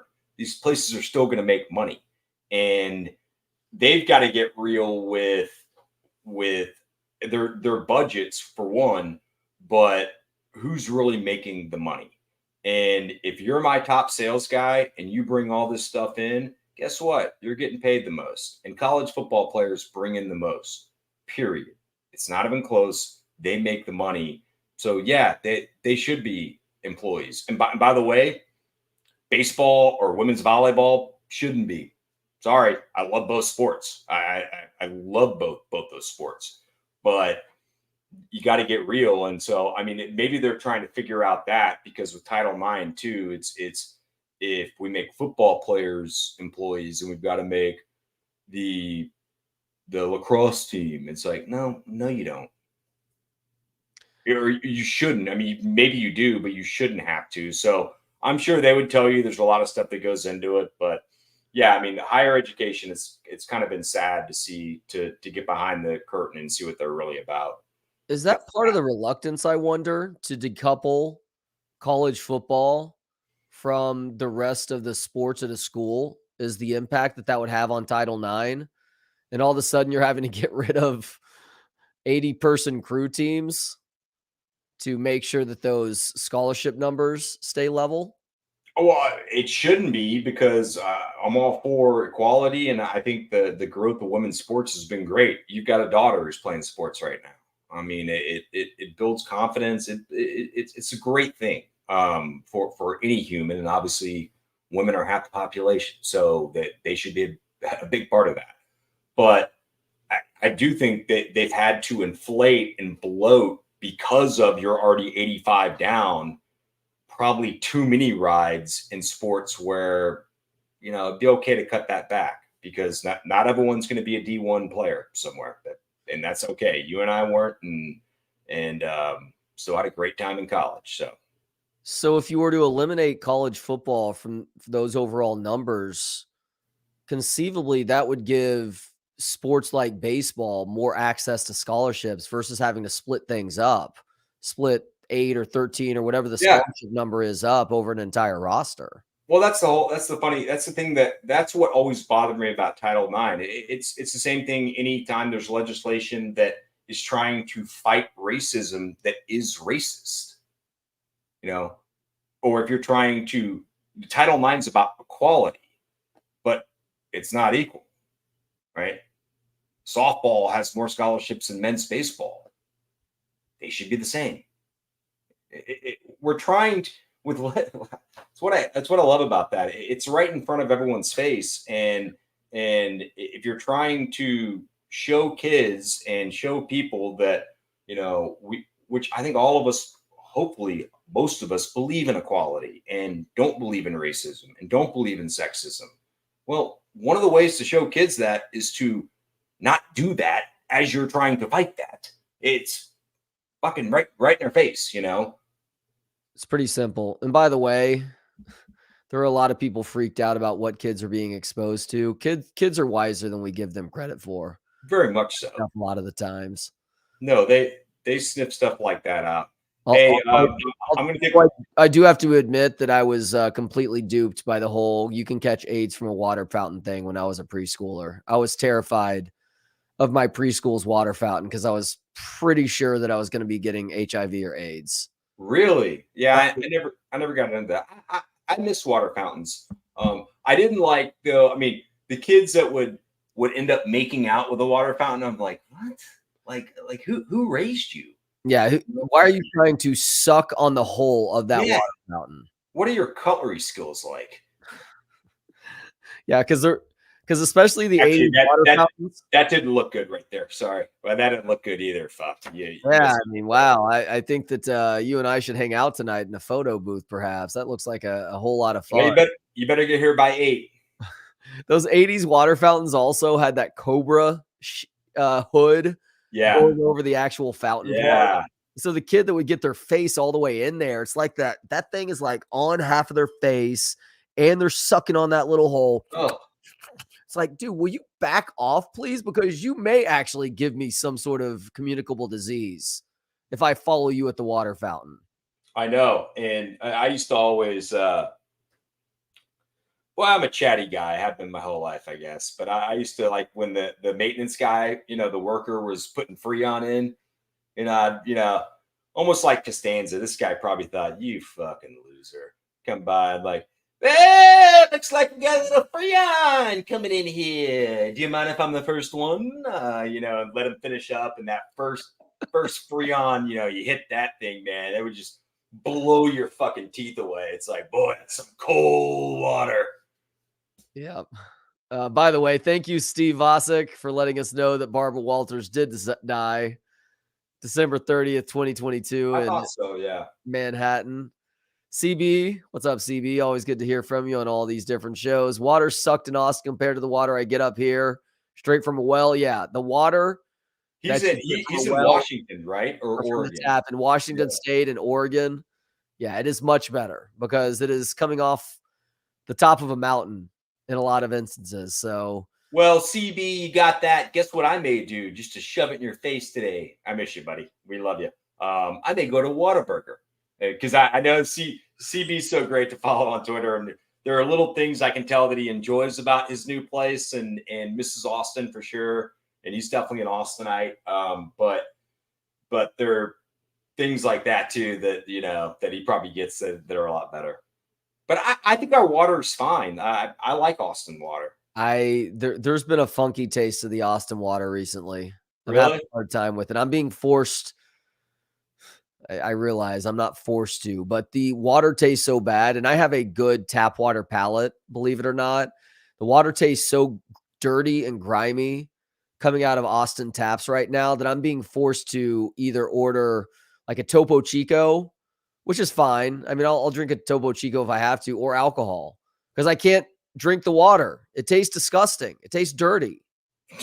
Get it together, Austin. Trey's going to get on a bender because Austin water is bad. I'm blaming Austin water for that bender too. Yeah, there's probably a lot of people doing that. I haven't noticed it as much, and I think it's because I drink too much water. I just I'm like a fucking goddamn fish, man. I am even in the middle of the night now. I'll wake up and just down a whole thing of water. Like, there you go. So, I mean, I've got a bunch of these all stored up in my fridge. So actually, that's another thing too. I think that I'm drinking a lot more of this, but I also, you know me, when I finish this, what do? You throw the bottle in recycling? Oh God, no. I usually try and feed it to a seal. But You go to the bathroom? no, I refill it and put it back in the fridge. Oh yeah, you refill and put it back in the fridge. That was going to be my third answer. Right. So it's not Dasani at that point. It is Austin water. Hey, is Topo Chico, is that sparkling water? It is, yeah. It's like mineral water. And then I don't like sparkling water though. Just give me water. I am typically with you on that. I do not like bubbles in my water, but if that's the option, if that's the non-Austin tap water option, then that's the way I got to go. It's one thing that I don't like being near the beach, like Padres water. Yeah. Like if you're near an ocean, it just tastes different, man. It just tastes different. Or where my mom and family was forever, Bastrop's water was fucking awful back in the day. Yeah, I think that tracks. Shout out to Bastrop. I love y'all. But yeah, it does track. And they'd be the first to be like, yeah, it tracks. Look, Bastrop has a water tower with a smiling face on it. That's Garfield, isn't it? Is that not Bastrop? Garfield's not Bastrop, no. Is Garfield right next to Bastrop and has a water tower with a smiling face on it? I think that's the one you're thinking of. Yeah. Okay. Well, is Garfield's water better than Bastrop's water? Because that looks like a happy water tower that's filled with clean water. I've driven through Garfield 9,000 times. I've never stopped. I've driven through. I saw a UFO there when I was like 10, though, coming back from Bastrop. Wait a second. What? Yeah. Saw my mom and I saw a UFO. Now, a UFO is an unidentified flying object, so it could have been something that's not an alien, but it was just silver thing and gone.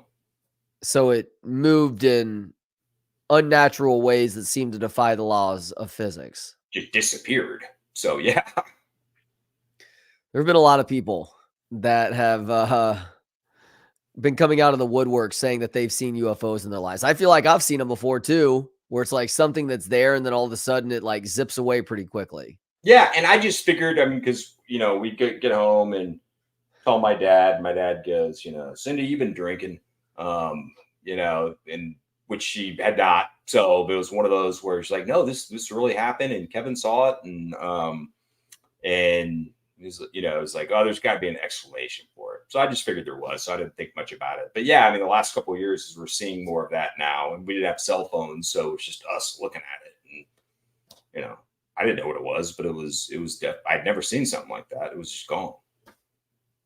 Do you think it was in Garfield? It was right near that tower you're talking about. Do you think we're being visited by extraterrestrial life forms? Yes. And I really think they're using I wouldn't have said yes that with that type of conviction even 10 years ago. I would have been like, but I think with videos and now pilots are coming out, when pilots are coming out and really talking about it, I think they're doing a lot of it in the ocean. And the other thing too is that they're obviously so far advanced than we are that if you can come and visit us and we can barely see you and you can do stuff that, you know, with technology that we're nowhere near doing, then clearly you're ahead of us. And yeah, I mean, I think they are. And I'm not worried about it. I mean, if they wanted to fuck us up, they already would have. There is a theory that that's not actually coming from outer space, that it's actually interplanetary or intraplanetary, and it's coming from the depths of the oceans. Yeah. Yeah, because there's been a lot of stuff where they've seen these things disappear in the ocean. Right. And then do crazy stuff. In the ocean, think about how big the ocean is. That's the best spot to hide. I mean, there are probably some octopus and whales that could tell you, oh, shit, trust me, they're visiting us. But they're obviously much brighter than we are. They're way advanced and don't want us to see them. So yeah, how big the ocean is and how exists, I don't know. I'm also not one of these people that I'm definitely 100%. But yeah, I mean, if I had to put a check on the line right now and say, yeah, they're probably visiting us. Well, how big the ocean is, and also how little of it that we've actually explored. Exactly. And Right. I don't know for sure one way or the other, but I think it's pretty arrogant to state unequivocally that the only life forms in Yeah, this universe are right here on Earth. totally agree. I mean, it Totally agree. tracks based on how humankind likes to conduct itself, but it's also pretty fucking arrogant too. Hey, can you give sponsors love for 1-2 minutes? I'll be right back. I promise you. Sure, I can. Let's start out by giving some love to Audio Visual Consultations. You know, Tom McKay. You've heard us talking about him for years. He is responsible for hooking up so many homes and businesses with exquisite television and audio systems for 35 years now. That's right. Homes and businesses. I know because I've got the Dream Home Theater set up in my living room here at the Elling household. Also have that upstairs video game nook. Both the responsibility of Audio Visual Consultations. Learn more by going to avconsultations.com to see all the different services they can provide for you. Once you decide on that service, you need to give them a call, 512-255-8678. That's 512-255-8678 for audio visual consultations.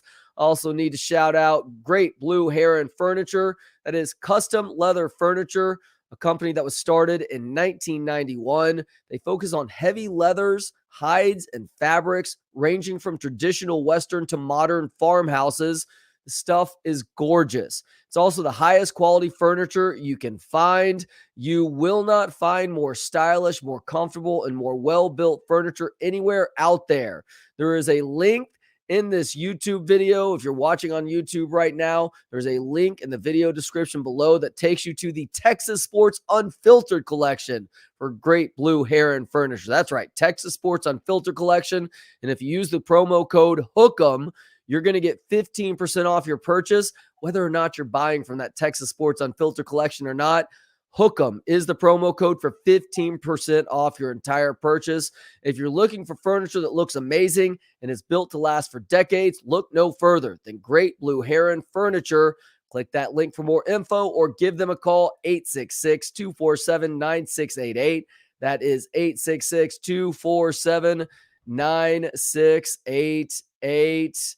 And in just a few minutes, Kevin will be joining me once again. When he does, we will go over the Athletic and the research that they did to find out whether or not the new clock rules have actually sped games and sped broadcast up. And I think that the results are not all that surprising in a sense if you have been watching games, because it doesn't feel like they've been going that much shorter, but there is another element of it that may be a bit surprising. Yeah, no, I'm curious to hear this. For me, it's just an eyeball test. And also, we talked about Aaron Franklin earlier. You always try and improve stuff, but there is an element too where I think we meddle with stuff too much in life now. If it's not broke, don't fix it. And so to me, it wasn't broken. I understand there's some people that wanted to speed it up a little bit. I'm not being totally closed-minded with this. And as I've told you, I don't want 4.5-hour games either because I want to get to the next game. So, but it doesn't. The product feels very different to me, and it feels rushed, and I don't like that. I also felt like the baseball stuff, it rushed some people early on, but we got to remember that we're talking about a game that already has a game clock and a play clock, and baseball didn't have that, and it needed that, right? Because guys were taking advantage of that. Guys were spitting on their gloves and taking 3 minutes in between a pitch, and nobody wants that. Baseball to me is a lot more interesting because of it. College football to me feels rushed now, and it's not the NFL. So even though the clock keeps going, do they wait to start the play clock in college? This is something I have not paid attention to. Do they wait to start the play clock in college football until the ball is spotted? They've been. The other problem too is that I don't really know because you've got the TV they have their own clock. Remember they used to just have a camera Yeah. and it was be on the lower half, but it was the actual clock on at the stadium. And now they've got their own on their bug. And so I don't know when they're starting that. I talked with BK and said, well, the NFL is a different play clock, which is partially true. I mean, they do have a 40-second play clock, but most of the time it feels like it's 25. They go to 25 if you fart, scratch, sniff, or in all reality, really any type of penalty or anytime they're talking about something. There's a lot of times they'll go to 25 and start it there. So I don't know. That's a good question. It does feel like that. It feels like they're just starting it right away. Okay, so The Athletic looked at every game from the first 3 weeks of 2022 and the first 3 weeks of 2023 and compared some stats. And by the way, just like everybody else, I was shocked at how quickly Ohio State Notre Dame went in the first half on Saturday. Yeah. And equally surprised that somehow Texas and Baylor somehow finished before that game too. That was strange. I know, because of the reviews and stuff like that. And by the way, Ohio State and Notre Dame was way too rushed. I didn't get a good feel for either team. Notre Dame had 3 possessions in the first half. Ohio State had 4. And some of that's the way they're playing, but that's the way college football is too. So you have to take that into account. This isn't all SMU, UH back in 90. Where there's going to be just a bunch of points, or Texas plays very quickly. And also, let me put this out there, because hell, by that point, Notre Dame would have had 9 guys out there. Ohio State wins in the old rules too. In fact, it probably helps Ohio State, because Ohio State probably would have gotten a little bit more separation, more time for Kyle McCord. He's very young and talented to get his feet under him. I mean, Kyle McCord's probably in halftime thinking, shit, I've never really played, and we got 4 possessions and we're up 3-0. Yeah. But I want to make sure as a Notre Dame guy that didn't come across what I'm talking about with the rules in that game. That I don't think it does at all. That's what Notre Dame lost. No, Notre Dame lost because that was on them and could have won with the new rules. It doesn't drastically change the game, but we love this game so much that there are some things you just don't need to mess with. Baseball needed to mess with it. And I think it was, and they need to mess with more stuff that you've talked about. They got to go to robot umps, or at least the check, because some of these calls are out of control. But I just didn't think college football. Maybe they needed to adjust some stuff, but I'm curious to see what the Athletic says. Has it really changed for the people that wanted it to hurry up? Has it? Okay, that's the question. And for me, as somebody who's a proponent of this, my hope, based on what was being promised, is that if you're going to do this, it's going to shave, I don't know, at least 10, if not something like 15 minutes off the overall game time. Right. But it's not close to that right now. Through the 3 weeks of 2023 compared to the 3 weeks of 2022, there's a 6-minute difference. Jeez. In 22 games were 3 hours and 22 minutes, which is actually surprising. I thought that number would be a little bit higher. And it's 316. Yeah, I would too. 316 in 2023.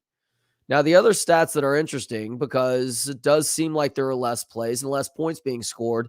That's true too, but it's not significantly less as of right now, which is especially strange. Through it is. 3 weeks in 2023, an average 176 plays per game for both teams combined.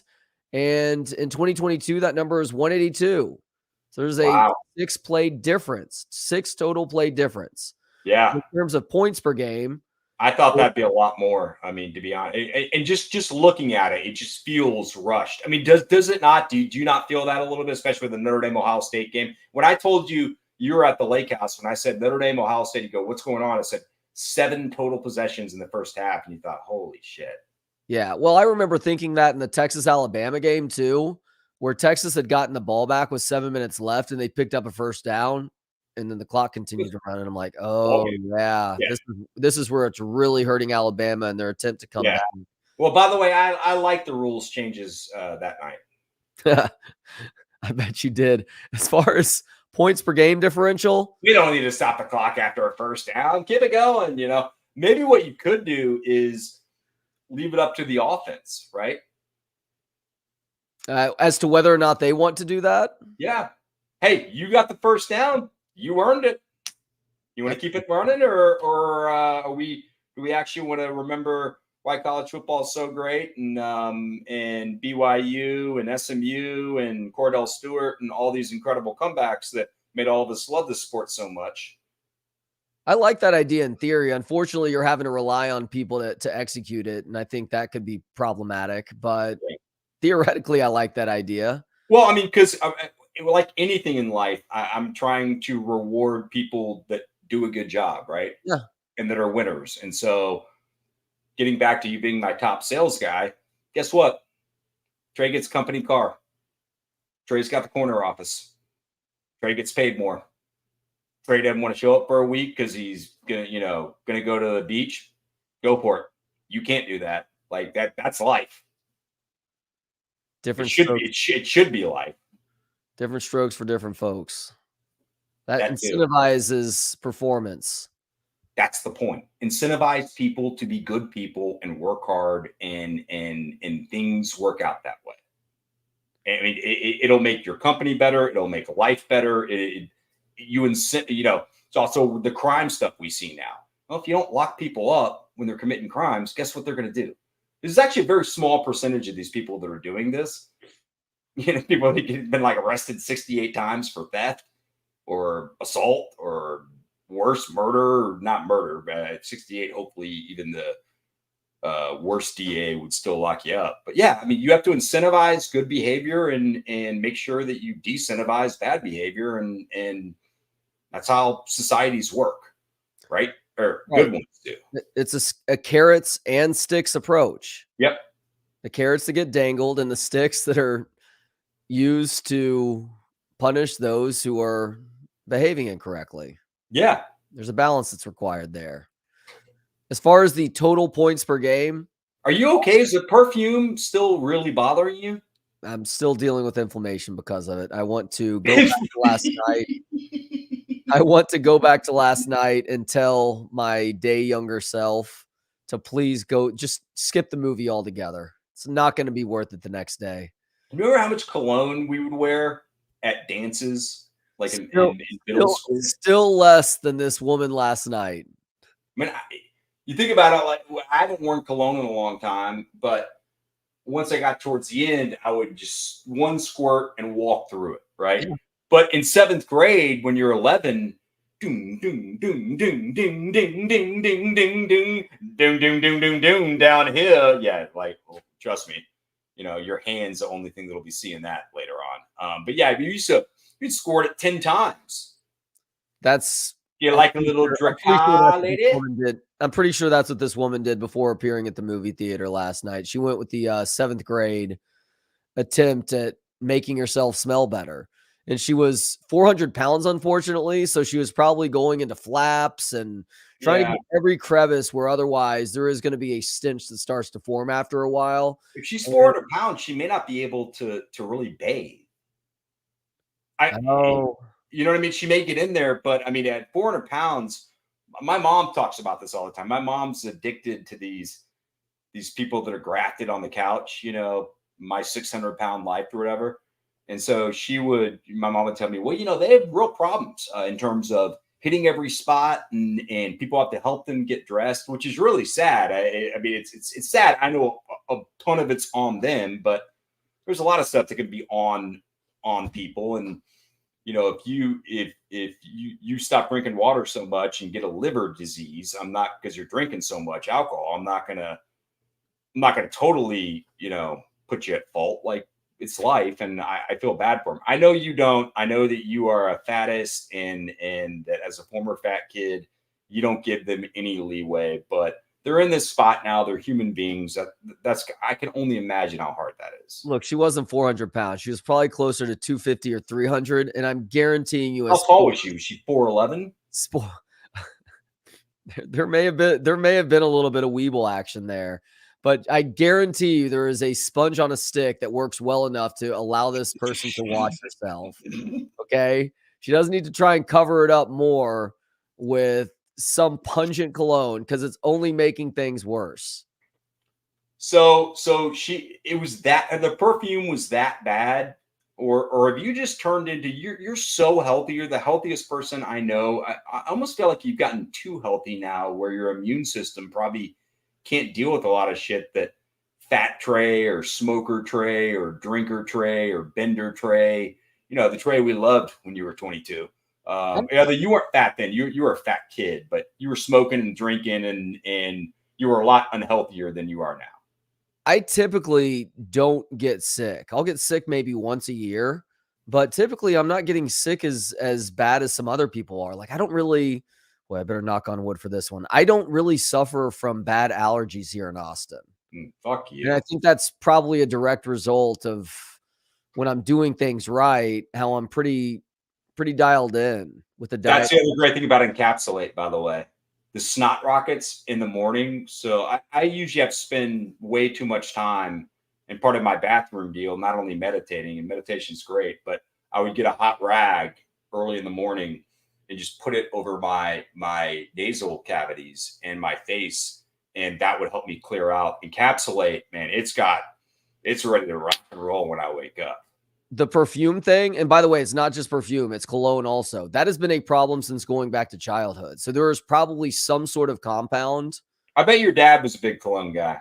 That I remember him having colognes. There were some colognes next to the gun that he had hidden in his closet. But thankfully I'd seen enough PSAs and after school specials to know not to spin the revolver and then pull the trigger like I'm in Deer Hunter, because that would have not turned out well. But I don't remember him going overboard necessarily. I was surprised to learn this earlier because I told BK about this too. BK's a bit of a cologne, maybe not connoisseur, but he has his strategy for how he puts on cologne when he goes out on the weekends. Well, he does. I mean, I don't go out with BK on the week. I mean, we've gone out, but I'm not chasing heifers with him on 6th Street. But BK always smells good, but I've never smelled too much of a cologne, or I don't know if I've smelled cologne with him. So he does it right, which is why I asked him, because he's like, yeah, I wear cologne. I'm like, oh, really? How do you do it? Because clearly you do a better job than this woman I was sitting next to last night who did what you talked about where you spray once and you walk through it. She probably did that back and forth like 15 to 20 times. And there's the problem. I'm like, what do you spray it on your, you spray it on your wrist and then you rub your wrist together and you maybe rub it on your neck or whatever. Cause that's just kind of the very haphazard way I would probably try and do things if I were to wear cologne. He's like, no, actually it diminishes the cologne too much. What you do is you just do tiny spritzes. So he's like, depending on the situation, I'll do a tiny one on my wrist, on my other wrist, and on my neck. And that'll be good for the night. On your wrist? That's what women do with perfume. I don't know. It's BK's strategy. Well, he's a woman, so. But and a damn good one, too. Yeah, you know what? He's just like Bucky. He sometimes suffers from transgender amnesia. And so we have to remind him, BK, you are a woman. You're a woman. It's okay. So last night, because you got here, you said you left early. Thank God you did. I was already asleep. But so you really had to leave this show because it was that bad? I was choking on the perfume. Like I had gotten really stopped up, which my nose had not been stopped up to that point in the week. And I was starting to have to cough, and I was drinking a ton of water at the movie theater and it wasn't helping. I was doing the t-shirt over the nose thing, which she was also side-eyeing, but she probably just assumed I was putting my shirt over my face because of the grotesque movie that we were watching. I know, but it's the whole Bill Hicks thing. You know, I'd quit smoking if I didn't think I'd turn into one of y'all. Oh, we're outside, you fucking cunt. Shut up. I was trying to preserve. I was just trying to stick through the movie. There was no place else for me to go in the theater because the theater was sold out. So I couldn't just pick a different seat. And she sat down right before the movie started too. So it's like once the movie starts, all of a sudden I look over and I'm like, oh my God, this woman smells like a perfumery. And there's nothing that I can do about it. But I want to watch this movie because of the interviews that I was conducting today. So I attempted to suck it up, but it eventually became too much to where it's like, I can't breathe and I don't want to start hacking up in this theater because then everybody's going to assume that I have COVID, which even if I do, now it's like, that's not proven just yet. I don't have COVID. I'm suffering an allergic reaction from this perfume, so I don't want to be looked at as that guy. So I eventually just walked out. And so now I don't know what happened in Saw X in the last 30 to 45 minutes of the movie. You really did this whole thing though, and she looked at you. You don't think she's Dude, it helped for a little bit, but eventually the perfume penetrated the t-shirt. I tell you what, as this story goes on, I'm becoming a bigger fan of hers and less of you. In an attempt to neutralize, acid versus base here, I attempted to neutralize the perfume by breaking wind. I'd had a hearty Tex-Mex meal with my kids before heading downtown, which included some delicious tortilla soup that had also given me some gas. I was trying to break Where'd y'all eat? neutralize it, and that also worked for a tiny amount. And then, unfortunately, it just became a combination of the two smells. Nothing like gas and perfume. What colognes did you wear back in junior high? I wore Dracar and Cool Water. I think a little Cool Water. There was a knockoff cheap version that I got too. What was that? Polo. Ralph Lauren. Yeah. Ralph Lauren. Yeah. Yep. CK1. Yep.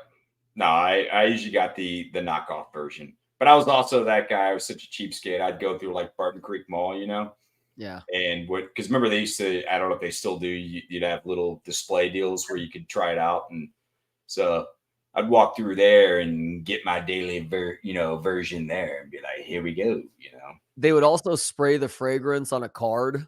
Yeah, I remember that. With that was quality for helping out to extend the life of a cologne that you didn't pay for by a couple of days. Well, I'm glad you made it through, man. You're a warrior and a soldier. That's what I try to tell my wife and kids all the time.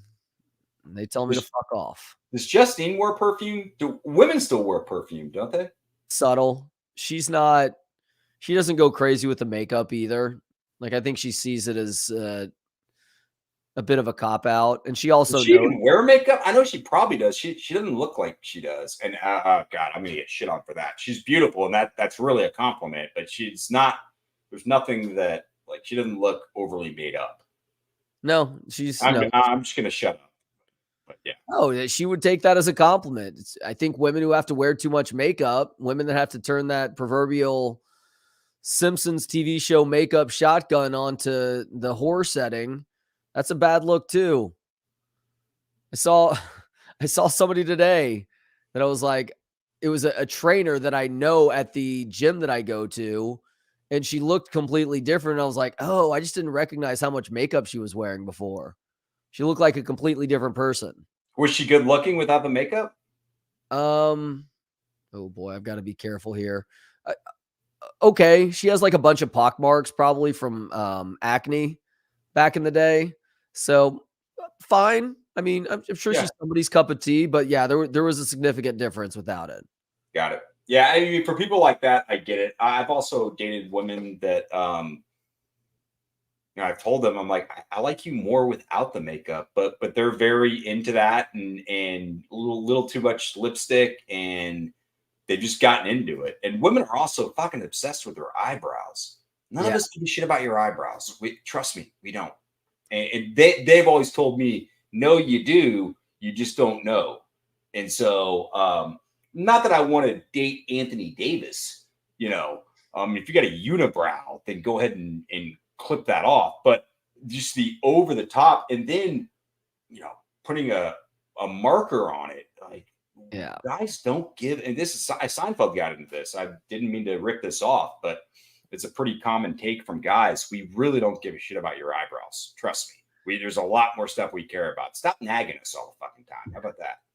The only time that I care about a woman's eyebrows, or at least the only time I would care when I was a single guy back in the day, is if you've gone so far overboard with your attempt to shape the eyebrows that you had the huge arches. What did you call them? The Houston arches on the radio back in the day? Yeah. So it looks like you're constantly surprised at everything being said. That's Yeah. the problem because it's a distraction. Yeah, the Houston women in my lifetime, the older Houston women, with some money and older women, like it's Houston for some reason. I'm sure Dallas too, because Dallas is fake titty capital of the world, or Texas. But it felt like Houston really had those oil women, and it's like, wow, did you just get a big brown marker and just go? Wow. And often the answer is yes. Yes, Yeah. they did. I know. Or even worse, they paid somebody to do it. Yeah. When was the last time you got a pedicure? Have you ever gotten a manicure? Because I know Bucky gets those all the time. Oh yeah. You got a manicure? It's not regular. Last time I would have gotten a mani-pedi, it would have been the week after I got fired from the Horn. So a little bit more than a year ago. You just call it a mani-pedi for you? Yeah, I got the manicure and the pedicure. They call that mani-pedi. Oh, I know they do. Nail parlance. I'm aware. I've never gotten a manicure. I've gotten one pedicure my mom forced me to get when I was in high school, when I was playing a ton of sports, and wasn't a pedicure as much as that the bottom of my feet were just calloused and so disgusting. And she said, I'm buying you a pedicure. I'm like, I'm not getting a pedicure. Ended up being really cool. But yeah, it's not like they were really doing my nails. They were just shaving all that stuff off, which is pretty nice. And I like to get massages, so I'm not trying to be, John Wayne here and be like, a bunch of fags. But it ended up being pretty nice, but I've never done it. I probably need to go do it. The manicure, I don't know. Is the manicure worth it? What, like, not as worth it in my opinion. The best part about both though is for the pedicure, the calf massage. Oh yeah, it's they did do that. Yeah, that forearm massage, or the massage of the limb directly above the foot or the hands. That's the best part of each. Like I don't mind the rubbing of the dead skin off on the pedicure. The manicure is a little bit more arbitrary to me, I guess. But I also don't really bite my nails anymore, so I'm fine doing my nails, and they don't need to be polished, and they don't need to be painted. No, like, I'll be just fine on that. No. I'm not going to take a pumice stone to the bottom of my foot with any sort of regularity. Not only do they not need to be polished or painted, they shouldn't be. And Bucky, that's a shot at you. It just depends. There are some special circumstances where a little bit of paint on the nails, okay. You know when it's okay? When? No, the lead up was too good. I'm being serious about this. It's not. Uh-oh. I realize I'm such a smart ass that even people that know me better than I know myself are like, oh, great, what's coming? Here comes an atomic bomb. It's not that. Vivian has a friend over. So I let Bailey and one of her friends paint my toenail one time, right? If they're young girls and they're like, this will be fun, like get after it, Playing along. Play along, yeah. Like be a good dad, be a good uncle, and don't be so overly masculine, which I'm not trying to be with this. It's kind of, I'm certainly not overly masculine. It's just kind of weird that like just for guys getting there. But if you like it, shit, what do I care? You're not hurting anyone. It's like a 50-year-old dad taking his daughter and her friends to a Taylor Swift show and dressing like you're going to a gay pride parade. Exactly. Just get in the mood, and you are winning roaming that situation. Yeah, and you're actually being a good sport, and you're making, like we talked about earlier, you're making someone in your life you really love and care about, making them happy, and it's not going to hurt you too much, It may hurt your pride, but that's good in life. Your pride should be busted. Your ego and pride should be busted a lot. It's healthy. When was the last time your ego was busted? Oh, fuck. 11 minutes ago, probably. A lot. I mean, that's part of getting older, I think. But it's a good thing because you keep your ego in check. I mean, I'm sure I have an ego. Everyone does, but it's not like it was at 21, 22, and it shouldn't be. But a lot. I would say a lot, but not really a lot because I kind of know what life is now. My ego's going to be checked, and my pride's going to be checked, and all that, and that's part of living. And once you learn to enjoy that and appreciate it, and then learn from it, that's when you actually start making some moves in life. So at some point, I think I finally did that. I'm still working on it. What about you? Being okay with getting reality checked is healthy, as is not being embarrassed by the world awing you, AWE or AWING. That is an emotion that's not talked about enough. It's something that kids experience regularly.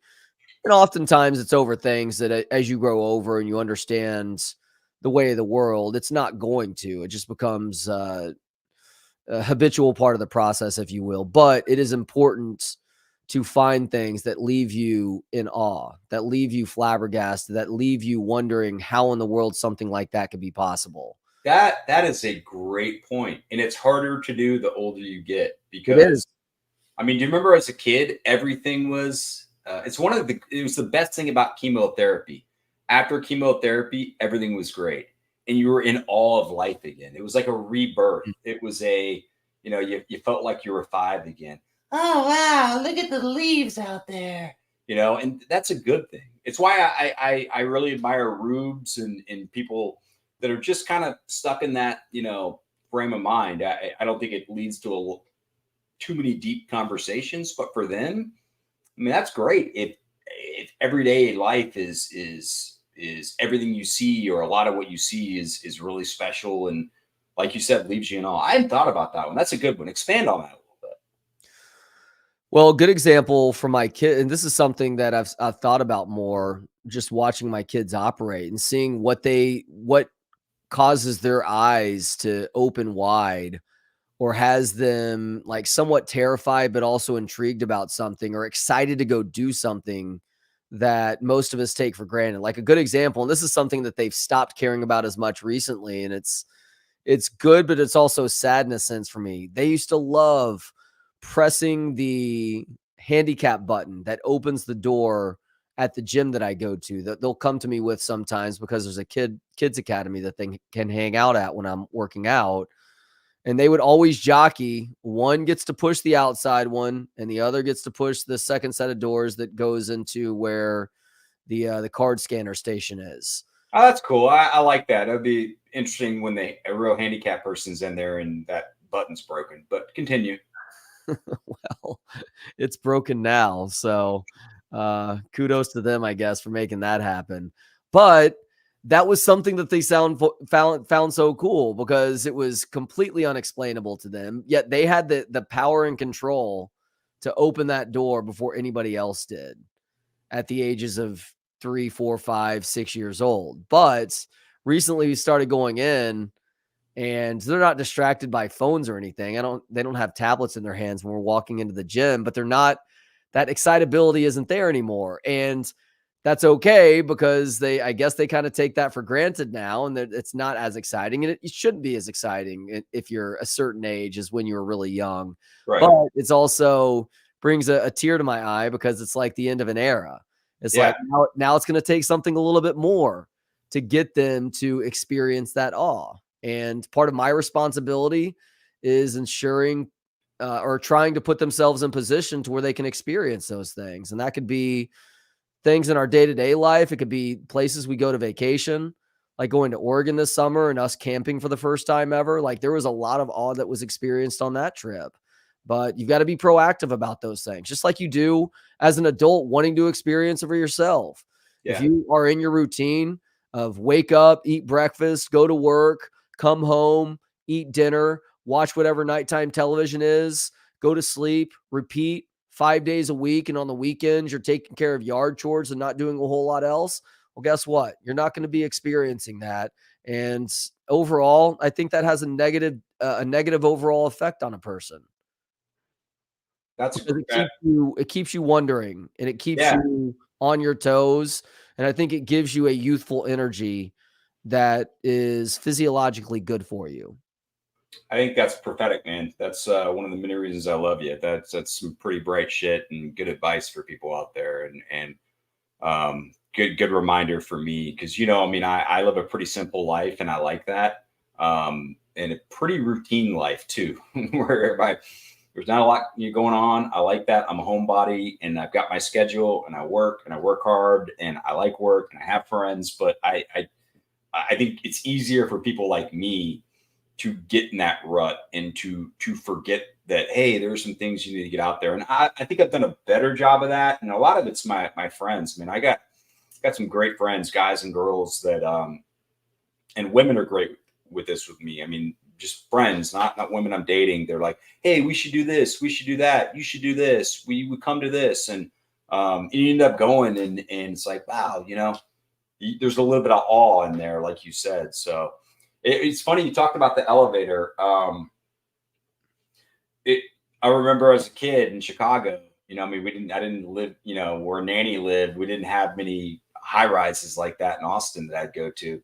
My cousin and I, when we, hit like, 438 and we'd wait till it got up there. And once it gets to the very top, you jump, and it feels like you're like going to hit your head because you're moving up and it feels like you just got a ton of air. And God, we used to love that, I mean, just first, let me hit the button first, and yeah. And also elevators are another one where we have to have a system because otherwise it'll quickly devolve into a fight over whose turn it actually is. Right. You got to tell them too, because, Michael and I, my cousin, we'd also want to, piss people off and hit a bunch of buttons. And now at my age, that would drive me crazy.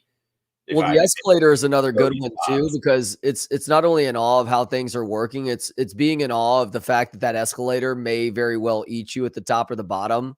Yeah. And I see Calvin, especially, he's 7 right now. I see him going through that.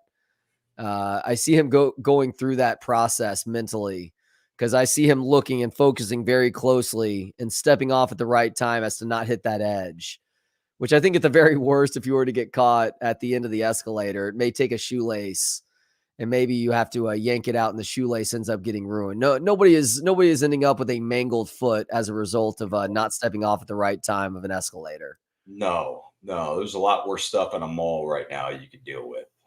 Unfortunately, like what? Some nut with a gun who wants to kill 20 people. Okay. Guess that's not. I mean, I that's not something as a kid I ever would have thought of. And now, I mean, in public places like that, I can only imagine being a parent where, I mean, it's just happened so much in America the last 10, 20 years that, yeah, that does it are percentages very, very low? Yeah, but it's happened, right? Higher percentage, pedophile or mass shooter? Pedophile. Okay. That's what I would think too. Yeah. No, petties are walking around everywhere. Yeah. And they are, I don't know if they're protected, but we're not as on high alert as we were back in the mid 1980s. No, although percentages were going down there. Yeah, no, you would have thought that my mom thought there were pedophiles everywhere. We go to the Adam Walsh effect. Yeah, the Adam Walsh effect. So Adam Walsh, his dad ends up doing that, John Walsh, but Adam Walsh who's the guy? Henry Lee Lucas, was that the fucking psycho who's hopefully burning in hell right now, who kidnapped a bunch of kids and molested them and killed them. But he got Adam Walsh, and so the percentages were actually going down at that time. But I took a great class at UT. It was a media class that talked about, we really got into this, and there were certain stories that the media was pushing that really didn't back. We see it now all the time, obviously, but didn't really back up what was happening. And that was one of them. CB asked this a little bit earlier. Do I use a loofah? Yes, I use a loofah. What do I look like, a caveman to you? A loofah. What's the problem with that? So I'm not going to give any names, but my last 2 girlfriends that lived with me, I think they had that. Is that the thing that they scrub with in the shower? Yeah, it's a little spongy sort of deal. Yeah. Should I have a loofah? Am I a caveman for not having one? You don't need it necessarily, but are you using bar soap if you don't have a loofah? Or are you spraying bath wash into your hand? I use bar soap, but I also still have I forgot what chick gave this to me. It was not a sexual relationship, but she's like, she's like, I know you. It's funny. The women in my life really understand that I am kind of a caveman and that I'm just a guy. I'm not going to go buy shit like that. So they will deliver stuff like that, whether it's an aunt, just a platonic girlfriend, mom. And I forgot who gave it to me, but I've got the what's the body wash too they have. Body wash. Fuck you. I'm mentally exhausted right now. What's the thing that what am I doing right now to stay alive? You're breathing. Yeah, breathing. What's the oxygen? Yeah, there we go. Is your bar soap Irish Spring? Actually, it is. I wasn't asking that in a mocking manner. I was asking curiously. You fucking hate mix. I know that. But yeah, no. So wait a second, CB. Do you have a loofah also then? Oh boy. Speaking of not there mentally, my dogs are making their presence known right now because Charlie. An Amazon driver or deliverer had the gall to bring a package to our door. So that's kind of good though, man. That's one thing that my cats would never do, but I miss having dogs because they would scare people off like that. Yeah, it gets annoying, and you also feel bad because like this person's doing their job, and I appreciate you delivering the package, and you're been out here in 120-degree weather for 4 months. I can only imagine what you're dealing with, but it's kind of nice to have that, you know. It is ingrained in their nature, right? They are they're protected. Best security system, but they are a really good security system, as good as a home alarm system in most instances, if not better. Yeah, and a lot of criminals. It's funny, like I think they're more scared about getting bit by a dog than shot by a 12 gauge. No, especially the big black dog that I have, that also has a pretty intimidating bark. Now, if you were to come inside, you'd give your hand to this dog, and he would come up and want to lick it. But initially, when he's spooked, he is going to show that fear through an aggressive bark and a big body. So, yeah, I do use Irish Spring. There's only two Irish things I really buy. Irish Spring and, pardon me? Potatoes. It wasn't a famine, asshole. My great-grandparents had to come over here and dirt poor. So, no, it's not that. It is food, though. Oh, it's the butter, Kerrygold butter. That's the best butter out there. I used some yesterday. I'm not just being a hometown guy, a homer, where I'm like, I gotta get my Irish salt, and I get my Irish milk, and I get my no. I use Irish Spring because I like it, and then also Irish butter. Those are the Kerrygold is fantastic. It is.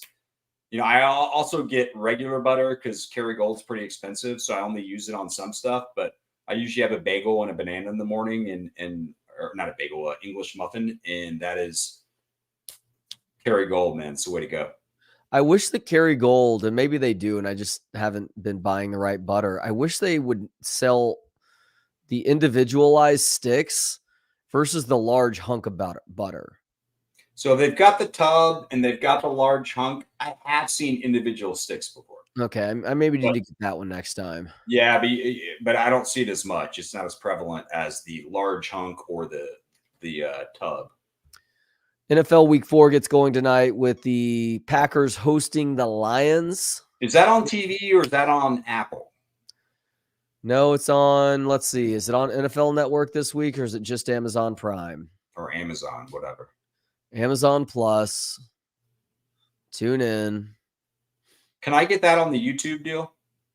No. You got to have Amazon Plus, I believe. Yeah, you got to watch it on Amazon Prime. Who's playing tonight?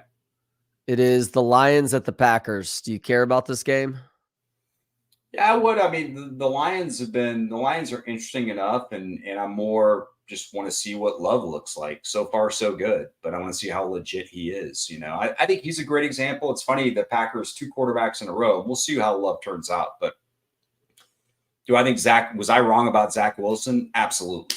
A lot of people were, obviously, but it would be curious to see guys like that if they really were given time And no one does that now, and I understand why. But I do think there's a lot of benefit to, if you're not ready to rock and roll, give someone 2 or 3 years and let them really learn instead of throwing them into the fire. Because one, it kills their confidence, and they may never recover from that. But also the narrative is written on them, and I don't feel like these guys get a fair enough shake.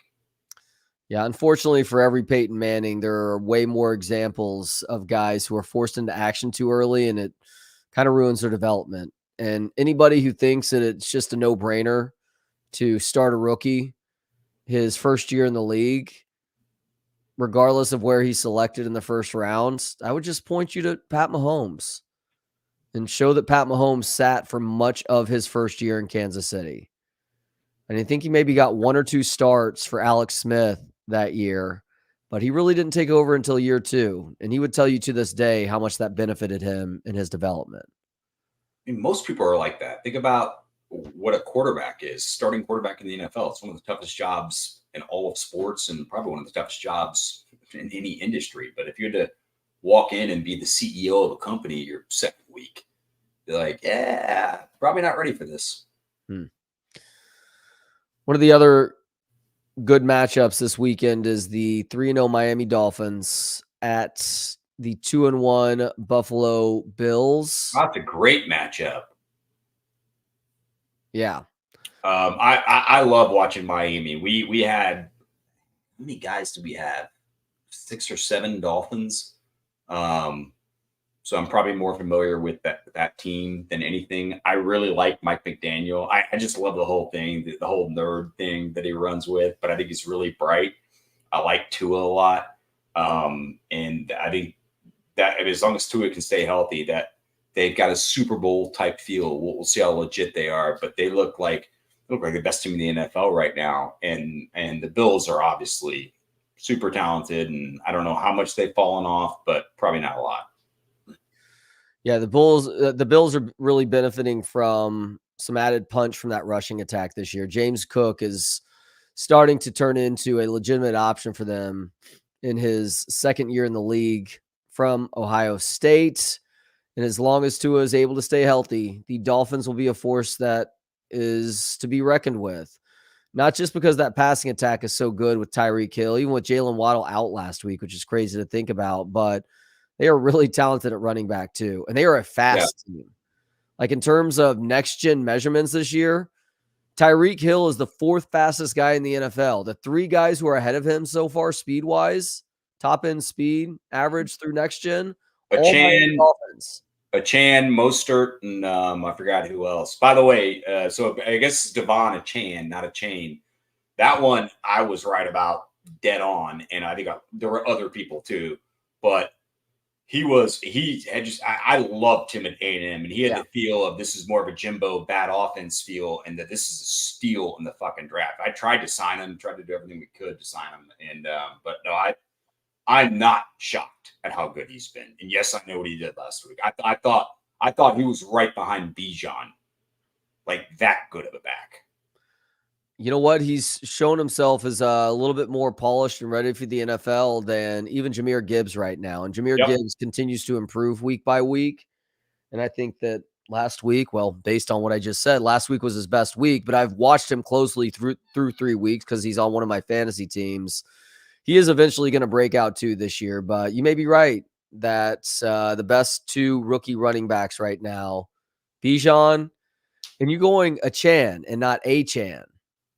Maybe it's Achan. I just know that I was reading on the shitter today on Twitter that that he changed his name. He's like too nice of a kid to tell people. So, but yeah, apparently he wants to go by that, and it's one of those like Roy Oswalt, man. You know, once you start playing at that level and playing that well, yeah, we should get your name right. We should have gotten it right before, but he was, like I said, one of those people. I actually like him more. He's too nice of a guy. He's the type of guy that if some fat chick had a bunch of perfume at a movie, he wouldn't do this to her. Hey, fatty, he'd be a man and go ahead and just say, you know what? I'm going to swallow it. I was trying to swallow it. I was choking on it. And rather than create a disturbance in this crowded movie theater, I tried to swallow it through my shirt, and I tried to fart all over it too, and nothing worked. So eventually I had to get up and leave. Yeah, how many farts did you let go in there? It was like 3. And look at you getting on people. Yeah, I mean, your gas may have fucking caused issues for people. It was maybe. But I guarantee you, for 2 seconds, they smell the gas and they smell that perfume again, and they just assume that it's fatty next to me who's dropping the biscuits too. I'll take perfume over someone else's gas. Well, I didn't smell this perfume or this gas, so the gas went away after a couple of seconds. It was not toiling for long. The perfume was sticking around and getting under your eyes and coating nostril hairs, causing me to have to deal with more throaty issues today and a little bit of congestion that I wouldn't have been dealing with otherwise. Hey, LSU Ole Miss, you like that matchup? Yeah, real quick. Daryl says Atlanta and the Jaguars, or the London Jaguars. That game's in Great Britain this weekend. God, I hate those games. I hate those 9:30 Sunday starts. Stupid games. LSU Ole Miss. Yeah, I'm intrigued to see if LSU can bounce back. I was shocked that Jackson Dart was as bad as he was against Alabama, and some of that was bad, and Kiffin was bad. And Kiffin was bad too. You're right about that. It was bizarre play calling. At a point in the game where Ole Miss wasn't totally out of it just yet. It's like Kiffin was already waving the white flag, though. I didn't understand that. You know what I'm talking about? Like the 3rd and 7 jet sweep, and he ran it back to back. What the fuck are you doing, man? Go down. You know how you beat Saban. Texas showed you. Take some shots downfield. Weren't you and I texting about that? Yes, we were. Yeah. And I told you, I was like, I'm an idiot for taking Kiffin on this. They know they had a chance to win that. Like, it was right in front of them, and they fucked it up. Yeah, I mean, they did enough. And Bama played well. I mean, I'll give Bama some love there. They did well enough offensively, but their defense is going to have to carry them the rest of the way, at least for the foreseeable future. Yeah, Ole Miss LSU does interest me because what is LSU right now? It looks like they have a real opportunity to come out of the SEC West, and considering that Georgia is beatable this year, if LSU can keep their shit together and not lose again the rest of the way, they almost assure themselves a college football playoff spot. Agreed. No, the SEC is wide open. Just get to that game, and there's a good chance you get in. I do think this is a year where only one SEC team's getting in, and probably rightfully so. All right, my friends, we are at the finish line. Man, you were counting this down, weren't you? I hadn't even looked at the clock. Well, when you're battling some throat and some sinus issues. Yeah, how's your throat? My throat feels fine. It doesn't sound great, but that's just the way it goes when you got to sit next to a woman with too much cologne at a movie. For Kevin Dunn and everybody else with Texas Sports Unfiltered, I am Trey Elling. Are you on postgame? Thank you. No. Okay. I'm helping with pregame because BK is going to be at a wedding in Marble Falls. Okay. And then I'm driving to Houston after that. So I thought about doing postgame, and it just felt like it was ripe with potential pitfalls. I get it. Maybe hey, by the way, but before we go, did you see my tweet last night before the Astros game? No, what was your tweet? When is the Astros game starting? There could be some headhunting tonight and possibly a serious brawl. Usually doesn't happen with these type of teams in contention. I was waiting for that, and it almost got there. And it was 5-4, 4-3, and Neris is shit-talking. Like, those teams, that was not a brilliant call, by the way. I appreciate people on Twitter saying that, but if you watch any baseball at all, you could feel that. Even it never happens at this point with teams that are this close to getting in. But these teams hate each other. Altuve got dotted. McCormick got dotted. McCormick rightfully so. McCormick, do you see his slap at first base? No. Oh, God, you're going to go nuts with this. So McCormick's been great for them this year. It's another reason why Dusty will not be back next year, because of McCormick and what's going on with Maldonado and not playing Yadier and all that. But so McCormick's going down to first, and the first baseman's catching, I guess it was a ground ball, catching it. And he swiped Alex Rodriguez style, but swiped at the guy as he's catching it. and as he's running to first or going through the bag. Wow. I know what you're going to say as a Rangers fan. It's very Astros, right? A little bit.